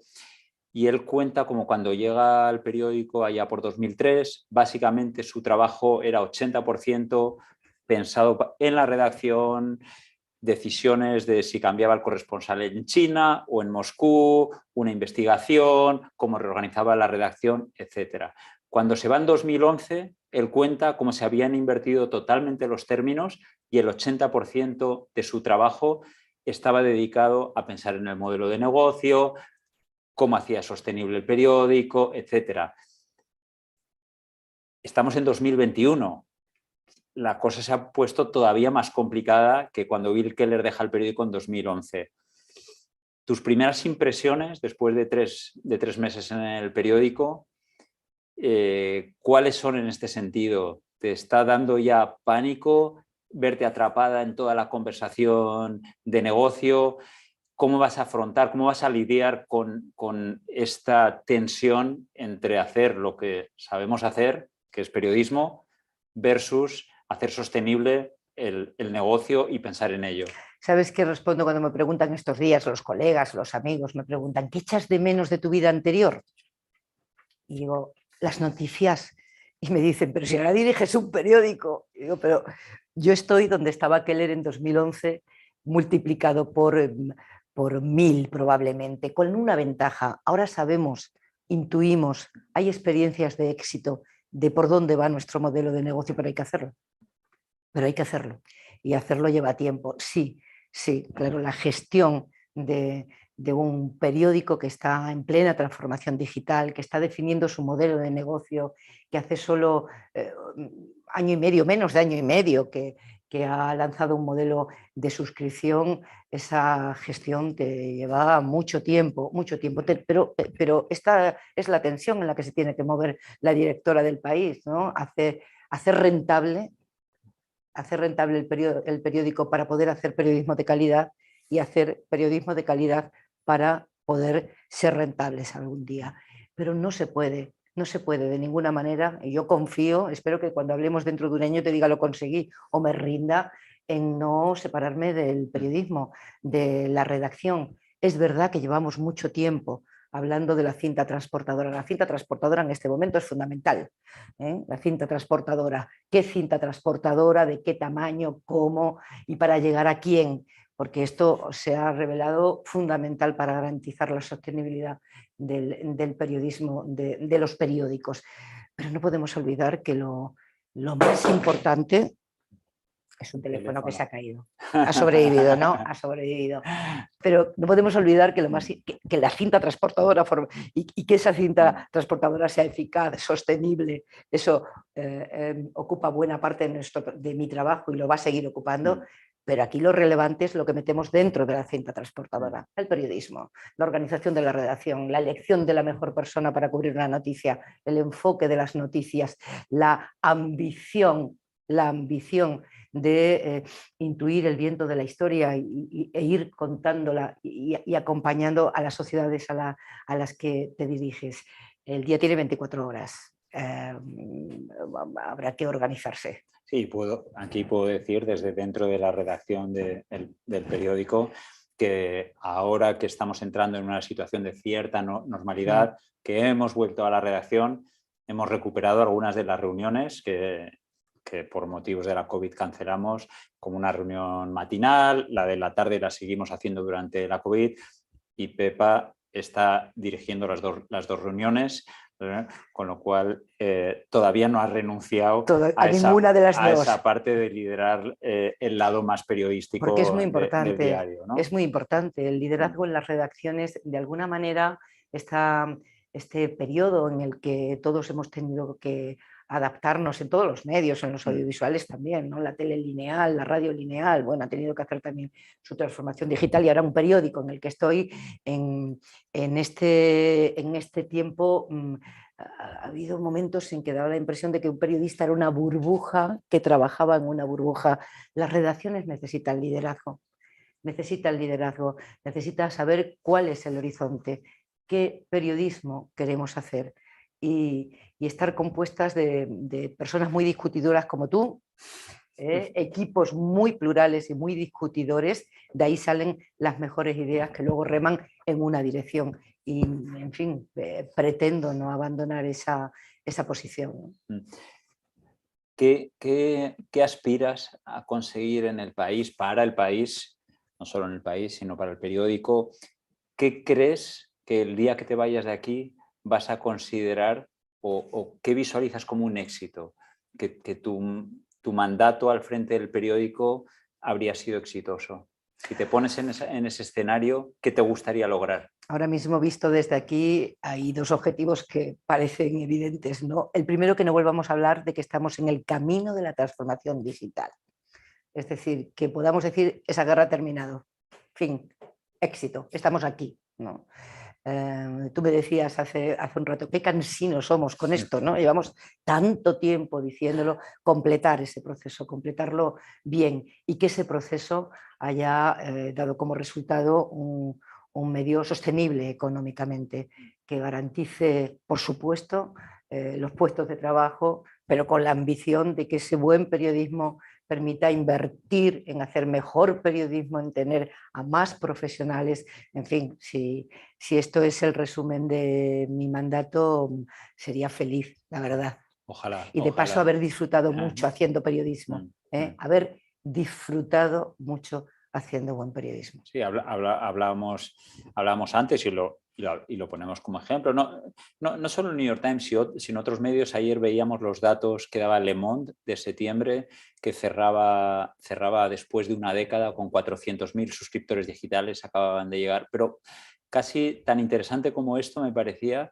que tenían 100 periodistas más que en la época de crisis. Claro. Y ese círculo virtuoso en el que van entrando algunos medios, en el que se retroalimentan después de hacer sostenible el periódico, más suscriptores, más reinversión, más periodistas, mejor periodismo y mejor servicio a la sociedad, ¿no? Yo creo que eso es crítico, ¿no? Ese círculo virtuoso es exactamente el objetivo de cualquier director y desde luego de esta directora, sabiendo además que hay que tener paciencia, ¿no?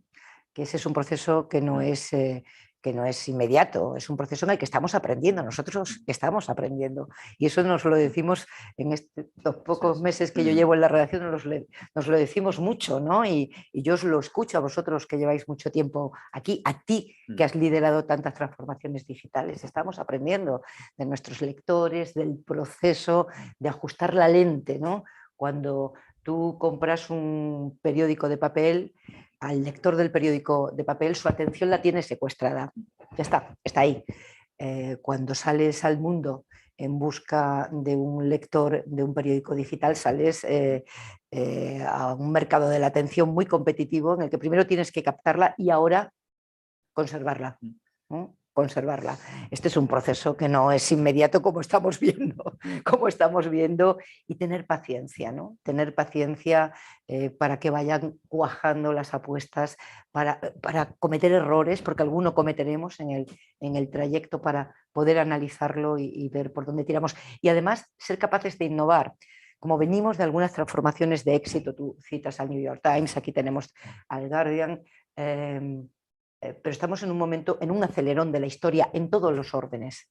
Vivimos un acelerón de la historia. Probablemente haya cosas de su experiencia que nosotros dentro de 2 o 3 años tengamos que descartar. Nosotros que vamos detrás, dentro de 2 años o ahora, ¿no? Mantener las antenas bien despiertas a la innovación y a lo que los lectores y la realidad nos va diciendo, ¿no? Hablamos mucho de este proceso de transformación que creo que de alguna manera, no sé si los que llevamos mucho tiempo en esto, pero yo creo que empieza a todos, incluso a una redacción como esta del País, a resultar un poco agotador, ¿no? Hay cierto síndrome del agotamiento del cambio permanente, ¿no? Como que no acabamos de completarlo. ¿En qué punto crees que está el país? ¿Estamos cerca? ¿Estamos en la orilla? ¿Estamos al 50, al 70? ¿Dónde ves tú que acabas prácticamente de llegar al periódico? ¿Dónde crees que estamos? A ver, ahí tú tienes la lente más ajustada que yo, ¿no? Mi diagnóstico en este tiempo que llevo diría que estamos probablemente al 70%, ¿no?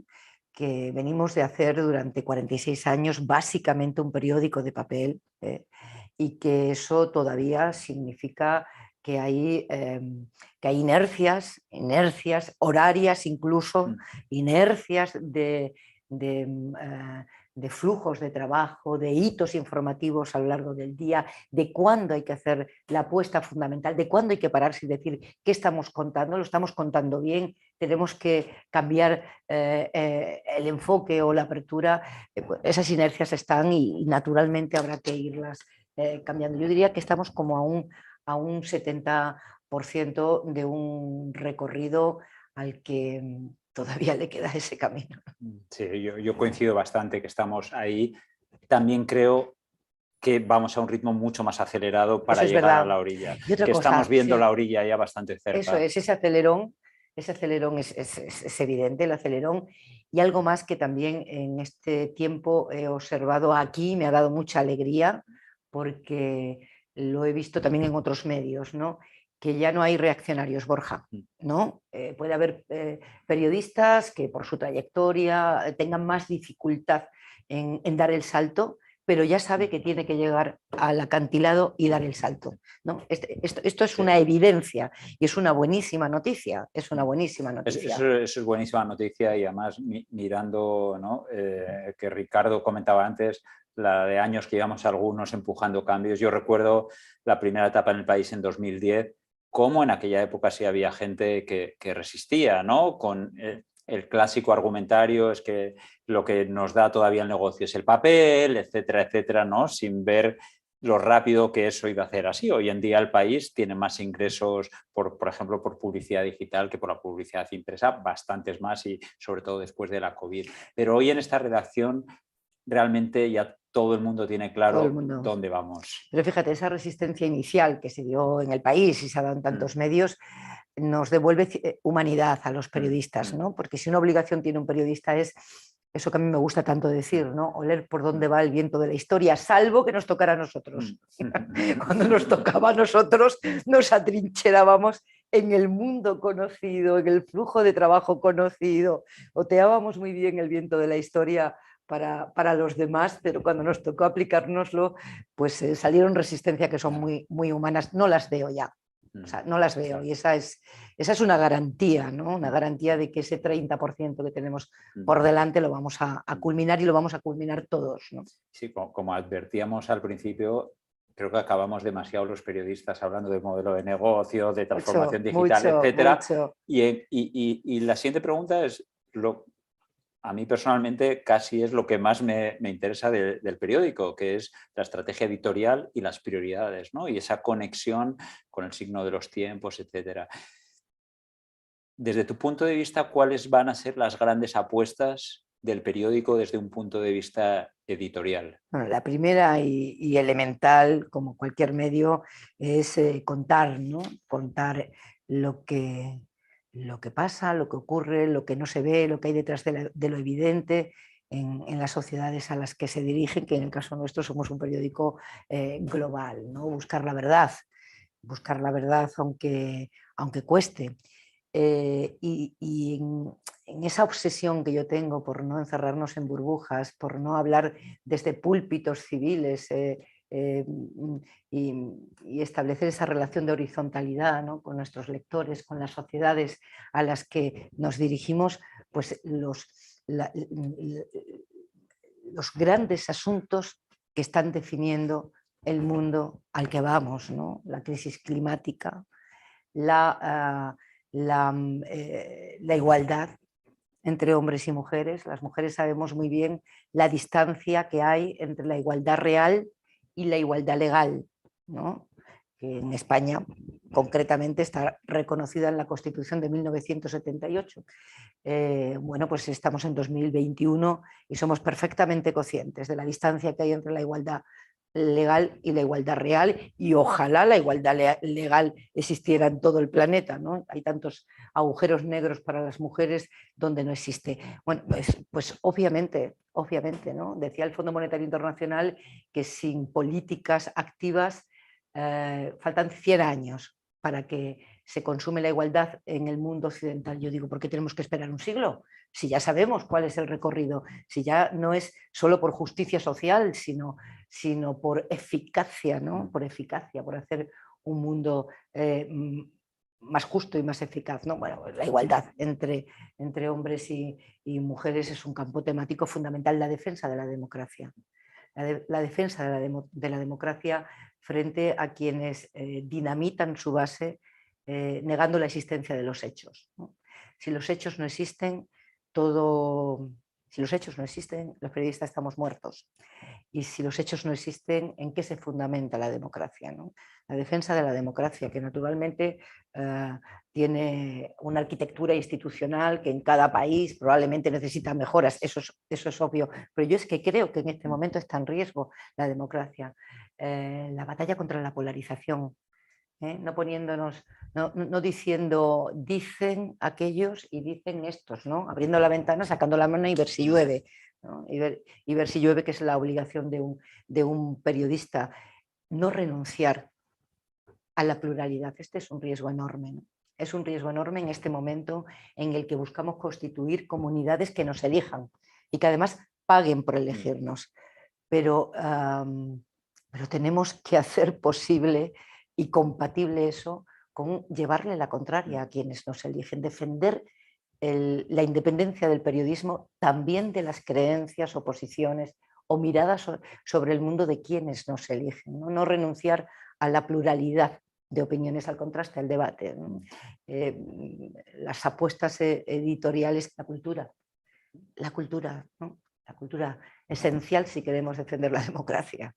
Sí, te he escuchado también hablar mucho en las últimas semanas, ¿no? Una preocupación de cómo explicamos bien a la sociedad el impacto de Internet, de la tecnología, en tantas cosas y lo que nos cuesta a los periodistas contar bien esto, contar realmente lo que es la cuarta revolución industrial y que no tenemos en muchas redacciones a veces el conocimiento o la sensibilidad para contar bien estas cosas tan complejas que afectan a tantas cosas, que afectan desde a la privacidad, pero afectan al comercio y a cómo compramos o a las nuevas formas de relaciones laborales también, ¿no? Y hablas mucho de esto. Claro, fíjate, ¿no? cómo hemos incorporado eso en nuestra vida con total naturalidad, ¿no? Con qué naturalidad de mucho tiempo ya, que buena parte de nuestra vida transcurre ahí, ¿no?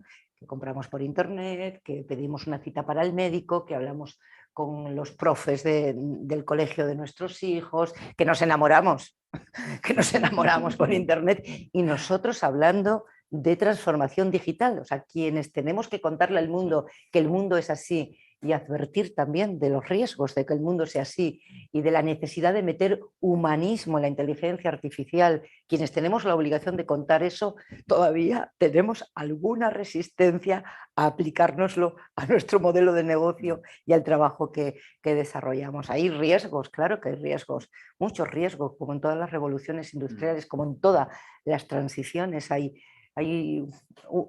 iba a decir, 1 o 2 generaciones perdidas.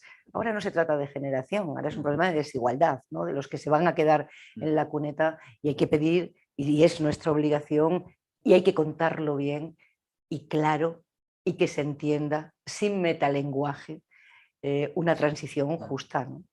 Me gustaría hablar y luego dejar espacio, Ricardo, para algunas preguntas, pero de algunas cosas concretas que están pasando en el país y que son cambios sustanciales en el periódico, ¿no? Y al final tú, en los 3 meses que llevas aquí, da una sensación también, ¿no? De que esto está todo acelerado, pasan muchas cosas, y me gustaría que comentaras algunas cosas muy específicas antes de dar pie a las preguntas de espectadores, etc. La primera es el modelo de suscripción. ¿Dónde está el país? ¿Dónde estamos? Un año, todavía no llega al año y medio desde que se lanzó un modelo de suscripción, un modelo de pago que el país no tenía. ¿Dónde estamos ahora mismo? Y si puedes dar datos. Ahora mismo estamos en 122.000, si no ha cambiado a lo largo de las últimas horas, en efectivamente menos de año y medio, que se hará cuando termine este mes, octubre, ¿no? Sí. Cuando termine este mes estaremos en el año y medio, que me parece un arranque muy prometedor, ¿no? Un arranque muy prometedor, pero necesitamos más, Borja. ¿Cuánto en 2025? Esta es la pregunta más comprometida, porque esto se queda grabado y algún día me lo reprocharás. ¿Cuánto firmamos? ¿Cuánto firmamos? Bueno, pero yo soy muy ambiciosa y voy a hacer lo que le pedí a mis entrevistados, que le decía, esto está grabado, ojo con lo que dices. Yo, en 2025, o sea, dentro de 3 años, venga, firmo 400.000. Muy bien. ¿Te parece muy bien? Yo también lo ¿A firmo. ti te parece muy bien? A mí me parece bien, Pues que ocurra. Si te parece muy bien. Me parece bien que ocurra. Un cambio, el más reciente que hemos tenido pues hace prácticamente 2 semanas, es un cambio fuerte en el rediseño, que es más que un rediseño, de reconceptualización de lo que es el país.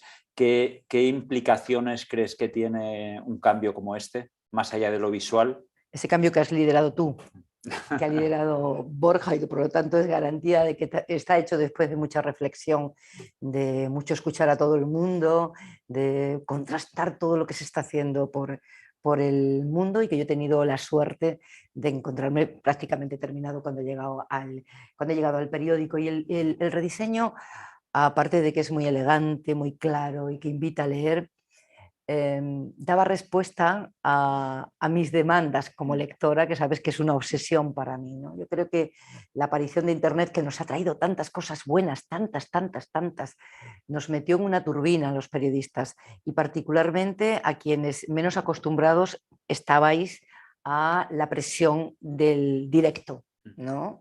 Y los periódicos digitales parecían agencias cualificadas, agencias de noticias, ¿no? Agencias con esa compulsión informativa de estar a todo, de producir muchísimo, de que no se escape cualquier noticia por irrelevante que sea, ¿no?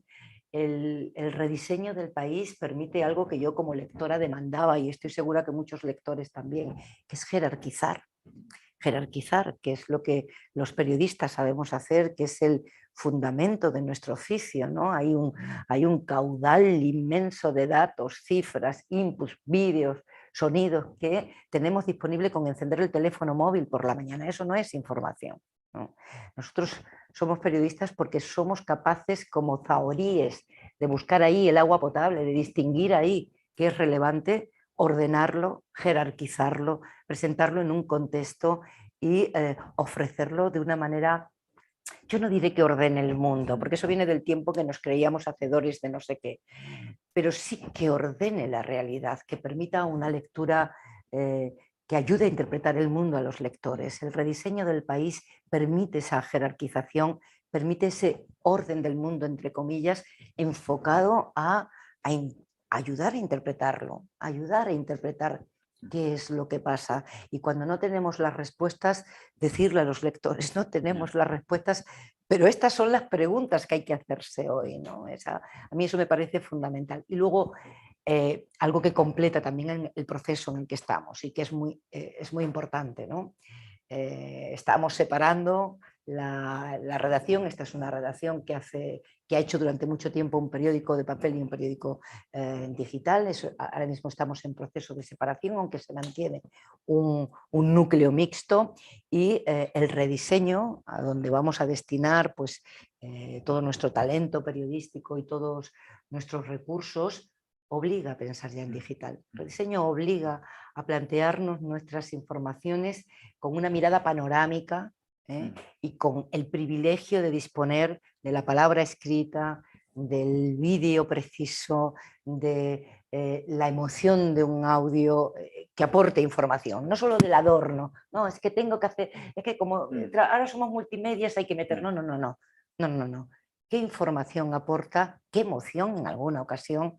¿Qué contexto? ¿Cómo alimenta mi información todo lo que aquí tengo a mi disposición, ¿no? No, sin duda hemos entendido todos, ¿no?, que esto era una palanca de cambio fundamental, ¿no?, tanto ¿no?, editorial como de transformación, etcétera. Ricardo, si hay preguntas, podemos ir a Tenemos preguntas. muchas ganas de hacer preguntas. Como digáis. Tenemos muchas ganas de hacer preguntas y agarrarlos a ustedes justamente en la cocina del país. Yo diría que la primera es, a ver, hablemos de los 280.000 suscriptores que faltan en 3 años, pero también de los 120 que ya tienen. ¿Cuál es la composición o un poco la responsabilidad que tiene la edición Américas para con el país y cómo esa masa de suscripciones proviene de otros lados que no sean de España? Esa es la primera pregunta. Y la segunda, antes de entrar a otra gente del público, Pepa, hablaste del 30% que falta en transformación digital, que sabemos que es una constante el tema de transformación, no es una meta, sino un camino, pero ¿cuáles serían, a tu entender, ese 30% que falta? ¿Cuáles son las metas a los que ustedes están apuntando? Y bueno, me reservo las otras preguntas para que no nos olvidemos de estas. Vale, si quieres, Ricardo, respondo a la primera, a la composición de los suscriptores, cómo encaja esto dentro de la estrategia de América, etcétera. Ahora mismo las suscripciones del país son aproximadamente el 75% en España y un 25% fuera de España. Es un número alto lo que hay fuera de España. Si cogemos el resto de actores periodísticos que hay en nuestro país, pero en la mayor parte de los sitios, a excepción de periódicos globales como pueden ser el New York Times, etcétera, y tampoco estará muy lejos, tenemos un alto porcentaje de suscriptores que están fuera de España. Espera, sobre América antes de terminar. Sí, sí. Y dentro de eso, dentro de ese 25%, la mayor parte evidentemente están en Latinoamérica. Tenemos un componente alto dentro de ese 25% en México, como nuestro primer país, pero también en Brasil, donde el país tiene una edición, y luego ya está fragmentado, Colombia, Argentina, Estados Unidos, también hay una base de suscriptores, etcétera, etcétera. Entonces, de todas maneras, creemos que hay un trabajo muy fuerte, como decía Pepa, esto es un proceso largo, vemos el proyecto a años vista. Somos conscientes de que en Latinoamérica tenemos una llegada probablemente a unas capas de la sociedad más altas, más elitistas, y ahí hay que ir haciendo un trabajo poco a poco para ampliar esa base de suscriptores. Nuestra audiencia, estamos hablando de suscriptores, Ricardo, pero es que nuestra audiencia en cuanto a volumen total es prácticamente 50-50. O sea, preguntabas por suscriptores, pero el país tiene una base gigantesca cada mes de lectores en Latinoamérica que todavía, evidentemente, no dan el paso a convertirse en suscriptores, pero ahí nos queda mucho trabajo, como decía Pepa antes, de aprendizaje, de ver cuál es el precio correcto en cada uno de los países, de darles un producto bueno, que sea complementario en muchos casos al periódico que leen el primero por la mañana, y que el país pueda ser un segundo periódico que le dé una visión diferente, más global, etcétera, etcétera. Entonces, bueno, eso es un trabajo de largo recorrido. Sí, estamos en América Latina y vamos a seguir estando, ¿no? Hasta el momento, como Borja decía, tenemos la edición de México, la edición de Brasil, presencia en prácticamente todo el continente, y yo creo que es el momento de reflexionar, y la edición América, ¿no? De reflexionar, de pararnos y pensar qué queremos ser en Latinoamérica, en América, qué queremos ser en América, el país. Ahora mismo estamos muy satisfechos con las cifras que da Borja y con el trabajo de nuestros periodistas, que esto es lo fundamental. Pero llegados a este momento y coincidiendo con mi llegada, creo que tenemos que plantearnos cómo queremos crecer, qué queremos reforzar y cómo hacerlo, y hacerlo con tranquilidad, ¿no? Yo creo que el tiempo de las prisas ha pasado, ¿no? Que necesitamos serenidad para plantearnos el crecimiento. ¿Cuál es ese 30% que me preguntabas? Ese 30% tiene que ver con algo hasta semántico, ¿eh? A mí me llamaba la atención cuando llegué hace apenas no hace 3 meses todavía, 2 meses y medio, cuando llegué, que con mucha naturalidad, claro, producto de nuestra historia, vosotros decís el periódico y la web. Y yo dije, vamos a hacer un trato. El periódico es el periódico digital y además tenemos el papel, al que yo adoro, por cierto, ¿no? Mi vida ha transcurrido en paralelo a la historia de ese periódico de papel, que conserva mucha influencia en España y ha sido muy importante para la historia de este país. Pero el periódico es el periódico, ¿no? Sin apellidos, no es el periódico digital, lo decimos para entendernos, pero ese es el periódico, esa es la garantía de nuestra sostenibilidad. Esto que es este detallito semántico de cómo llamamos a las cosas, para mí es muy importante y tiene que ver pues con ese, en fin, reducto que todavía nos queda a todos, de que venimos de donde venimos, de que uno no cambia su manera de hablar, de entender las cosas, por más que lo que uno sabe muchas veces no tiene que ver con lo que uno siente. Bueno, pues eso también nos ha pasado a los periodistas. Tiene que ver con eso, tiene que ver con el trabajo desde dentro, ¿no? Cuando yo decía que un periodista ahora tiene que enfrentarse a su información, sabiendo que es un privilegio y no una carga adicional el disponer de infografía, del periodismo de datos, de las nuevas narrativas audiovisuales, qué deba ser el vídeo, qué deba ser el audio.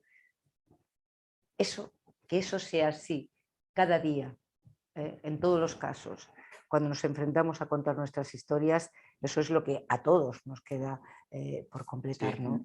Yo por añadir a esta respuesta, diría que dentro de ese 30% que nos queda, hay un factor fundamental, que es cuando todos los que formamos parte de la redacción y hacemos el periódico todos los días, sintamos el mismo nivel de autoexigencia, de amor por el producto que haces en Internet, el mismo sentido de la calidad que siempre tuvimos por lo que hacíamos en la edición impresa. Cuando eso haga un match perfecto con lo que teníamos antes, será que el proceso está completado. Está culminado. Y lo planteo a la inversa porque Carlos Jornet Argentina justamente plantea este tema que vienen tocando ustedes. ¿Qué enfoque diferente o qué cambios de procesos han tenido ustedes para capturar a suscriptores? ¿Y cuál es la diferencia entre el producto tradicional del papel y el que fabrican o el que crean, perdón, para suscriptores digitales? ¿Hay algo que dice Carlos, pregunta? Carlos Jornet es el director del diario La Voz del Interior de Córdoba, en Argentina. Y pregunta si hay algo intermedio entre esto o el suscriptor o el lector tienen que surfear de un lado al otro. ¿Cómo ha sido el proceso hasta aquí? Sí, respondo a la parte que yo estaba, ¿no? Antes, que es qué cambios se han producido cuando lanzas un modelo de suscripción, etcétera, etcétera. Pues fíjate, el país en la época anterior, hacia 2018, el país lanza el modelo de suscripción en creo que es mayo de 2020, exactamente, mayo de 2020, pero claro, esto es un proceso complejo, sofisticado, que lleva mucho tiempo prepararse para eso.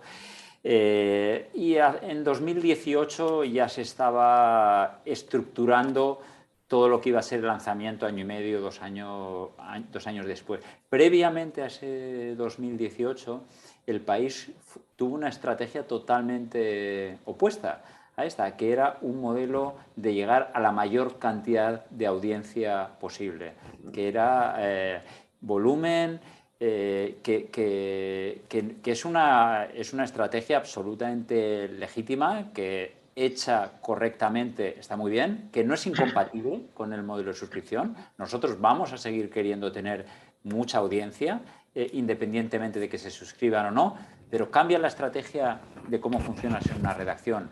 No es lo mismo que tu prioridad sea el lector fiel, el que entra todos los días, o el lector un poco menos fiel, que solo viene 10 días al mes y que tu objetivo es cómo haces que venga el resto de días y que finalmente se suscriba. Entonces, ahí se produce un giro en la estrategia de producir menos volumen, subir la calidad. Ese debate ha sido muy intenso en los últimos 3 años. Pero en el tema de mayo de 2020... Para la tensión entre producción, calidad, etcétera, yo diría que es un poco un planteamiento erróneo, y yo lo hago muchas veces también, pero luego siempre me autorrectifico cuando discutimos el volumen, cuánto producimos. Para mí realmente es un debate sobre calidad. ¿Qué soy capaz de producir con una calidad sobresaliente y cuánto soy capaz de hacer con ese nivel de calidad? Y eso necesariamente te baja el volumen de producción. Tú no puedes hacer todo sobresaliente produciendo a determinados ritmos, ¿no? Pues ese es un cambio importante. Ese debate se está decantando hacia un lado donde la calidad es innegociable, donde hay cosas que ni por audiencias ni por velocidad podemos hacer. Y a partir de ahí, por supuesto, tenemos que construir estrategias de cómo seguir llegando a audiencias que no llegamos habitualmente, porque si no va a llegar un momento que si nos quedamos siempre con la misma audiencia, el techo lo vamos a tener muy cerca, tenemos que expandir la audiencia del país. Entonces eso supone una serie de cambios. Hemos tomado en los últimos tiempos decisiones de cerrar algunos productos que tenía el país, que es una de las cosas más difíciles cuando estás construyendo una estrategia. No solo qué hago, sino qué dejo de hacer, cómo priorizo, ¿no? Y en los últimos 6-8 meses el país cerró algunos de los verticales que tenía, temáticos, para enfocarse, porque los recursos son los que son, de momento, hasta que entremos en ese círculo virtuoso del que hablábamos, de que construir un modelo de negocio sólido para contratar a más periodistas, pero de momento los recursos son los que tenemos y tenemos que seleccionar claramente cuáles son nuestras apuestas, ¿no? Entonces, todo esto ha sido un cambio fuerte en el último año y medio. En el que todavía estamos, porque esto forma parte del debate cotidiano y en el que caemos nosotros, los primeros, que nos efectivamente autorrectificamos inmediatamente. Estamos dando esto, ¿no? La frase terrible, estamos dando esto antes de, debemos dar esto, merece la pena, ¿de dónde detrae recursos? ¿Qué tipo de información podemos hacer sobre este asunto que no es relevante realmente? ¿Tenemos que estar en todos sitios o en los que elijamos? Esto forma parte del debate cotidiano y con el rediseño más, porque el rediseño es muy exigente sobre la apuesta editorial. ¿Cuál es la apuesta editorial que hacemos cada día en el periódico? Es mucho más exigente que el diseño anterior, ¿no? Y la ecuación se resuelve siempre por el lado, hagamos bien las apuestas informativas del día antes que esa compulsión de la que hablaba yo, que veníamos arrastrando de estar a muchas cosas que no podían tener de ninguna manera la calidad que sí nos exigíamos efectivamente en el papel, ¿no? Hablando un poco del tema de audiencias, como han tocado recién, la pregunta es si cuando toman la decisión en plena pandemia, que eso es algo realmente transformador también, de empezar las suscripciones en mayo del 2020. Primero, ¿perdieron audiencia comparado a la que tienen ahora o ganaron audiencia con las suscripciones? Esa es la primera pregunta. Y la segunda la plantea Eduardo Tesler de Brasil, cuando pregunta, ¿qué hacen ustedes, qué hace el país para estar siempre afinado al tema de las audiencias, siendo que es el gran reto nuestro? Y por otro lado, ¿agradamos a las audiencias o las desafiamos? Un poco creo que lleva a la primera consideración que hiciste, Pepa, sobre que hay que tener periodistas que sean desafiadores, discutidores, pusiste esa en la palabra, ¿no? Bueno, por empezar por esto último y luego te dejo... Yo respondo si perdimos audiencia. Eso, luego. y él responde a cuando he empezado. Yo creo que efectivamente construir comunidad forma parte del proceso en el que estamos, no vamos a insistir en eso, pero corremos el peligro de quedar secuestrados por la comunidad a la que te diriges y eso acaba con el periodismo. Necesitamos, ese es ahora un enorme desafío del que todos los medios que viven de suscriptores o socios hablamos, pero me parece que un periódico como El País tiene que poder desafiar a aquellos que le eligen y que los hechos que presentamos tienen que estar por encima de eso. Periodistas discutidores, efectivamente, y capacidad de tratar como adultos a nuestros lectores, sabiendo que la realidad es compleja y que por lo tanto le vas a sacar de su zona de confort en muchas ocasiones. No es fácil porque sabemos, además en este momento de enorme polarización política, donde uno se encuentra con la facilidad de recibir el aplauso de un nicho, y los atajos los conocemos todos para obtener ese aplauso, y también sabemos la diana en la que te pones en el momento en el que presentas unos hechos o invitas a escribir en tus páginas a determinados opinadores, huir de ese aplauso fácil que todos sabemos qué atajos nos llevan a él y protegerse de ese aplauso fácil y ser capaces, aprender a gestionar la diana en la que los populismos ponen a los periodistas como intermediarios entre el poder y la sociedad, es parte del trabajo añadido que tiene un periodista contemporáneo, ¿no? En cuanto al impacto que tuvo el lanzamiento del modelo de suscripción, a ver, en la primera época era muy complejo medir porque estaba totalmente desvirtuada la audiencia por el efecto del coronavirus. Estábamos en unos niveles de audiencia que incluso con el paywall que lanzó el país eran gigantescos. Entonces, ahora empezamos a entrar en una situación de normalidad donde podemos analizar más claramente el impacto que ha tenido. En términos de navegadores únicos, es decir, gente o navegadores o usuarios únicos que entran una vez al mes, apenas se nota la diferencia porque el modelo de paywall que lanza el país, que es parecido, es lo que conocemos como métrico o metered en inglés, que realmente es abierto para todo el mundo, solo que es abierto un número determinado de páginas vistas. Por lo tanto, el número de usuarios únicos o navegadores únicos al mes, si estábamos alrededor de los 90 millones, depende el mes, pues seguimos bastante parecido. Donde sí tiene un impacto, y eso ya lo preveíamos desde el primer día del lanzamiento del modelo de suscripción, es en el número de páginas vistas que eres capaz de servir al mes o que los lectores son capaces de leer.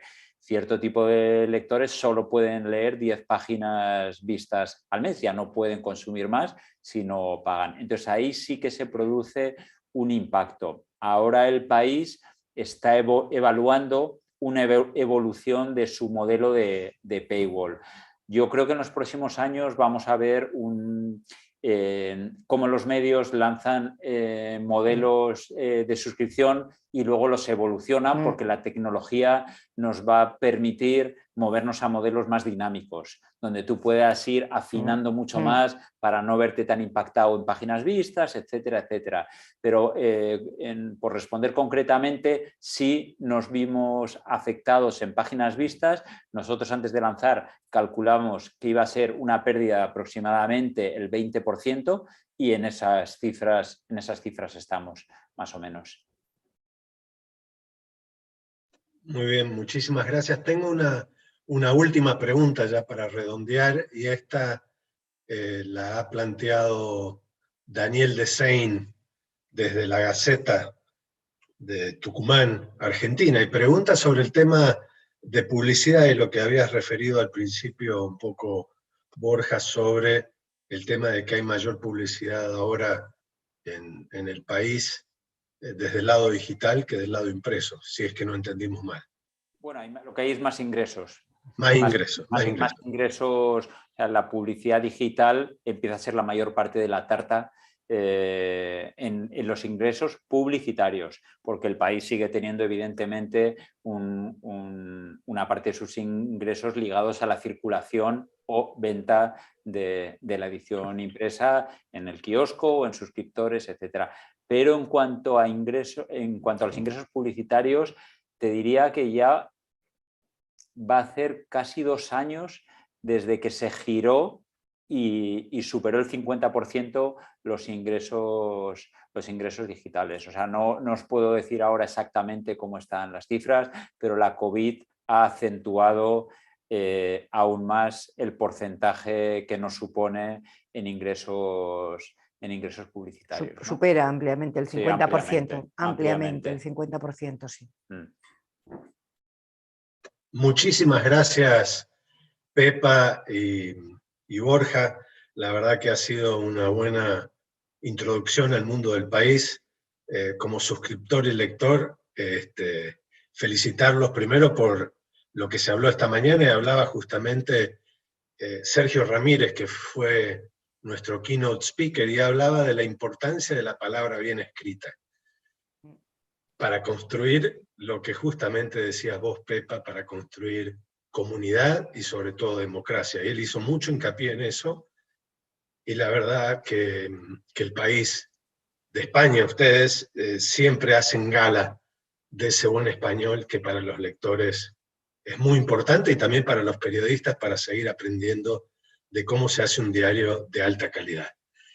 Fue un placer, fue una lástima no haber estado en el Meliá Castilla con ustedes en forma presencial, pero vamos a estar en el 2022, y como todo queda grabado, Pepa, como todo queda grabado, y aunque vos dijiste, vamos a ver el año que viene si de esos 120.000 poder llegar hasta los 400 antes de tiempo de tus 3 años, pero ahí vas a tener una cita con nosotros en octubre de 2022 en tu propia ciudad. Así que muchas gracias a ambos, fue una linda conversación entre ustedes, y gracias por responder tantas preguntas. Hay muchas más y después se las voy a compartir a Borja, a ver si él también luego las puede compartir con nosotros a sus respuestas. Muchas gracias, un beso. Gracias. Un beso para ustedes, buenas noches, que sigan trabajando. Sé que deben estar cerrando esta gran edición para mañana. Y nosotros, bueno, muchísimas gracias a todos por estar acá. Creo que agradecemos mucho a los expositores, y a veces nos olvidamos un poquito de los participantes que están estoicamente aquí todos con nosotros. Tuvimos o superamos casi las 900 inscripciones, obviamente la gente va entrando de a poco y eligiendo los lugares donde quieren estar, así que muchas gracias para todos. Quiero también, dentro de la audiencia hay 3, en este momento por lo menos, hay 3 personas muy importantes que son expresidentes de la CIP, Jaime Mantilla de Ecuador, Alejandro Aguirre de Miami, de Estados Unidos, y Christopher Barnes de Jamaica. Gracias por acompañarnos y darnos fuerzas para seguir adelante con esta charla. También les quería comentar, a ellos se les cayó el teléfono, mira la lapicera, también les quería comentar que esta Asamblea 77 es gracias a todos los que ven a mi espalda, o respaldando realmente esta Asamblea, que es Google News Initiative, NIE Foundation, Facebook Journalism Project, Protect Media, Edward and Karen Sita Foundation, Televisa, Grupo Sura, Charbit, Grupo Bolívar, Agencia Jean-Franc Press, IDEA, Europa Press, la otra agencia de España, y el New York Times. Así que muchísimas gracias a todos. Y ahora, bueno, ahora los convoco tal vez para la frutilla del postre. Siempre decimos que tenemos un gran panel para cerrar con gran energía y darnos energía para el día de mañana. Y quiero presentarles a ustedes para este panel a Camila Inés Zuluaga Suárez. Ella es una reconocida periodista y presentadora colombiana de radio y televisión. Estudió ciencias políticas y desarrolló su carrera en el periodismo investigativo de Caracol Radio. También integra la mesa de trabajo de Blue Radio en Mañanas Blue, y en octubre de 2015 recibió el Premio Nacional de Periodismo Simón Bolívar en la categoría Mejor Noticia de Radio. Sobre todo para la audiencia colombiana, creo que ustedes están muy compenetradas con ella, es una de las periodistas más reconocidas de su país, y tenemos la gran suerte de contar con ella, y también para que nos presente y dirija este próximo panel, y no voy a hablar de quiénes están, pero obviamente habíamos dicho que estaba el publisher de Globe and Mail, que ya va a ser presentado, nuestro querido amigo Rosenthal Alves de la Universidad de Texas, Nahuel Caputo, un amigo también de la Junta de Directores del Litoral, y por supuesto nuestra jefa, de la presidenta de la Comisión de Internet, Marta Ramos. Así que Camila, muchas gracias, y adelante por favor.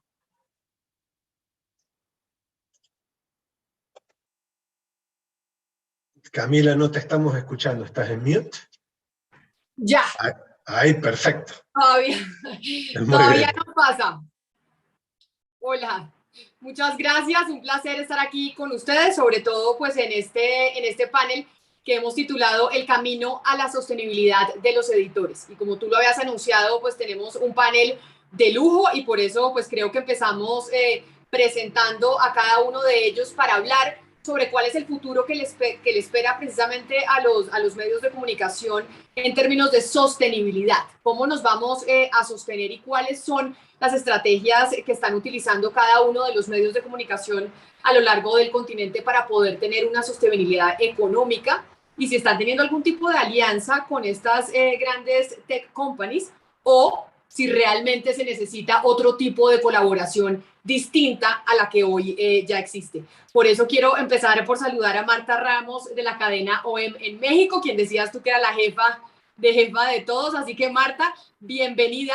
Gracias por estar con nosotros aquí en este panel. Yo quisiera que hiciéramos una discusión, aunque me parece importante que como abrebocas cada uno mientras los vamos presentando, pues nos dijeran cuál es o sea, ya sabemos que los medios de comunicación tienen un reto enorme para poderse sostener financieramente en lo que estamos viviendo nosotros actualmente. Pero realmente, y quisiera preguntarte a ti y empezar con ese interrogante, y es, ¿qué es lo que falta por hacer? Cuando uno dice, bueno, realmente lo que falta por hacer para lograr la sostenibilidad de los medios en la coyuntura y en la situación actual, ¿qué sería, Marta? Bienvenida y gracias por estar aquí.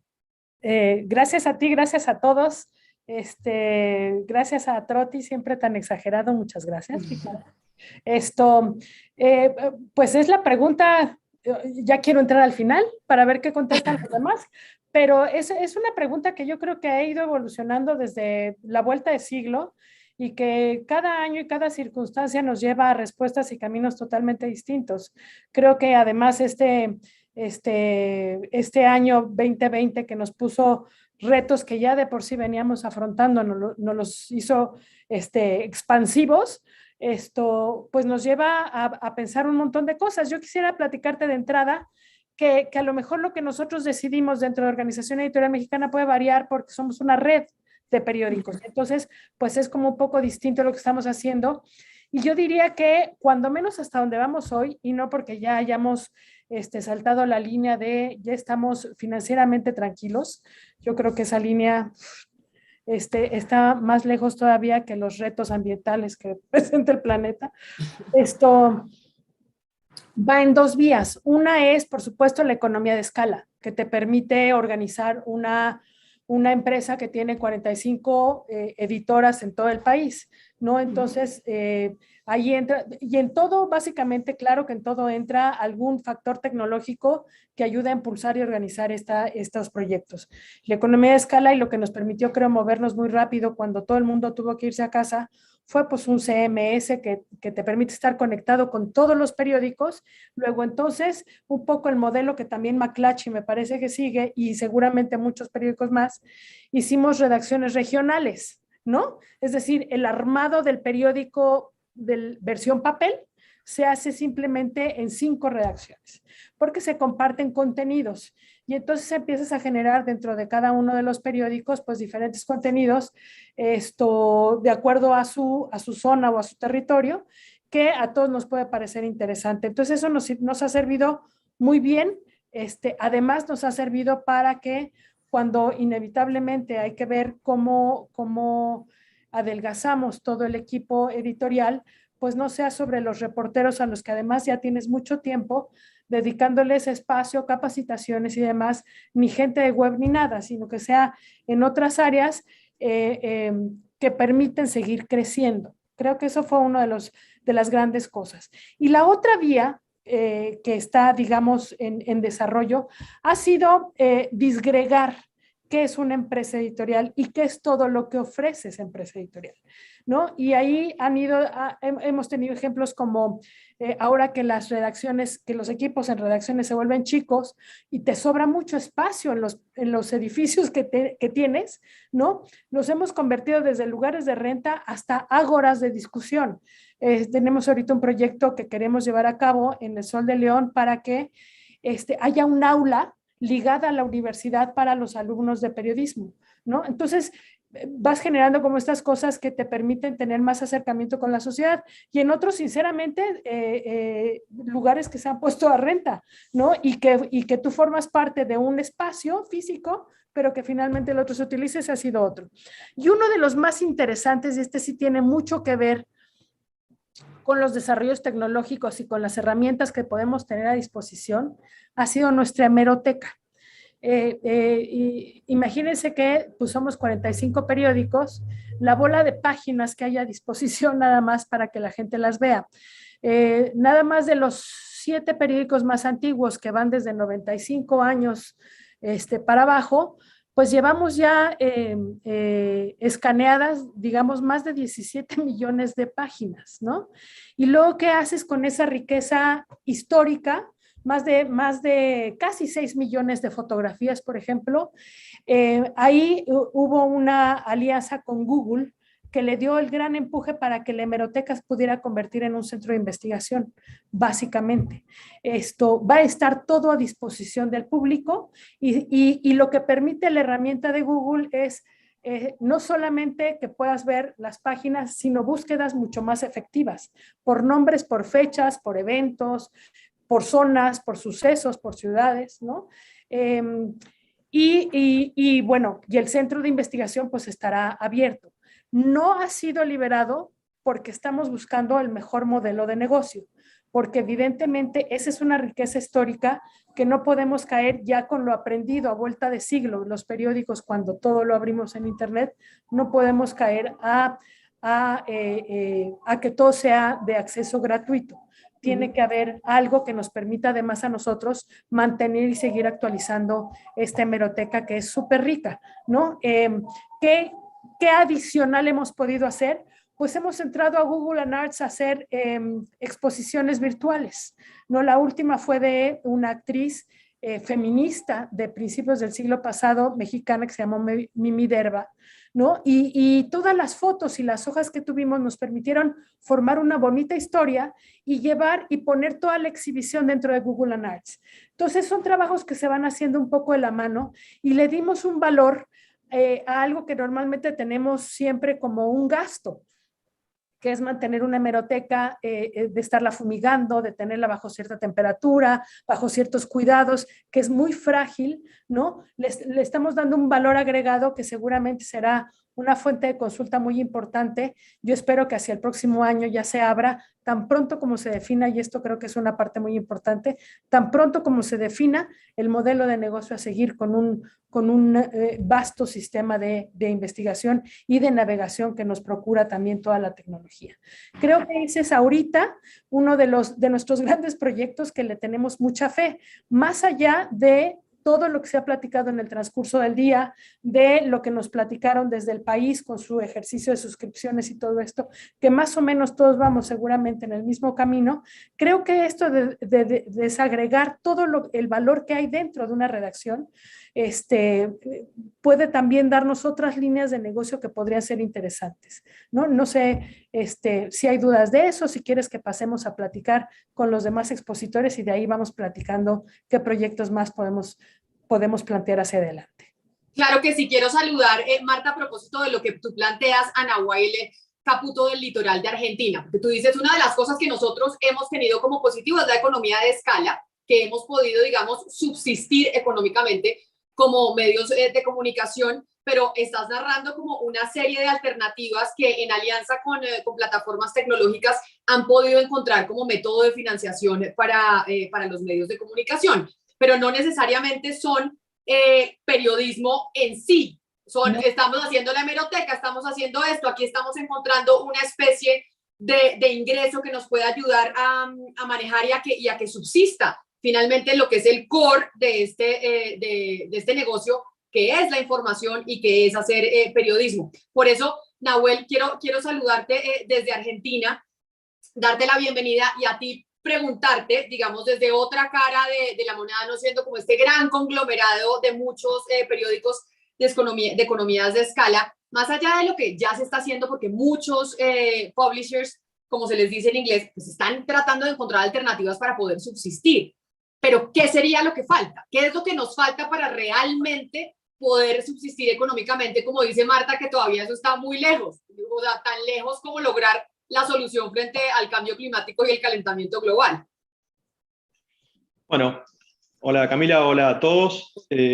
Coincido básicamente con los grandes lineamientos de Marta respecto a que es clave la generación de escala para lograr eficiencia.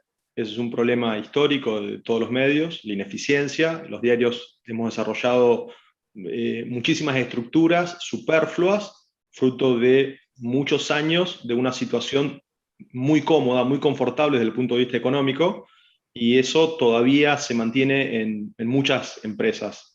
Nosotros tenemos empresas de más de 100 años y hay rémoras del pasado en todas partes. Lo principal para ir a una economía de escala es primero lograr la eficiencia y después lograr la diversificación de ingresos. Eso también es algo central. Antes vivíamos de 3 grandes columnas que sostenían a los diarios y ahora ninguno de nuestros ingresos ninguno de nuestros rubros de ingresos supera el 10%. Es decir, hay que lograr una gran diversificación de ingresos que nos da estabilidad y nos permite equivocarnos tranquilos, sin que el error nos cueste la vida. Y la forma que nosotros estamos encontrando de lograr escala es vía la sinergia de medios, de propiedad propia, asociada o directamente de terceros. Lo primero que hicimos fue comenzar a imprimir diarios de terceros junto con Clarín, y esa experiencia que nos permitió llegar a imprimir 12 periódicos regionales, entre ellos Clarín, Olé, El Litoral, después la estamos llevando al mundo digital. Tenemos un proyecto que lo estamos haciendo conjuntamente con Clarín y con Google de un CMS nuevo manejado por los diarios y que se va a aplicar a varios diarios de Argentina, que nos va a permitir usarlo como plataforma de intercambio de contenidos, pero también de mejores prácticas en lo que se refiere a tecnología y a contenidos. Y creemos que eso es una clave, no solo para subsistencia, sino para el fortalecimiento de los medios, porque las mejores prácticas permiten ganar relevancia. Y al final del día, la subsistencia o el crecimiento depende de la relevancia que tengamos en la sociedad. Y cuando uno tiene que hacer tareas muy básicas, no se puede especializar y no le puede agregar valor a los contenidos, porque tiene que hacer el ABC, es imposible competir. Entonces, estamos yendo hacia un modelo de medios regionales que intercambiamos contenidos, tecnologías, experiencias comerciales y mejores prácticas en general como forma central de supervivencia y incluso de crecimiento. Esa es nuestra apuesta y, bueno, lo estamos haciendo bastante bien en términos de resultados.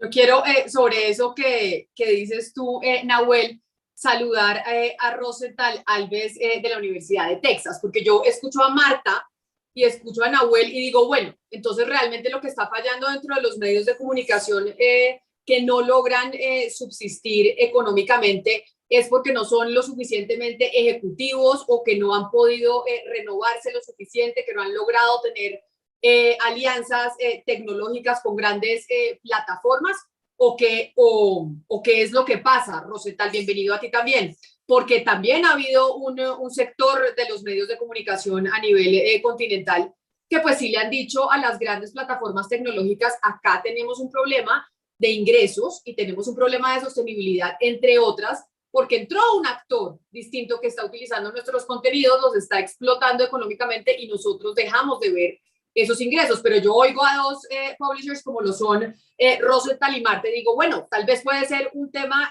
de falta de evolución de los propios medios, es una falta de ser más ejecutivos, de encontrar formas de ser más innovadores y otros sectores de negocio para poder subsistir, o aquí también falta algo distinto a eso que ayude a que los medios subsistan. Bueno, es el gran tema, ¿no, Camila? Yo creo que hace más de 20 años que yo vengo a la CIP y hace unos 20 años que yo decía que íbamos a pasar de una realidad de un ecosistema mediático a un otro que cada año sería más radicalmente diferente del ecosistema anterior. Entonces, es lo que ha pasado, lo que sigue pasando. Nosotros somos la generación de la transición de una era a otra era. Lo que estamos a veces sufriendo son los que yo llamo de los dolores del parto. O sea, estamos dando vida a un nuevo ecosistema mediático donde el periodismo con toda seguridad va a sobrevivir y prosperar. Pero hay esos dolores del parto. Lo que acabamos de escuchar son ejemplos de cómo el periodismo se está adaptando con iniciativas inovadoras, con una ruptura dentro del propio negocio periodístico de las prácticas anteriores, porque mucho más difícil que adoptar prácticas nuevas es parar de hacer cosas que se hacían antes y tradicionalmente, ¿no?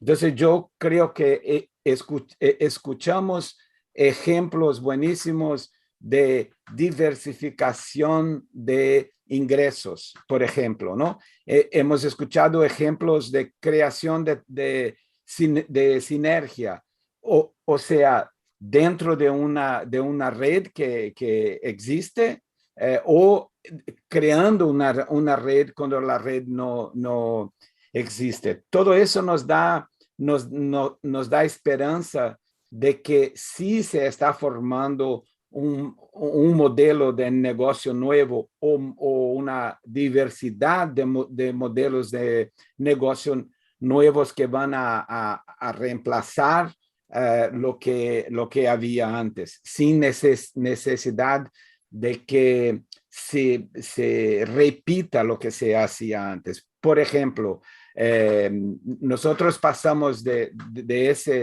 ese modelo en que el periódico era un monoproducto. El periódico hoy es un multiproducto, y para administrar un multiproducto hay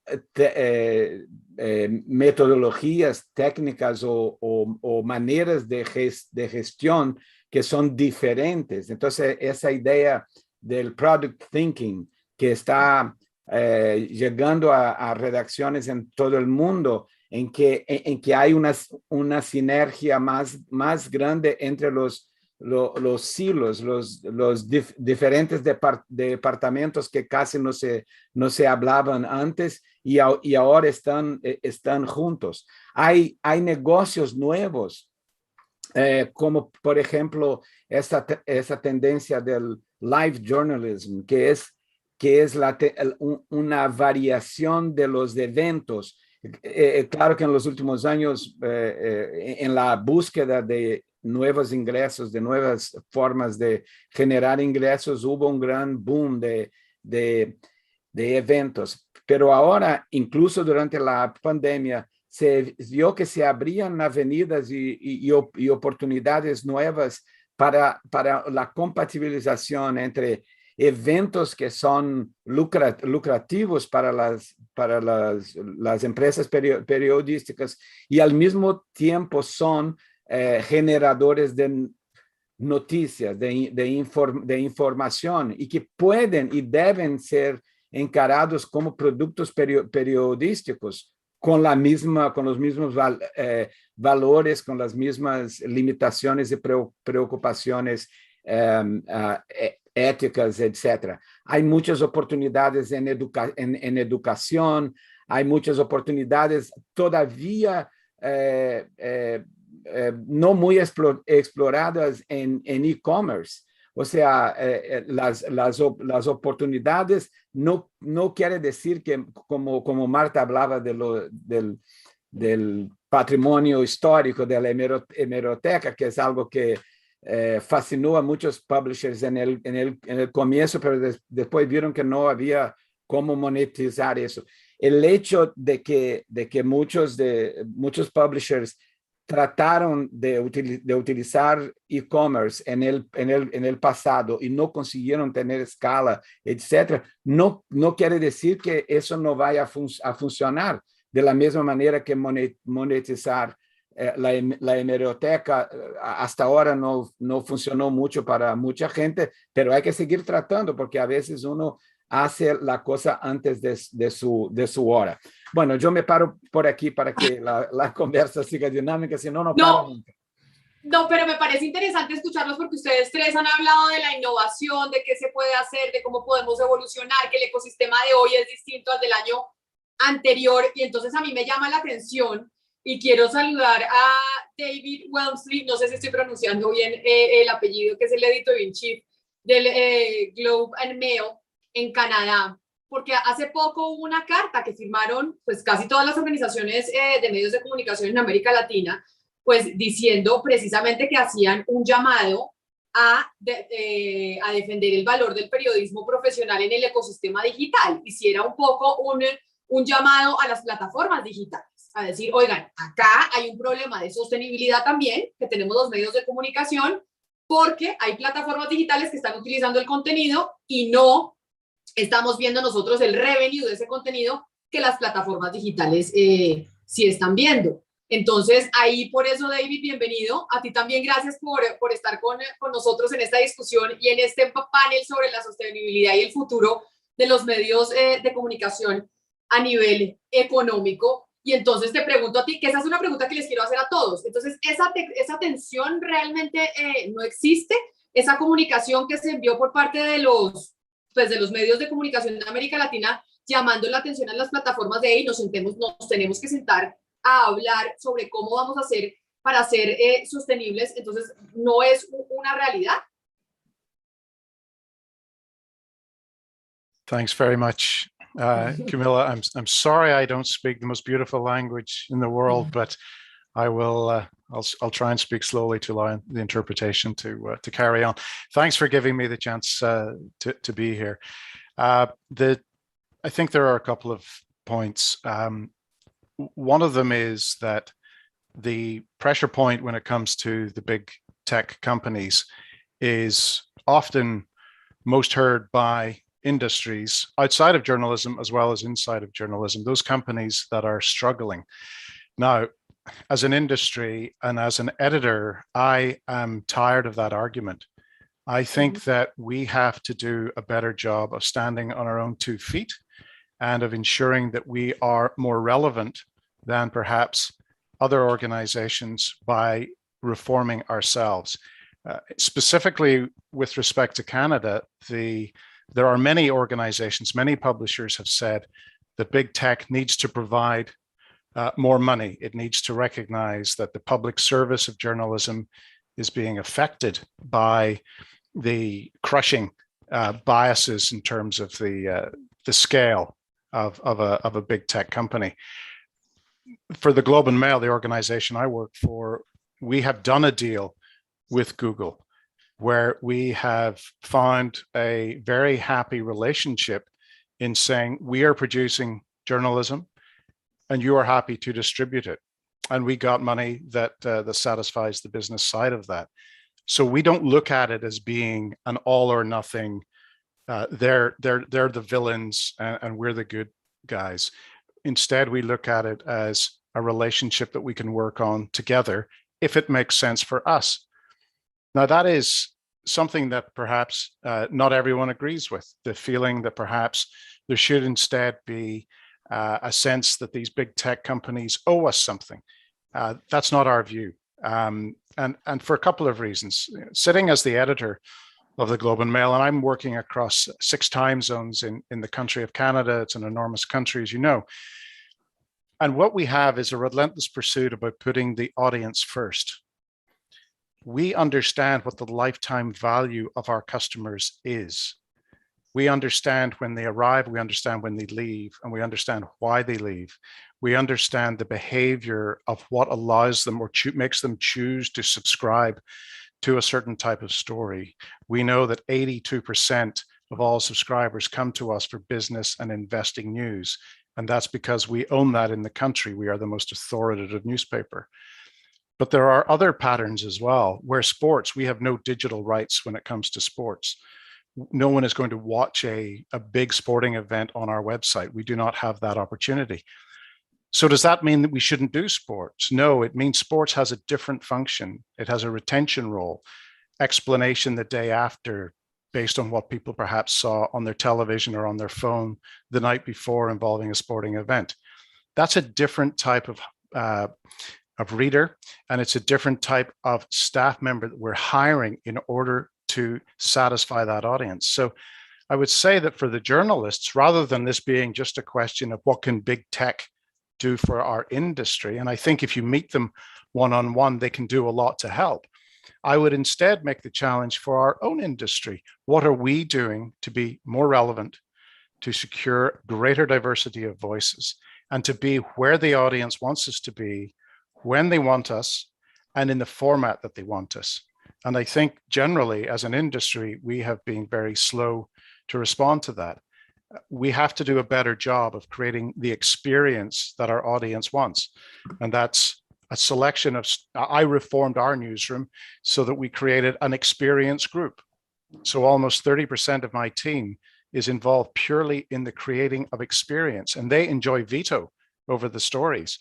They can say to a staff member, that is a text-based traditional newsprint story, or that is a story purely for Instagram. Or we're going to use the scale of Google News, and we're going to offer it first through Google News, either to subscribers or perhaps to a wider audience. And by creating these different segments of audience interest together with the pattern of their behavior in how they consume the content, we are finding really healthy opportunities to increase that lifetime value of a customer. They come back more often, they stay more often. Our churn, for example, with Apple News, we've been with Apple News for 2 years. Our churn has gone way down. We're below 1.6%. That's high industry, that's industry leading. With our general churn, we're at 2.5. That's also very good. I think anything below 3 is good. It's a constant battle, but it's one that I think that we are every month we're fine tuning. And so again, just to sort of close in this opening comment, Camilla, the idea of us being defined by big tech gives me an allergic reaction. I accept they're enormous. I accept they have a lot of advantages. I accept arguably they have monopolies, but I also believe that we are always having to fight for ourselves, be that against people who want to shut us down because they're enemies of free speech, or be they big, powerful monopolies who don't really think necessarily and could arguably be careless with respect to what we do perform. It's on us. The responsibility is on us to produce the journalism that is relevant and brave and independent. The distribution will follow. David, gracias. Pero sobre esto que dices tú, y a mí entonces estoy un poco confundida porque por eso hablaba de la comunicación que enviaron las diferentes organizaciones que agrupan a los medios de comunicación de América Latina, porque los escucho a todos y dicen la responsabilidad está en nosotros, en los medios, en generar contenidos atractivos para la audiencia. Realmente esta no es una responsabilidad de las grandes plataformas, que sí, que son monopolio, claro, pero está en nosotros reinventarnos. Y entonces ahí te pregunto, Marta, y entonces esta discusión sobre si debemos sentarnos o no con las plataformas, pues ya la tenemos casi, como decimos en Colombia, chuleada, porque según lo que todos ustedes han dicho, los 4 integrantes de este panel, es responsabilidad de los medios. Acá las plataformas no tienen ningún tipo de responsabilidad, o entendí yo mal. Yo no sé, yo creo que las responsabilidades siempre son compartidas. Yo, claro que creo que, yo lo platicaba hace poco, que esta relación con las grandes plataformas fue un matrimonio donde primero nos casamos y luego dimos el sí, ¿no? Entonces, hay que empezar a platicarlo y a desarrollarlo conforme cada empresa periodística, porque además, cuando menos del lado de Google y Facebook, nuestra experiencia ha sido que hay una comunicación 1 a 1, donde cada empresa periodística vaya desarrollando cualquier modelo de negocio que quiera seguir. Yo tengo periódicos muy populares y ciertamente las historias tendrán que ser historias muy simples, pero que tengan que apegarse a ciertos códigos y a ciertas normas de convivencia que las propias empresas marcan para la convivencia global, ¿no? Entonces, solamente en lo que va del año, yo creo que todo mi equipo de redacción, me refiero a todos los periódicos, hemos tenido cerca de 15 capacitaciones distintas para entender las reglas de Facebook, ¿no?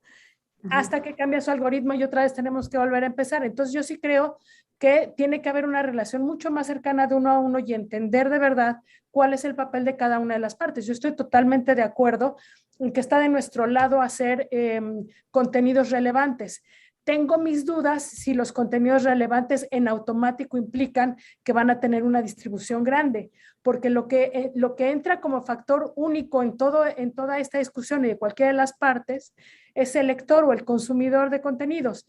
Y ese es un ente con el que apenas estamos empezando a dialogar, porque los medios nunca lo habíamos hecho de manera tan franca y tan directa, creo yo, con una comunidad además cada vez más empoderada y cada vez más crítica y exigente, ¿no?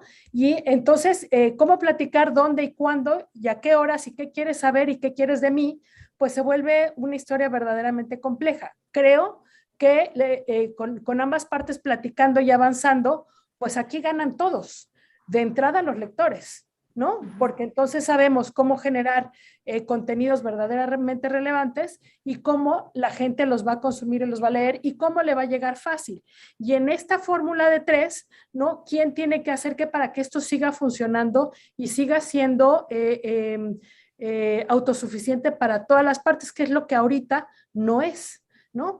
Yo sí creo que es una plática de uno a uno con los medios, pero creo que la plática sí debe ser cada vez más intensa, ¿no? En capacitaciones sí, pero en muchas otras cosas más también, ¿no? Ok, Nahuel, es la misma pregunta para ti, tu opinión sobre ese tema en particular, que a mí me ha dejado un poco sorprendida. Bueno, yo coincido con Marta que la responsabilidad es compartida. Creo que hay mucho para hacer entre todas las partes. Lo que yo comenté fue lo que pueden hacer los medios que desde lo individual. Y creo que ahí hay mucho para hacer, todavía muchísimo para hacer, y es fundamental que eso se haga. Pero también hay mucho trabajo para hacer desde las organizaciones intermedias y desde las plataformas. Coincido con lo que dice David, salvo en un punto que él dice que no le quiere pedir más dinero a las plataformas. Yo ahí discrepo totalmente, yo sí le quiero pedir más dinero a las plataformas. Creo que las plataformas han hecho mucho, están haciendo mucho, pero creo que deberían hacer muchísimo más, porque deberían cubrir esa cuota de ingresos, que yo digo, bueno, un 10% de los ingresos vienen, ninguno de nuestros ingresos debería superar el 10%, pero las plataformas deberían llegar tal vez al 10% de nuestros ingresos. Entonces creo que ahí tenemos mucho para trabajar. Creo que no solamente dinero es la relación con las plataformas, pasa básicamente por tecnología y por conocimiento. Lo que comentaba Marta del cambio de algoritmos es algo central para todos los medios. Eso es algo que hay que tratarlo a los más altos niveles, y ninguna plataforma puede tratar un medio de comunicación como si fuese un usuario más, porque no deberían censurarnos, no deberían penalizarnos, multarnos, y creo que ahí hay mucho para trabajar en conjunto. Sí soy partidario de un abordaje colaborativo entre las plataformas y los medios de comunicación. Creo que en todo el mundo no se pueden aplicar las mismas soluciones. El mundo anglosajón es muy distinto de lo que es Latinoamérica. Latinoamérica tiene una relación con sus gobiernos sumamente compleja y mal controlada. Entonces, cuando a veces se plantea darle más poder a los estados, hay que tomar una opción de cuál es el mal menor. A mí me encantaría que las plataformas entendiesen esto y se apurasen a hacer buenos acuerdos generosos, amplios, no solamente monetarios, pero también monetarios, con los medios, justamente para evitar regulaciones que pueden ser mucho más nocivas que la situación actual. Y para esto, sí, los medios tenemos que hacer mucho, pero las plataformas también. Las plataformas tienen que entender que si no colaboran de manera decidida con los medios, a los medios no les va a quedar más opción que forzar estas regulaciones. Y la verdad que es un plan B muy lejos del plan A. El plan A debería ser acuerdos maduros, negociaciones fuertes, pero de buena fe, entre las plataformas y los medios. Y creo que ahí las asociaciones intermedias tienen un rol clave que cumplir para intermediar en estas relaciones, porque después, cuando uno dice, bueno, pero las plataformas tienen que hacer más, bien, ¿cómo? ¿Con qué criterios tienen que apoyar? Y ahí se complica, del mismo modo que se complica cuando uno habla de la pauta oficial en todos los países. porque no es lo mismo un medio con legacy que un medio que nació gracias a la existencia de Internet y a la difusión de sus contenidos por las plataformas. No puede ser considerado igual. No es la misma situación un medio que tiene 100, 150 años, que tiene todo un lastre y también toda una credibilidad y una marca generada a lo largo del tiempo, que un medio que nació gracias a la difusión por las plataformas, que sabía las reglas del juego antes de subirse. Obvio que hay que utilizar las métricas, pero también hay que ver la cantidad de periodistas, pero también hay que ver la calidad de esos contenidos. Yo creo que acá las plataformas deben dar un paso adelante junto a las instituciones y empezar a utilizar el factor humano para decidir cuánto pesa cada medio, cuán relevante es cada medio y avanzar en acuerdos individuales o con las instituciones que reflejen la realidad, que no la reflejan necesariamente los algoritmos. Cuando uno mira las métricas y dice, bueno, cuántas páginas vistas, cuántos usuarios únicos, no reflejan la realidad y la relevancia de los medios. Pero sinceramente, a mí me preocupa mucho más que eso lo haga el Estado. Es un escenario distópico que no me imagino que eso funcione en América Latina. Pero sí sé que si los medios siguen con las dificultades que tienen, y lo veo a diario porque hay medios que cierran y muchísimas personas que pierden sus empleos, también sé que no va a quedar otra alternativa. Entonces creo que las tres partes, los medios de manera independiente, las instituciones y las plataformas, hicimos mucho, pero deberíamos hacer muchísimo más, porque la velocidad con que avanza todo esto, todos la conocemos, y no estamos reaccionando a la misma velocidad que evoluciona la tecnología. Pero ahí Nahuel, te metiste en el tema de la regulación, que ahí ya nos ponemos en esa discusión que sin duda alguna no es un tema solo de nuestro continente, sino es un tema mundial, de hacia dónde debe ir la regulación, si se regula no es muy peligroso donde tengamos gobiernos que puedan llegar a ser autoritarios y darles pues la potestad de decidir sobre los temas de los contenidos. Pero antes de irme sobre el tema de la regulación, que me parece otro de los temas gruesos de los que tenemos que hablar, hablabas tú del tema del 10%, que tú crees, y a diferencia de lo que decía David, tú sí crees, acá las plataformas tienen que poner más plata. Y entonces ahí, Rosenthal, yo te pregunto a ti, ¿esa negociación que plantea Nahuel es factible que se pueda dar cuando finalmente pues las plataformas, claro que generan un montón de dinero, pero el dinero no es infinito y hay múltiples medios de comunicación, y si se llegase a una negociación de, oiga, tienen que garantizar las plataformas por lo menos el 10% de los ingresos de los medios de comunicación, ¿esa negociación es factible? ¿Alcanza el dinero para que eso se pueda llegar a dar? Muy difícil respuesta. O sea, yo no sé de dónde él sacó Noel sacó los 10%, pero lo más importante aquí es que, como yo decía antes, nosotros entramos en un ecosistema bastante diferente, donde hay una lógica nueva comunicacional, una lógica nueva de distribución, lógicas nuevas de contar historias y lógicas nuevas de negocios. Yo creo que estamos todos de acuerdo en que la responsabilidad es compartida, de que las plataformas tienen responsabilidad y no pueden huir de esa responsabilidad, y que hay que colaborar, o sea, que en lugar de simplemente llorar y pedir dinero,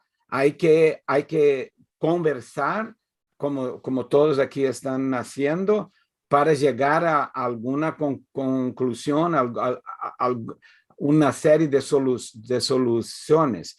Yo creo que la regulación es inevitable. O sea, todos los días aquí en Estados Unidos yo veo un anuncio de Facebook pidiendo regulación. Y cuando hablo con algunos amigos publishers dicen, hay que regular. O sea, ellos aquí en la realidad americana dicen que hay que regular.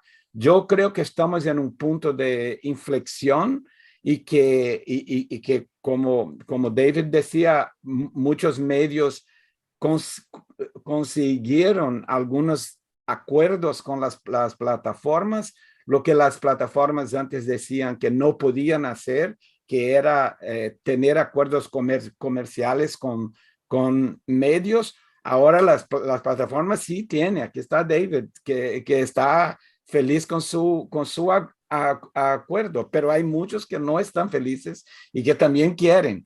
Pero hay que seguir presionando, hay que seguir conversando, hay que seguir tratando de adaptar esta industria a essa nova realidade, a esse novo ecossistema. E isso através de pressão contra pressão, etc. O tema da regulação é complicado, como todo o tema, incluso do negócio, é muito complicado aqui, porque estamos falando de uma realidade, de uma lógica comercial bastante compleja, ¿no? Entonces, hay que estudiar eso, que seguir presionando y no quedarse apenas esperando que una regulación me va a salvar o me va a garantizar el dinero para que la operación siga. Hay que seguir transformando la operación en algo que funcione. Hay medios cerrando, es cierto, pero hay medios naciendo. Hay un ecosistema de nativos digitales que aparecieron y siguen creciendo. Aquí en Estados Unidos, como en algunas partes de América Latina, hay un sector nuevo de periodismo sin fines de lucro, que es muy dinámico y que quizás aquí en Estados Unidos sea el que más crece. O sea, no hay que entender que el ecosistema que está naciendo va a seguir siendo cada vez más diferente del anterior y que para sobrevivir aquí hay que entender el juego de la distribución. La distribución es clave y hay que dar fuerza a esa área. Pero Rosenthal, sobre lo que tú dices sí hay medios muriendo, pero hay otros nativos digitales surgiendo, pero nos decía Nahuel, no se puede tratar igual a un medio de comunicación con una historia de 100 años que a un medio digital que acaba de nacer. ¿Tú concuerdas con eso? Que digamos que el trato entre plataformas digitales y medios de comunicación debe ser completamente distinto dependiendo del historial del medio. No sé, o sea, depende de en qué sentido estás hablando. O sea, si tienes un medio que es nuevo, pero que es serio, que tiene audiencia, o sea, la edad no le da un estatus diferente simplemente porque es un medio más antiguo. El importante es el rol que este medio juega en esa comunidad, etcétera. O sea, obviamente es más natural que el medio más viejo, digamos así, que está establecido, está en una posición de ventaja en relación a un medio nuevo. Pero no porque uno es viejo y otro es nuevo, sino por el papel que ese medio juega en esa comunidad, por la audiencia que tiene, por la credibilidad que tiene, por la seriedad de su periodismo. Ahora, creer que las plataformas o los gobiernos sean los que van a juzgar cuál es el mejor y cuál es el peor, cómo tratar a uno y cómo tratar a otro, es entrar en un terreno peligroso, ¿no? Claro, y por eso, David, ahí quiero preguntarte a ti ya entrando en el tema de la regulación, que todos hemos hablado tangencialmente de la regulación a esta relación entre plataformas, medios de comunicación, porque lo que nos decía Rosenthal es verdad. Facebook ha venido haciendo una pauta gigantesca desde hace meses diciendo queremos una regulación actual a lo que estamos viviendo en estos momentos. Tú, que estás contento, que has logrado desde tu medio de comunicación una alianza importante para generar contenidos con las plataformas. ¿Crees que debe haber algún tipo de regulación, sí o no? Yeah, thanks, Camilla. This is it's a fascinating discussion, and I think we're all at different parts in the historical journey.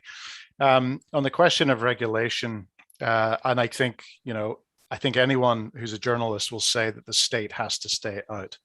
No matter where you live in the world, no government regulation is a good thing. It has to be self-regulated by industry standards of quality, accuracy, and such like. But I think it's also very interesting to consider for a moment that the platforms are similar in some ways to the states of the world.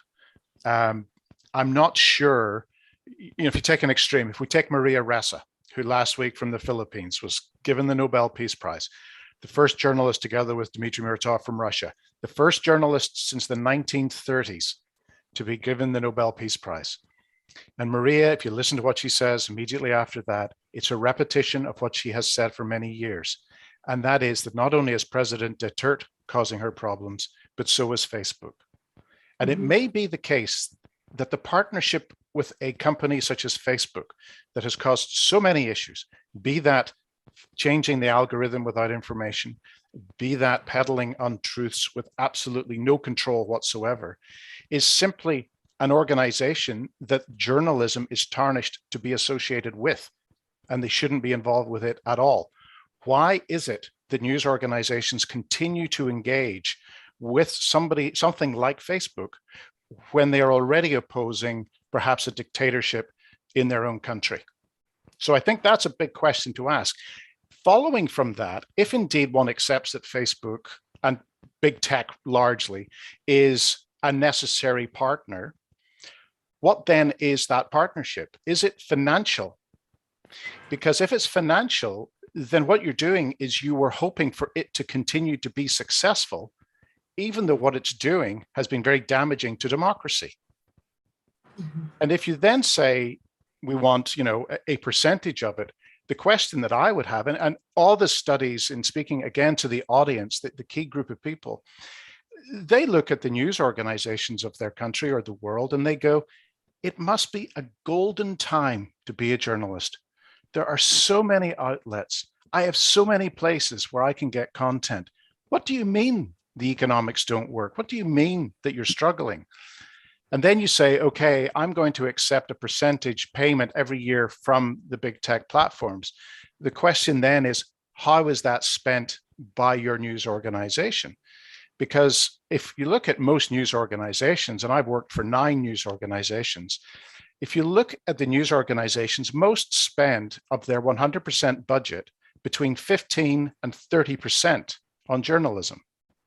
The core of the business is generally not the majority expenditure. It's the single biggest department, but it takes an awful lot of other parts to make the full circle. And so I'm not convinced that giving money to journalistic organizations is going to see that money going to the core of journalism, as opposed to simply helping a bottom line of what are fundamentally inefficient models. So I think there's a lot there for us to confront as well in terms of A, who we want to work with in terms of partnerships, and why are we working with them in partnerships? Because big isn't necessarily beautiful.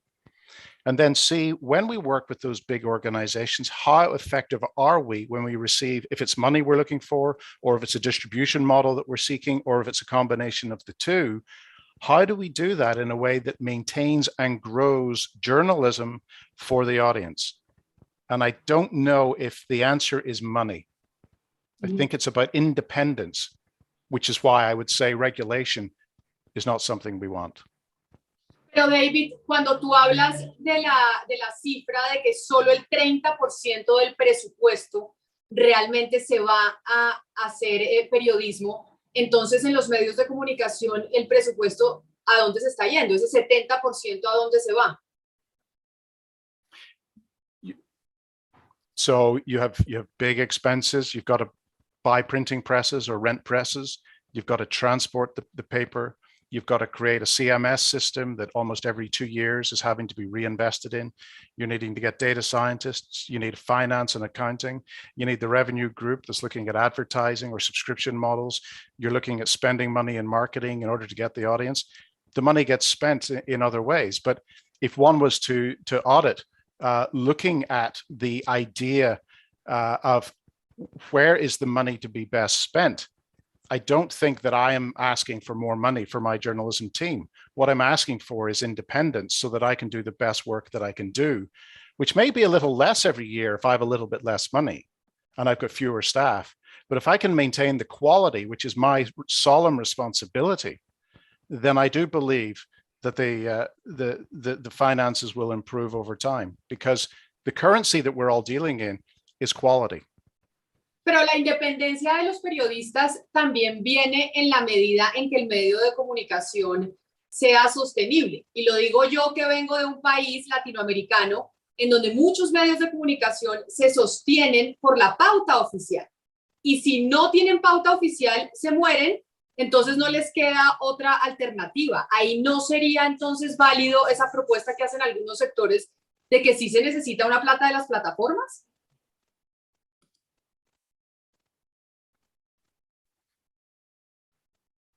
I think if you can get money from the platforms, it can help. But I don't think that that is the answer to creating a sustainable business model. Okay. If you do not have a sustainable business model, you have to look at yourself in the mirror. It cannot simply be down to other organizations that are not journalistic by nature.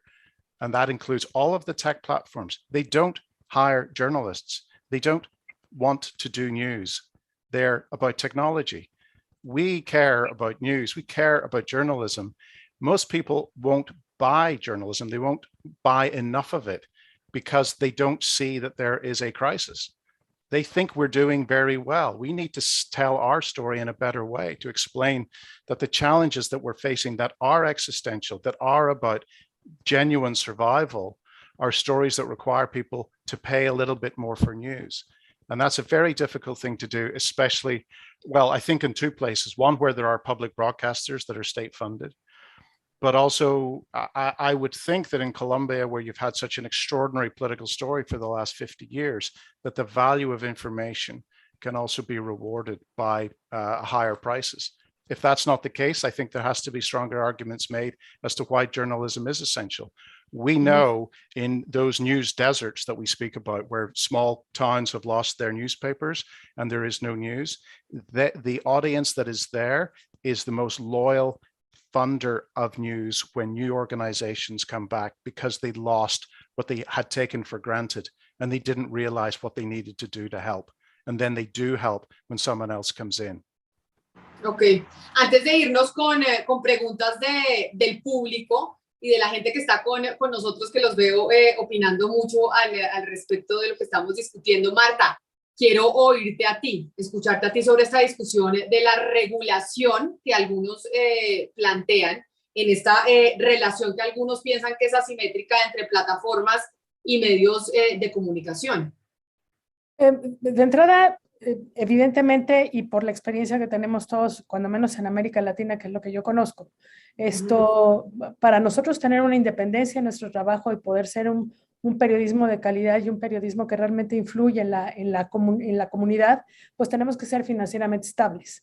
Y es cierto que nadie estaría en ningún punto solicitando que, como han sacado provecho de nosotros y han abusado de nosotros, las grandes plataformas tecnológicas básicamente nos tienen que mantener. La verdad es que no es así.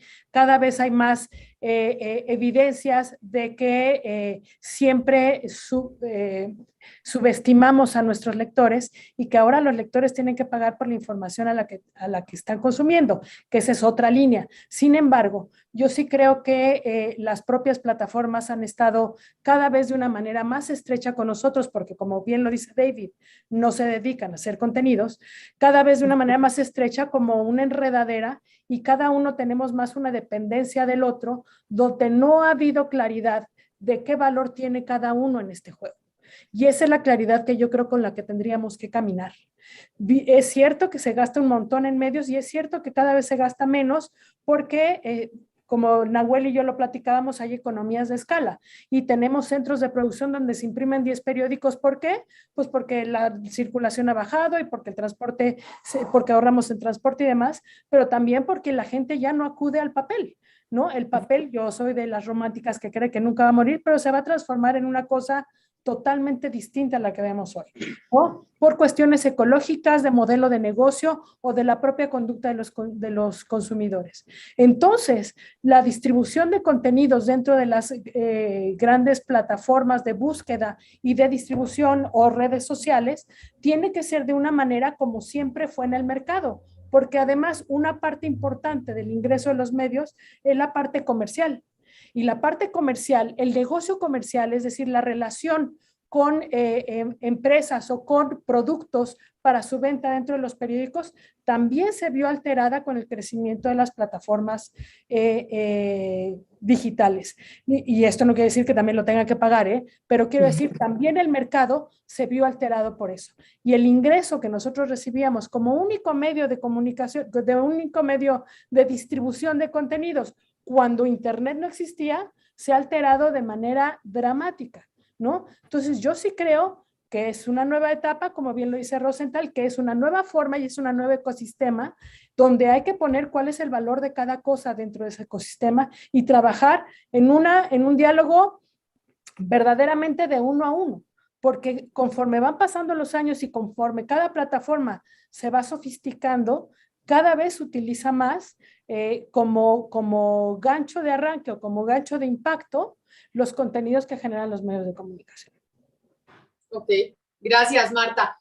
Quiero ir contigo, Ricardo Trotti, como director de la Sociedad Interamericana de Prensa, para que me ayudes con una de las preguntas que están haciendo quienes están conectados con nosotros a esta hora en este panel de hacia dónde y cómo logramos la sostenibilidad de los medios de comunicación, pero también para conocer la posición de la CIP frente a esta discusión, que son dos temas. Uno, financiación, dos, regulación. Son, digamos, como los ejes centrales de la discusión. Muchas gracias, Camila. Y antes de dar la palabra a Roberto Rock, que es nuestro vicepresidente y sé que tiene la mano levantada, yo me permitiría hacer una reflexión. Primero, fructífera el diálogo que se está manteniendo de un lado y del otro lado de la cancha. Te felicito, Camila, por llevar bien los temas, cómo se van desarrollando. Puntos opuestos, antagónicos y algunos protagónicos. Yo diría que para no embarrar demasiado la cancha, quisiera aclarar dos o tres cositas para que veamos por dónde va la conversación. En ningún momento, las asociaciones, que hemos sido más de 20 o 18 en su momento, hemos tratado de implicar a las plataformas de pagar dinero por pagar dinero. Es decir, no hay acá voluntad de los medios ni de las asociaciones o de los que representamos de pedir plata a las plataformas por pedir plata. Hemos reconocido y seguimos reconociendo el valor de Google y el valor de Facebook, de todos los acuerdos individuales que pueden tener con los medios de comunicación, las asociaciones, etc. Pero acá lo que se está reclamando tampoco es plata por paladas de plata, se está reclamando el derecho de propiedad de los contenidos que las plataformas distribuyen. Es decir, básicamente eso, no es un concepto de porque yo tengo mayor audiencia, porque tengo lo que tuviere, que me tienen que pagar, sino simplemente porque hay un producto que cuesta caro fabricarlo, por las cargas sociales, por lo que contaba David, del trabajo que lleva ese 70% del gasto de un medio de comunicación, que es necesario que las plataformas también contribuyan con un porcentaje, no estamos diciendo que todo, pero ¿por qué? Por algo que prácticamente vos estabas señalando, Camila y otros, que tiene que ver con los precios de la publicidad. Los medios siempre tuvieron en la publicidad y la distribución su gran parte del modelo económico. En este momento, la publicidad, así algunos pudieran llamar de dumping a las plataformas sociales o digitales que han tirado abajo los precios de la publicidad, o los precios de la publicidad se han caído en sí mismos por el volumen que se desarrolla, o por la falta de eficiencia y por la eficiencia que tienen las plataformas, en realidad hay una responsabilidad del nuevo ecosistema digital que plantea Rosenthal, que hay un precio que se ha ido. Es decir, nadie puede dejar de reconocer que los medios han perdido un 80% de la torta publicitaria que han absorbido Google y Facebook. O sea, esa es una realidad y que tiene que ver mucho de esa publicidad que es vehiculizada a través de contenidos fabricados o creados por los medios de comunicación. Entonces, esa es una realidad. Cuando la CIP invoca y otras instituciones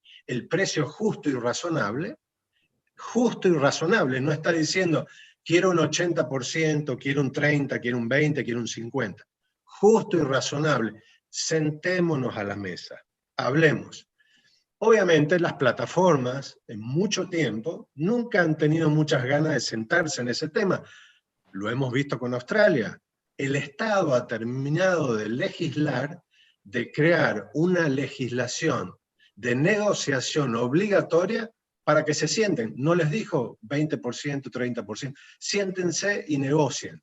Esa es la búsqueda de una regulación que se estaba hablando, que se trata de buscar regulación por sobre derecho de autor.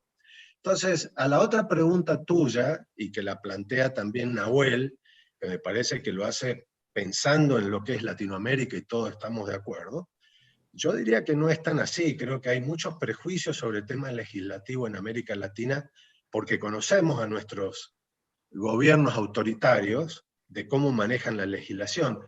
Pero en su historia, la CIP ha tenido mucho cuidado y ha criticado la legislación en contra de la libertad de expresión o la libertad de prensa. En muchos casos, las grandes leyes de comunicación o las leyes de prensa, las leyes de imprenta. Entonces, ante ese problema, porque los gobiernos quieren siempre acogotar a la prensa, se ha combatido la legislación, pero no se ha combatido la legislación favorable a la prensa o a la libertad de expresión. Y esto es, en la CIP hay una trayectoria de decenas de años que se trabajó a favor de las leyes de acceso a la información pública, de la transparencia. Es decir, y hemos logrado a partir del 2001, desde México hacia toda Latinoamérica, que prácticamente todas las asociaciones de medios, desde ADEPA, ADIRA en Argentina y otros, estén favoreciendo legislaciones que favorecen al ejercicio periodístico. Es decir, tomar como prurito que la legislación es mala, no. Y aparte de tomar como prurito que en todos los países hay maldad, no. Porque si uno presta atención a lo que sucede con el News Media Alliance o con el News Media de Canadá, que están buscando sentarse a la mesa con Google, Facebook, Microsoft, quien fuera, para hablar de derechos de autor, es simplemente eso. El derecho a sentarse y a ser correspondidos por las plataformas en un diálogo franco, más allá de que las plataformas hacen un gran trabajo a favor de los medios.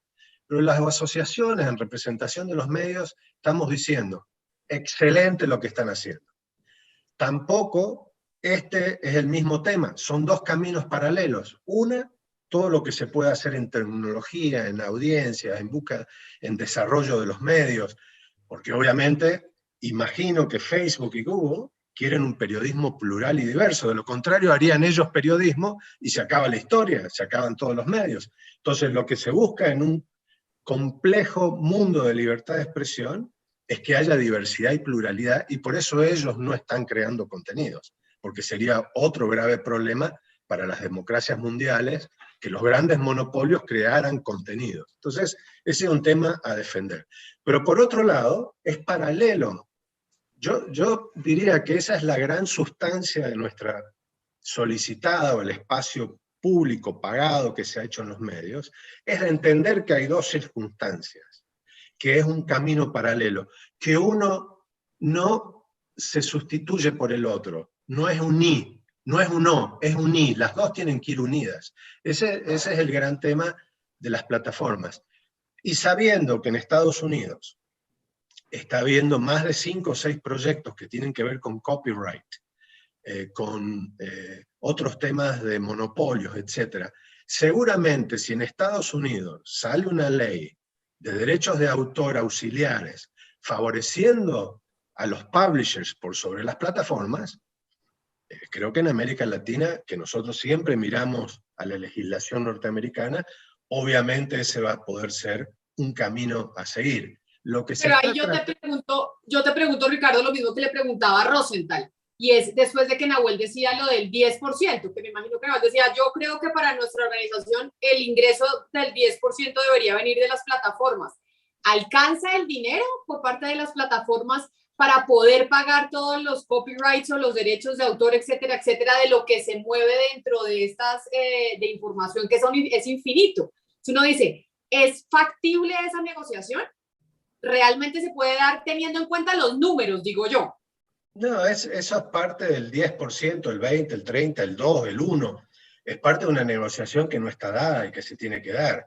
Eso es parte de la negociación y de lo que se está buscando en este momento. Yo no estaría tan preocupado en este momento por esto, sino por la transparencia y las ganas y la voluntad de sentarnos todos juntos a una mesa a tratar de dialogar un tema que nadie puede evitar, como decía Rosenthal. Este es un tema que ya no se puede evitar.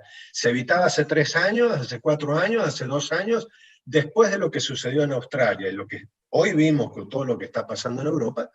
Es un tema que, bueno, hay que reconocer lo que está sobre la mesa, un tema de debate público.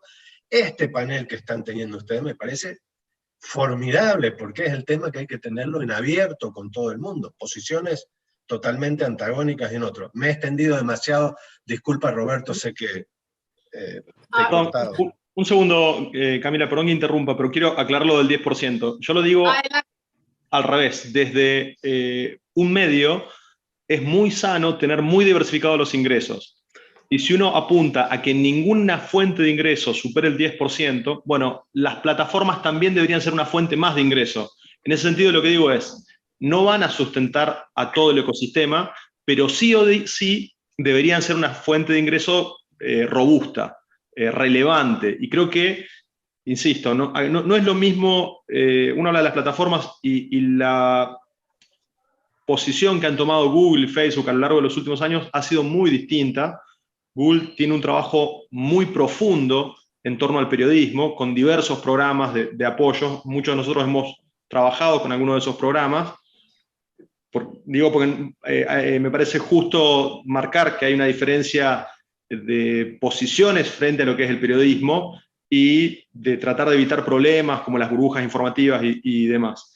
Ahora, vuelvo, el tema del 10% me refiero simplemente a eso. Tienen que colaborar, pero no tiene que ser el sostén único. No podemos basar nuestra esperanza en que vengan las plataformas y salgan los periódicos. Ok, perfecta la aclaración. Pero entonces ahora sí abramos las preguntas al público, y Roberto Rock tiene la mano levantada hace un ratito, como lo decía Ricardo, o sea que te doy el paso, Roberto. Gracias, Catalina. Primero, para felicitar a la CIP por este panel formidable, a ti por su conducción, saludar a los integrantes de este panel que han hecho una discusión fantástica. Yo quisiera introducir 2 o 3 elementos. Ya creo que Ricardo explicó este pronunciamiento que hicieron asociaciones nacionales y también agrupaciones como la CIP, como la OTI, como la UAN, sobre el tema de las plataformas tecnológicas. No solamente fue, Camila, un ejercicio latinoamericano, sino, creo yo, por primera vez, asociaciones de medios de todo el continente. Creo que independientemente de los argumentos de este pronunciamiento, en el sentido de que los avances de las plataformas son positivamente evaluados, pero que se considera que no son suficientes, que no son universales, y que no son suficientemente plurales. Creo yo también que habría que subrayar que en el ánimo del desplegado o del pronunciamiento está la percepción de que las plataformas no han desarrollado cartas credenciales para negociar. No parece estar en su ADN la posibilidad de negociar con los medios de comunicación. Entiendo lo que dice Nahuel sobre el tema del 10%. Él se refería a los equilibrios corporativos. Pero el tema del 10% está en otro ámbito. Está en la tradición de cuánto cobra el dueño de un contenido. El autor de un libro, el autor de una película, o el guionista, etcétera. y especialmente en materia de contenidos ligados al periodismo, se habla del 10%. Es una agenda, sería el 10% de lo que un proyecto ingresa. En este caso, la discusión es de si las plataformas tecnológicas pueden estar abiertas a ceder el 10% de sus ingresos a los dueños de los contenidos. Es una agenda que pasa por derechos de autor, que pasa por propiedad intelectual y también pasa por competencia económica, es decir, por regulación de los monopolios. Creo también que falta introducir el elemento de que las plataformas son ya un espacio que merece y exige el escrutinio por parte de los medios de comunicación. ¿Qué pasa con mis datos? ¿Qué hacen con mis datos o los datos de los ciudadanos? ¿Qué pasa con el impacto que tienen las plataformas en la vida de las personas? Estamos viendo todavía la discusión en torno a Instagram. La revista Time trae hoy su último número, un amplio reportaje sobre estas filtraciones de una funcionaria de Facebook, dando cuenta del impacto en el ánimo de los jóvenes por parte de algunas plataformas, ¿no? Y qué pasa también en general con la relación de estas plataformas y sus algoritmos. La falta de transparencia de los algoritmos, no solamente hacia los medios de comunicación, que como dice Marta Ramos muy bien, nos meten en una especie de montaña rusa, de roller coaster en la generación de contenidos, sino esta opacidad también impacta en el conjunto de la sociedad. ¿Qué hace y quién decide que en los rankings o en los listados de las plataformas se aparezca en primer lugar o se aparezca en el último lugar? Yo creo que forma parte también de un debate que está evolucionando, como bien dice Rosenthal Alves. Antes hubiera sido impensable hablar de este tema hace 10 o 15 años. Todos hemos ido evolucionando nuestra postura al respecto. Y en materia de regulación, y para terminar, nuestras regiones tienen culturas diferentes en materia de regulación. Estados Unidos y Canadá tal vez tienen la percepción de que no hay, que la mejor ley es la que no existe, pero no estamos hablando de leyes sobre los medios de comunicación. Estamos hablando de las leyes antimonopolios, de las leyes que protegen derecho de autor, etcétera. Pero esta postura no es compartida por Europa, que sí está a favor de una regulación. Ricardo incluso habla de que Estados Unidos está pensando en una regulación, incluso los medios. Pero Australia, Francia, Alemania, muchos países de Europa están hablando de regulaciones formales. Tal vez América Latina sea la región donde esta discusión sea todavía más básica y más incipiente. Creo que son desafíos muy relevantes. Muchas gracias. Saludos a todos. A ti muchas gracias por la intervención, Roberto. Pero entonces quiero, sobre lo que hemos escuchado de Roberto y de Ricardo, darte la palabra a ti, David, porque a mí me parece que tu posición es como la que yo referenciaría más en favor de las plataformas, y no creo que esa sea la intención, sino simplemente que es una visión que el pagar una plata por el copyright sea la solución. Pero sí quiero escucharte sobre las intervenciones tanto de Ricardo como de Roberto, que es la posición de muchos medios en América Latina. Thank you. It's very, very interesting to hear from both Ricardo and Roberto. I suppose the question that I would pose back is this one. If we believe that we should receive money because we have provided a service, news content, copyrighted material, then we should receive that money. But I would pose the control question inside that, and that question is, why have we been giving it away for free? Why have we said that the market value of that work is zero? It's awfully difficult later to then go back and say, now you're going to have to pay us for that. And so that does then require relations with the different platforms. And it also requires probably an industry standard response as well. That's very difficult to get to. News Media Canada, which represents most of the publishers, is indeed having these conversations, as Ricardo mentioned, with respect to the different platforms around issues of copyright, around issues of replication of the Australian legislation, looking at the question of what are best practices and such like. And I think that's very helpful. It's very helpful that the industry as a whole is working as one. But at the same time, the Globe and Mail, even though it's part of News Media Canada, also works separately to have a relationship and get what we felt was a fair deal with the tech platforms separately. And so I think it is parallel tracks. And I think the responsibility and the accountability does come down to individual publishers. But it's very difficult, again, for the audience and the customer who we're asking to pay more in order to make us more sustainable, in addition to anything the platforms are doing, how it is that we're asking them to pay that money when previously we've been giving it away for free, which by one harsh definition is saying that it's valueless.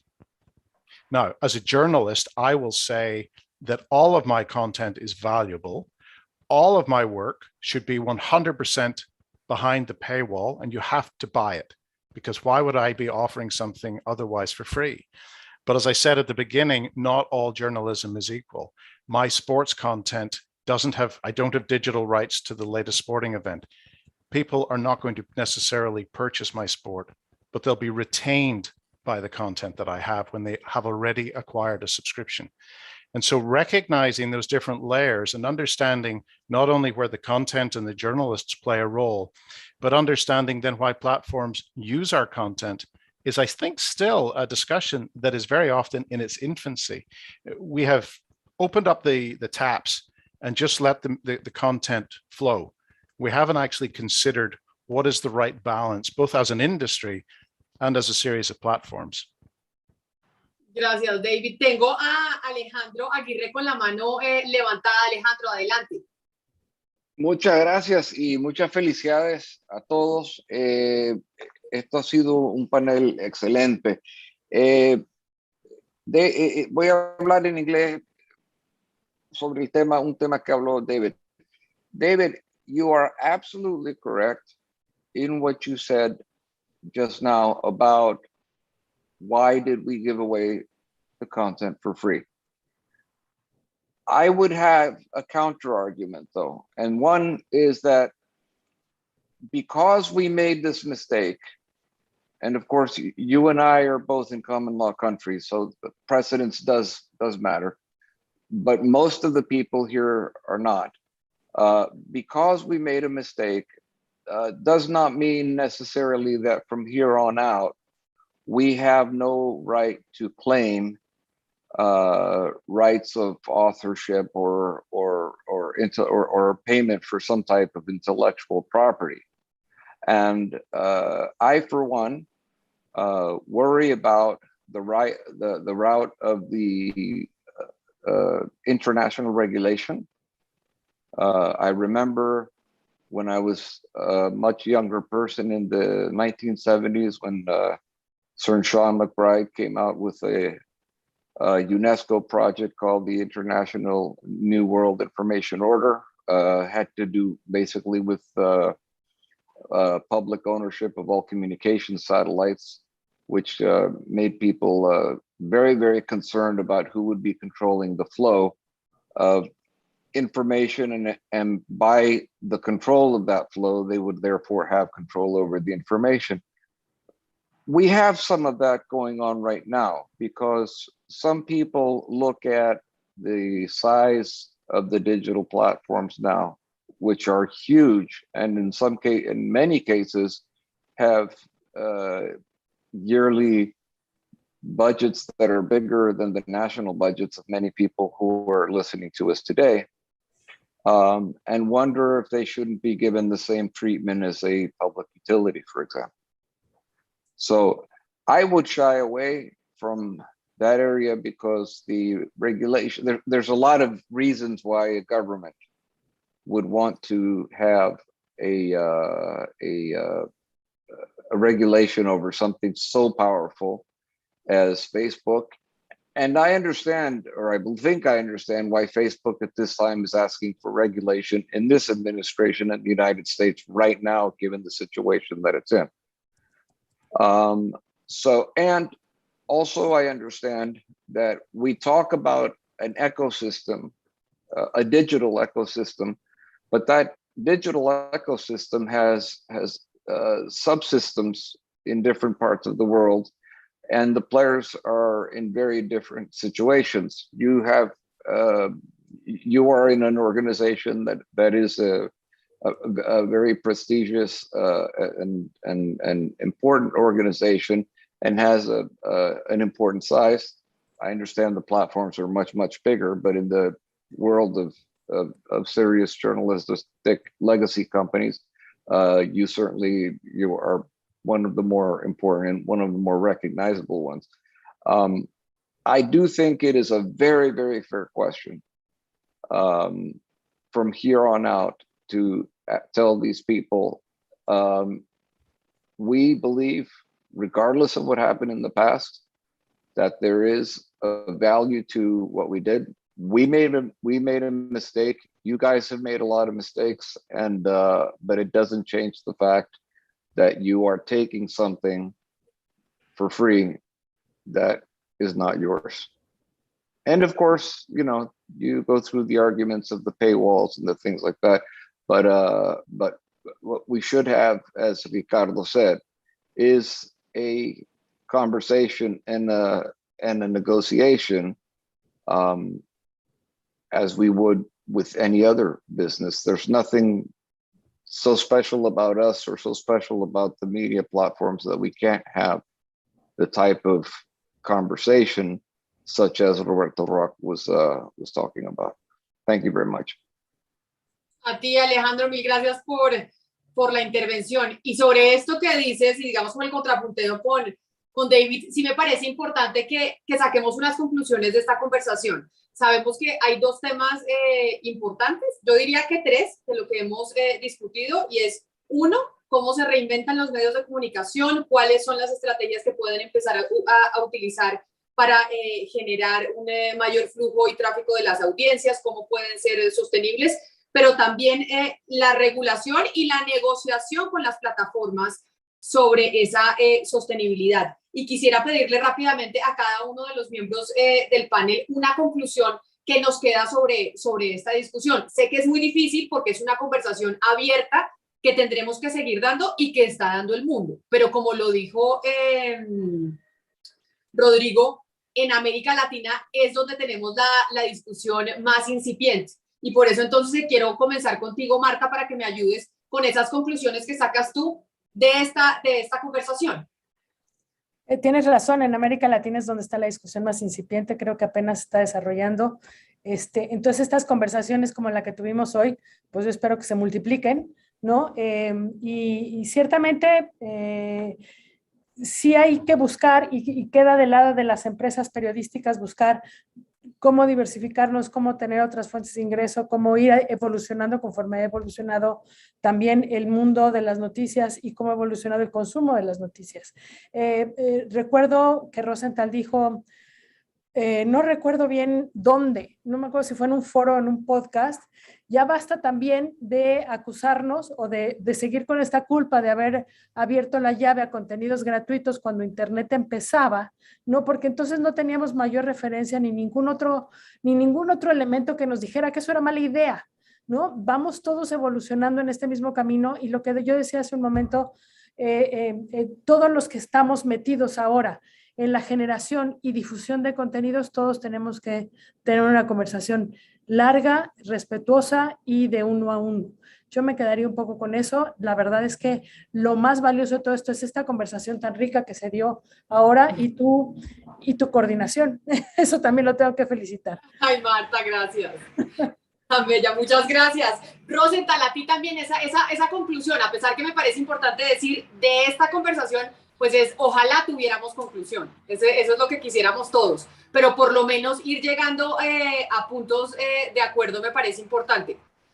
Sí, me alegra que Marta haya acordado de eso, porque a mí cada vez que alguien como David dice, hicimos un error en el pasado, eso me toca en el fondo del alma, porque yo estaba ya en el pasado y contribuí para el error. Pero no creo que fuera un error, porque fue como decía Marta, fue una evolución, o sea, muchos intentaron cobrar, cerrar, etcétera, y no era parte de la lógica.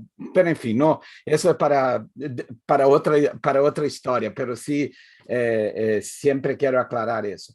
Pero yo diría que quedó claro que estamos frente a un puzzle, a una cosa muy compleja con muchas piezas, y que yo creo que no es posible simplemente enfocar en las plataformas como esta fuera la bala de plata, la solución. Es parte de la solución.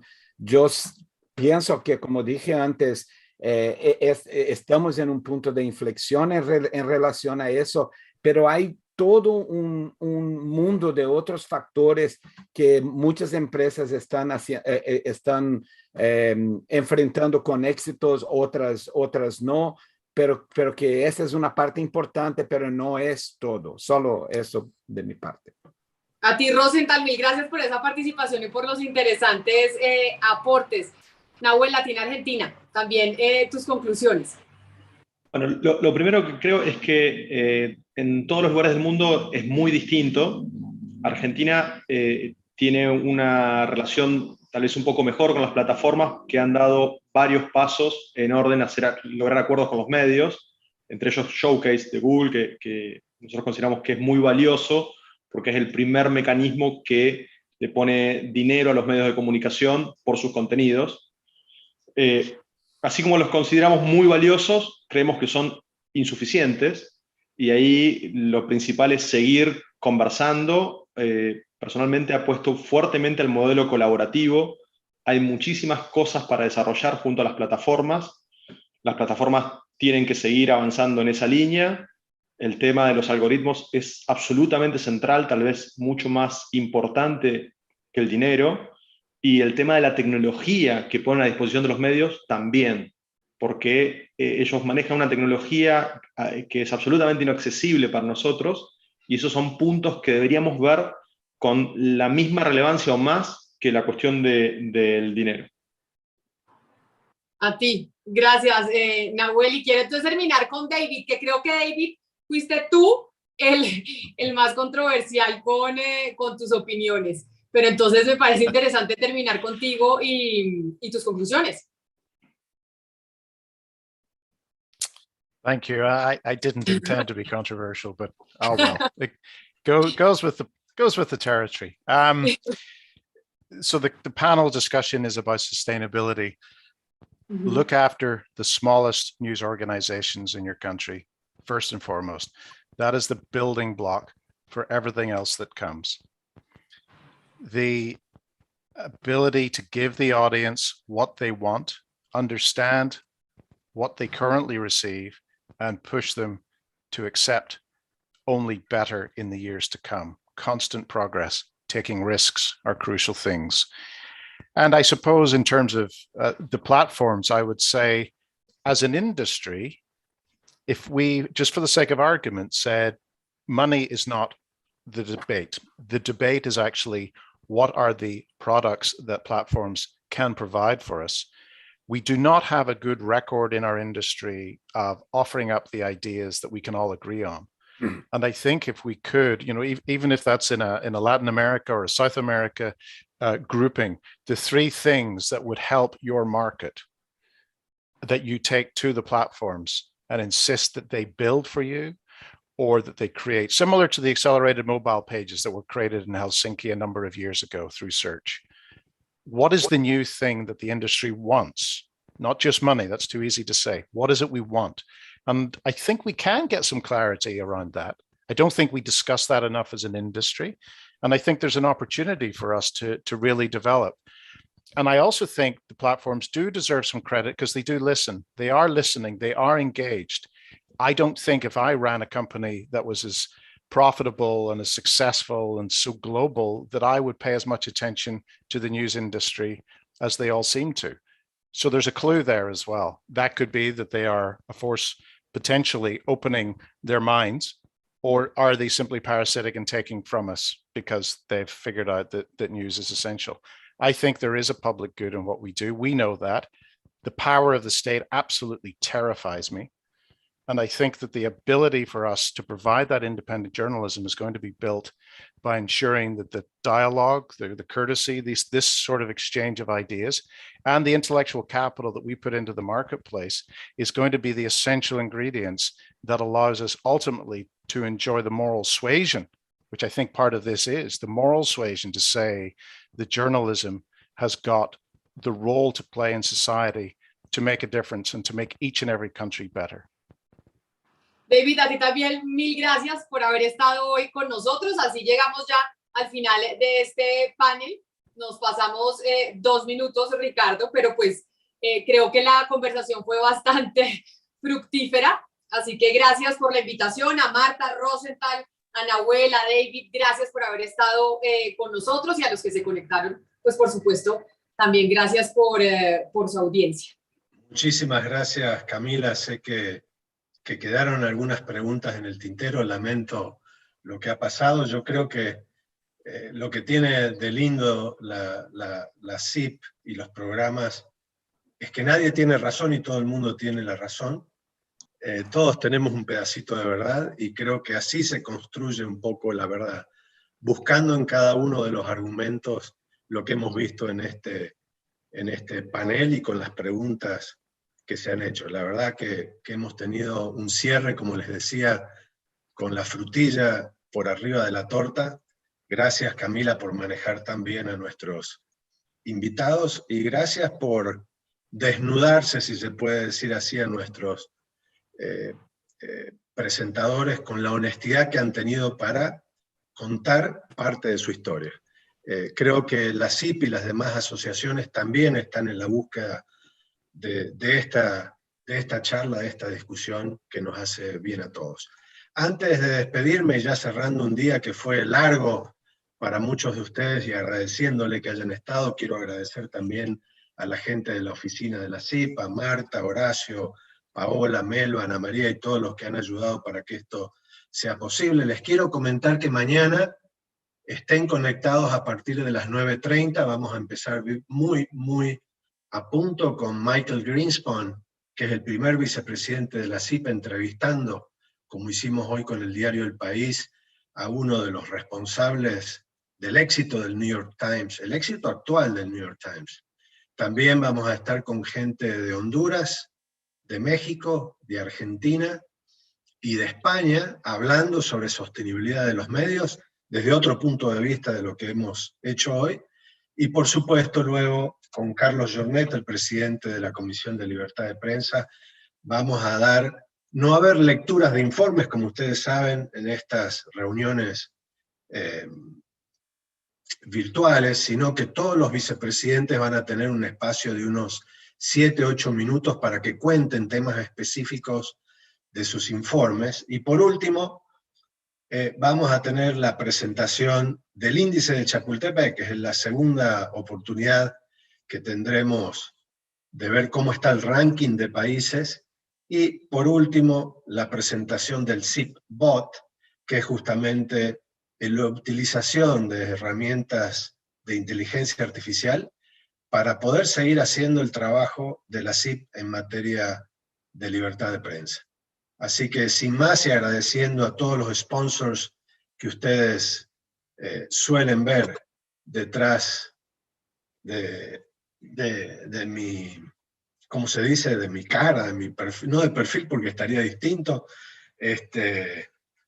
pero ahí pueden ver a todos detrás del telón, a los patrocinadores. Obviamente las grandes plataformas están también en la alianza con nosotros, pero eso no nos quita que podamos tener una discusión honesta. Gracias a todos, gracias por participar y estar como siempre, y mañana a las 9:30, ahora si pueden pasar al salón de baile, que ahí van a seguir sirviendo los refrigerios. Ya veo que Juan Pablo y Gilberto han levantado la mano para irse primero, así que nos vemos mañana. Muchas gracias a todos y nos vemos. Hasta luego. Gracias.